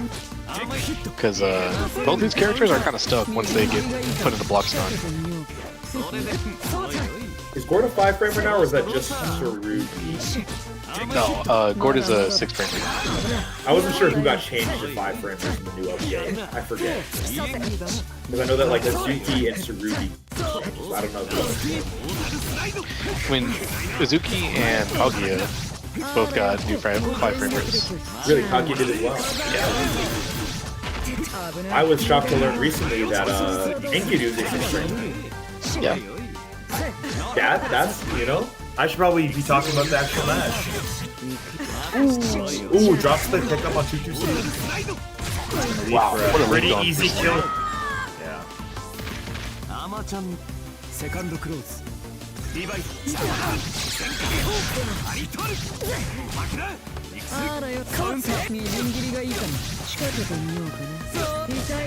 Eternity immediately challenges the 5B. His reward with the side switch here. That switch and Oki setup. And the Wolf second. Oh! With Unless. IC3C, yeah. Nice block. Great blocks by TJ. Ooh. I think caught him pre-catting there with the run up 5. Ooh. Immediate 2 and 4 C. Jump over. Back dash, mortal slide. Blocks the 2C. Good throw. Unfortunate drop.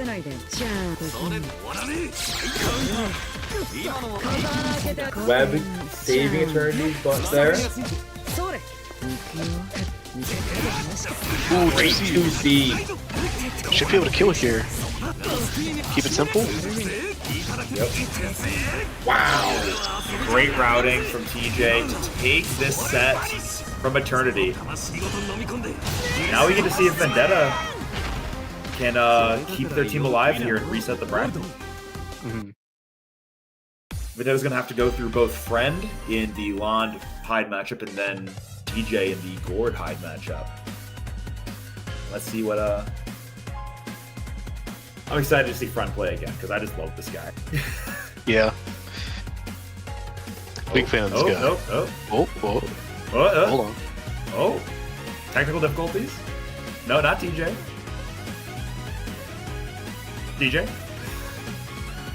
No way TJ walked away from his computer. Alright. Okay, there we go. Woo! Got it figured out. Like, what are the odds that TJ just like had to get up and use the bathroom? He's using the bathroom while that all happened. I've definitely done that where I'm like, I like packed away. Somebody to me on accident, and they had to wait for me to come all the way back. All right, this is going to be set point for Team Jonkler.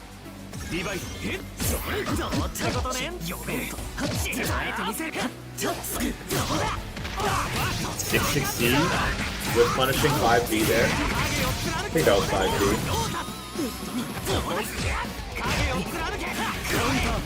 Ooh, J6C. The overhead again. Vendetta's bread and butter.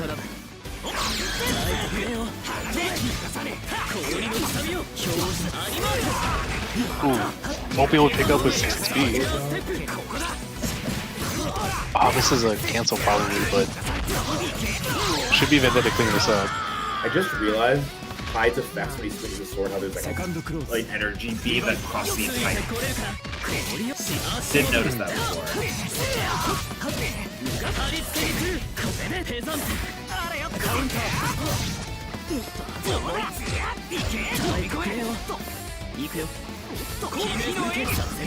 Neutral shotgun.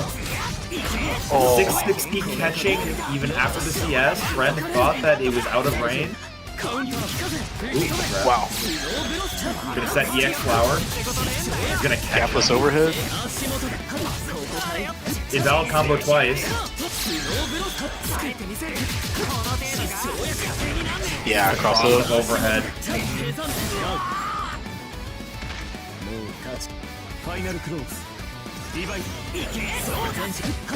Jump in almost works there.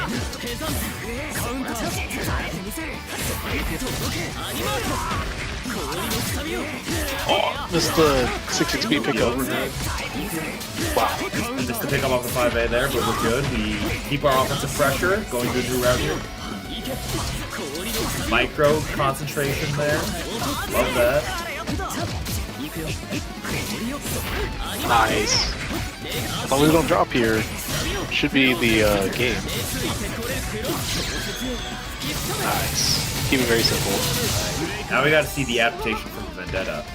And as someone who was in this situation before, losing that first game after your partner just lost that first match, extremely stressful. But let's see if they can do. I feel like Vendetta was doing some good things there, and that we've seen them adapt extremely well in some of the previous matches. Let's see what they can do. Friend obviously playing extremely solidly, dropping a few combos, but it is grand finals. It's to be expected.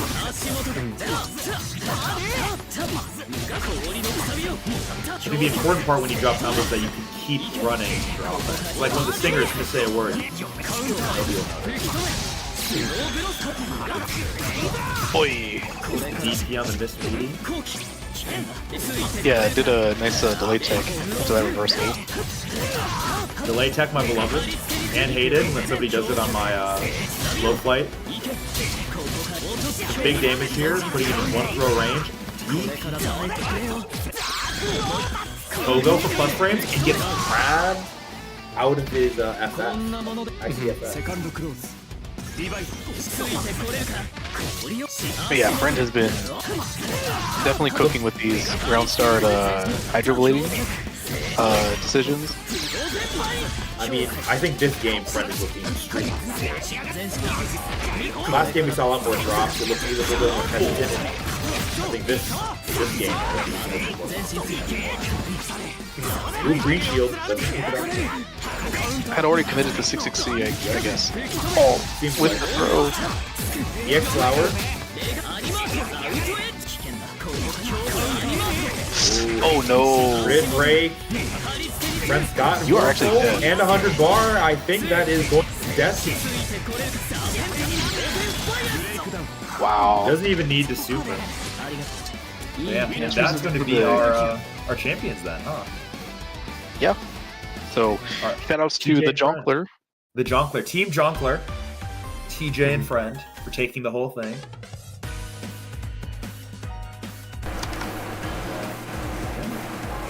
Yeah, congrats to them. Everybody. Friend is ready to go again. Final set between teammates. Yeah, fantastic, like from everybody. I think Eternity and Vendetta have been playing fantastically. Made a huge losers run, to be sure. No, not a huge loser run. They just got sent. My bad. It was a good losers run. From what I've seen, like from them playing before, like they were playing fantastic in winner semis, and then got sent down and just kept taking it. Yeah. It was a pretty good losers run, actually. It looks like they're... It was from losers round 3, actually. Yeah, they got sent down early. The players troll on us. Anyone who saw that was BM. I'm not sure if the stream saw that. I didn't see it. What happened? Friend accepts the match against Eternity and then immediately just left the room. Oh no. Yeah, great losers run from Eternity and Vendetta. Yeah, shoutouts to them. Just great play from everybody that I saw in general. Everybody was playing really good Uni. Not gonna lie. Yeah, super fun event. Wanted to thank you guys as well for hopping on comms. My eyes hurt. Big I need to go help. take a nap. Friend's back. Okay, friend. Okay, friend. Okay, DBs. Okay, DBs.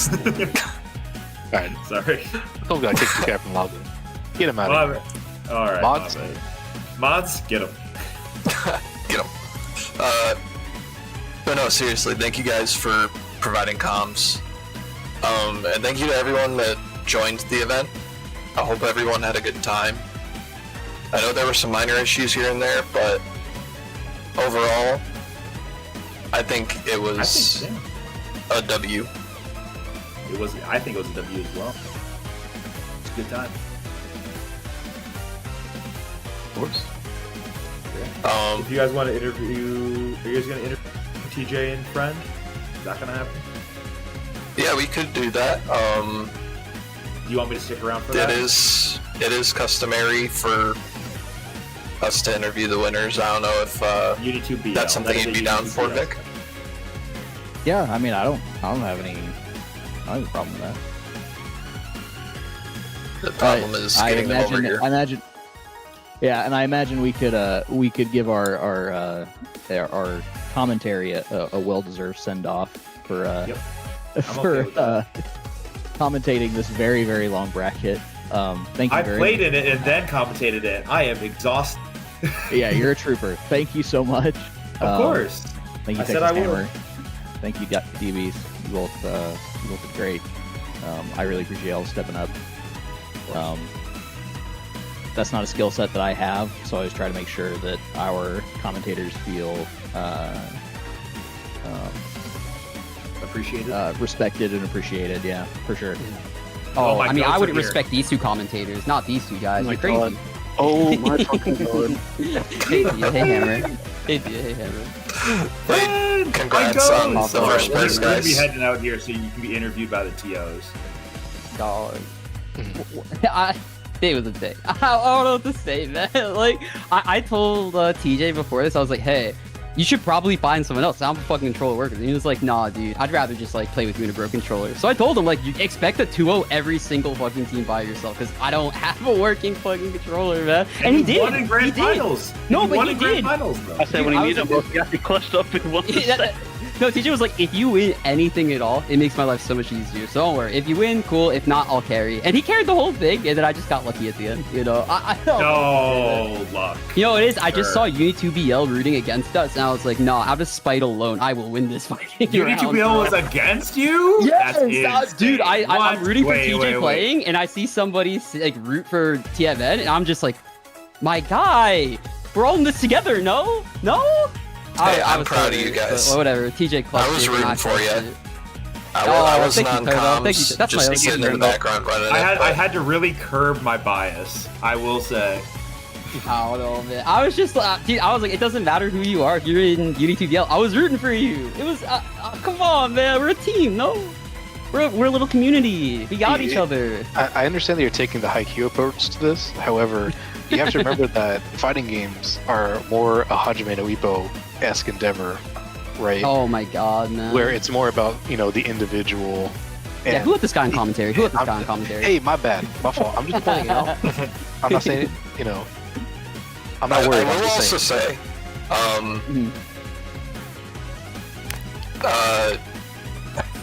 Yeah. what was I Dude, gonna you're say? cutting out so hard. Yeah.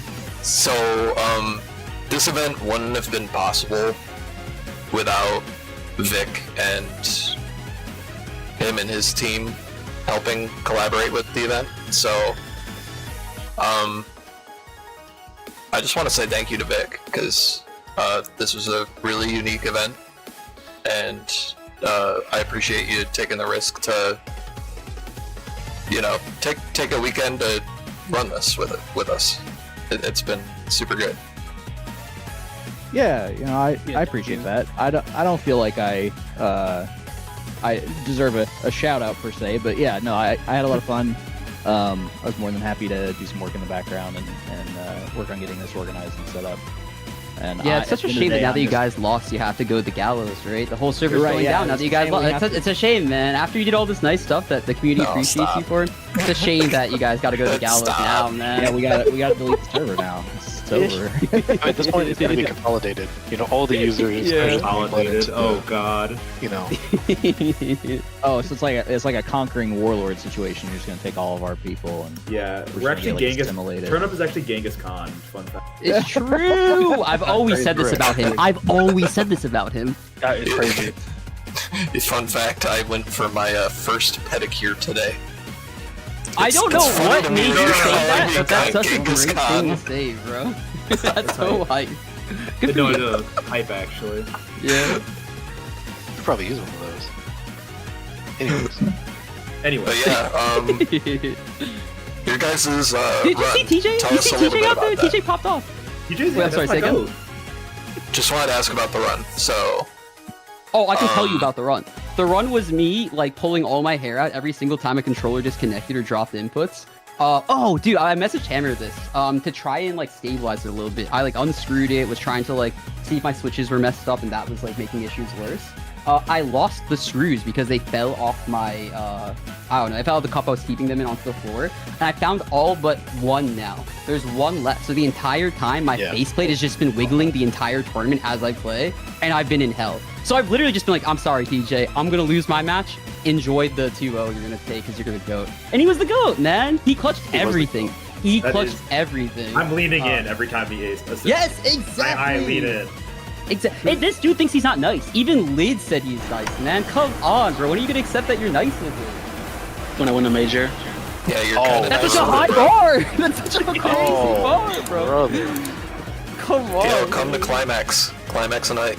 Yeah, dude. I Yeah, dude. only You got a feel like, climax. You got a Yeah. climax. What? Don't say that. Don't say it like that. What do you mean? This is a PJ13 stream. What are you doing? Dude, I came in here cursing. I don't know, bro. Yeah, dude. I came in here and I was gunblazing. and I get an ad saying, I brace myself every Like, time oh I bring God. friend on the mic. This shit don't mean nothing to me, man. Come on. I love you for it though.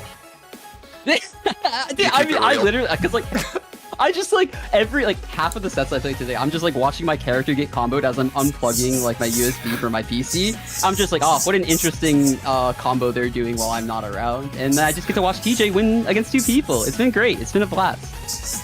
Held it down, you're a glorified spectator. dude. I've been saying I've been the cheerleader this whole time. Shout outs to Nil, commenting. Have you heard of this guy named TJ, aka Big Tonkin T, aka Big Gourd, aka Mr. Downbacker, aka D1, aka Thaddeus Johnson? That's him. He's him. Do you guys have Turn up, any do you have shoutouts? do you have the TJ copy pasta on it? I do not. All right, I want to shout out the person who rooted against us because that motivated me to play my heart out. Like literally, I was like, damn, we got no one rooting for us. I'm going in, bro. I was trying to be on biased Shoutouts to person. the haters. Shout outs to Basically. the haters. My friend is a stronger Dude, person haters than make me me. famous. What can I say, bro? Yeah, I got nothing. He's a stronger person than me. I love that. You know, I was up till like fucking 4 a.m. playing the most disgusting drunk games with Hammer last night, and then I woke up, broke my controller worse, and here we are. Here we are, just, you know, watching the death of TMN. That's It was good that is play. crazy. Mhm. Yeah, TMN. I didn't do the numbers, but I've been told Eddie they had just put had in our 2/3 of the general. teams in this event. Totally dead. Mm. We had a lot of people. Yeah, it was. Sure. I was looking at this bracket and it was giant. And I A told lot of him, last minute 22 entries. teams with 44 people. You know. yeah, I told all my friends, I'm like, yeah, we got 5th. I'm like, I don't have any. 22 teams of 2. He's like, oh. Oh, I thought it was 22 people. I didn't know it was 22 teams. I misread that on the start GG. Yeah. Well, that should be it. Anything else before we go? Yeah, shout out to Neil. You know, he was in the call, just like watching us piss our pants every round. You know, he could have taken my place, but chose not to, and I had to play with a broken controller. So, yeah, shout out to Neil, man. I hope he enters a tournament for once in his goddamn life. That is crazy. This nil guy. Yeah. Alright. Vic, Oh, anything shout out out to the here? TOs. Shout out to the TOs. Thank you, Yeah, Jano, for hosting. Shout out, Thank you, Vic, shout for out for everybody hosting. running this, because I can't Yeah, imagine Yeah. running brackets like this. It's crazy. But, yeah, awesome time. Yeah, thank y'all for having us. Yeah, appreciate y'all. Yeah, what do we win? We win our respect. Yeah, bragging rights. Yeah. I win me ordering Chipotle. That's what I win. Oh, that's Fred- true. TJ's been Fred, so you- hungry this whole time. You win I nothing, fucking- TJ wins everything. You do. Yeah, I win. I mean, that's Chipotle myself. honestly, if that were the case, deserved. I did nothing for this team. I just was here being like, TJ, you got it, bro. You got it, man. TJ, you're gonna win cycle. Don't worry, you got this, bro. That was me the whole tournament, man. TJ, Rusty Nail, you're nice. Yeah. Alright, well, I think I'm gonna head end stream now. there. I'm gonna take a nap. Yep, thank you My guys. eyes hurt. Of course. Yeah, thanks for hosting. Thanks for hosting. Yep, and everyone watching, have a great rest of your weekend. We'll see you next time. Yeah, keep it down, friend.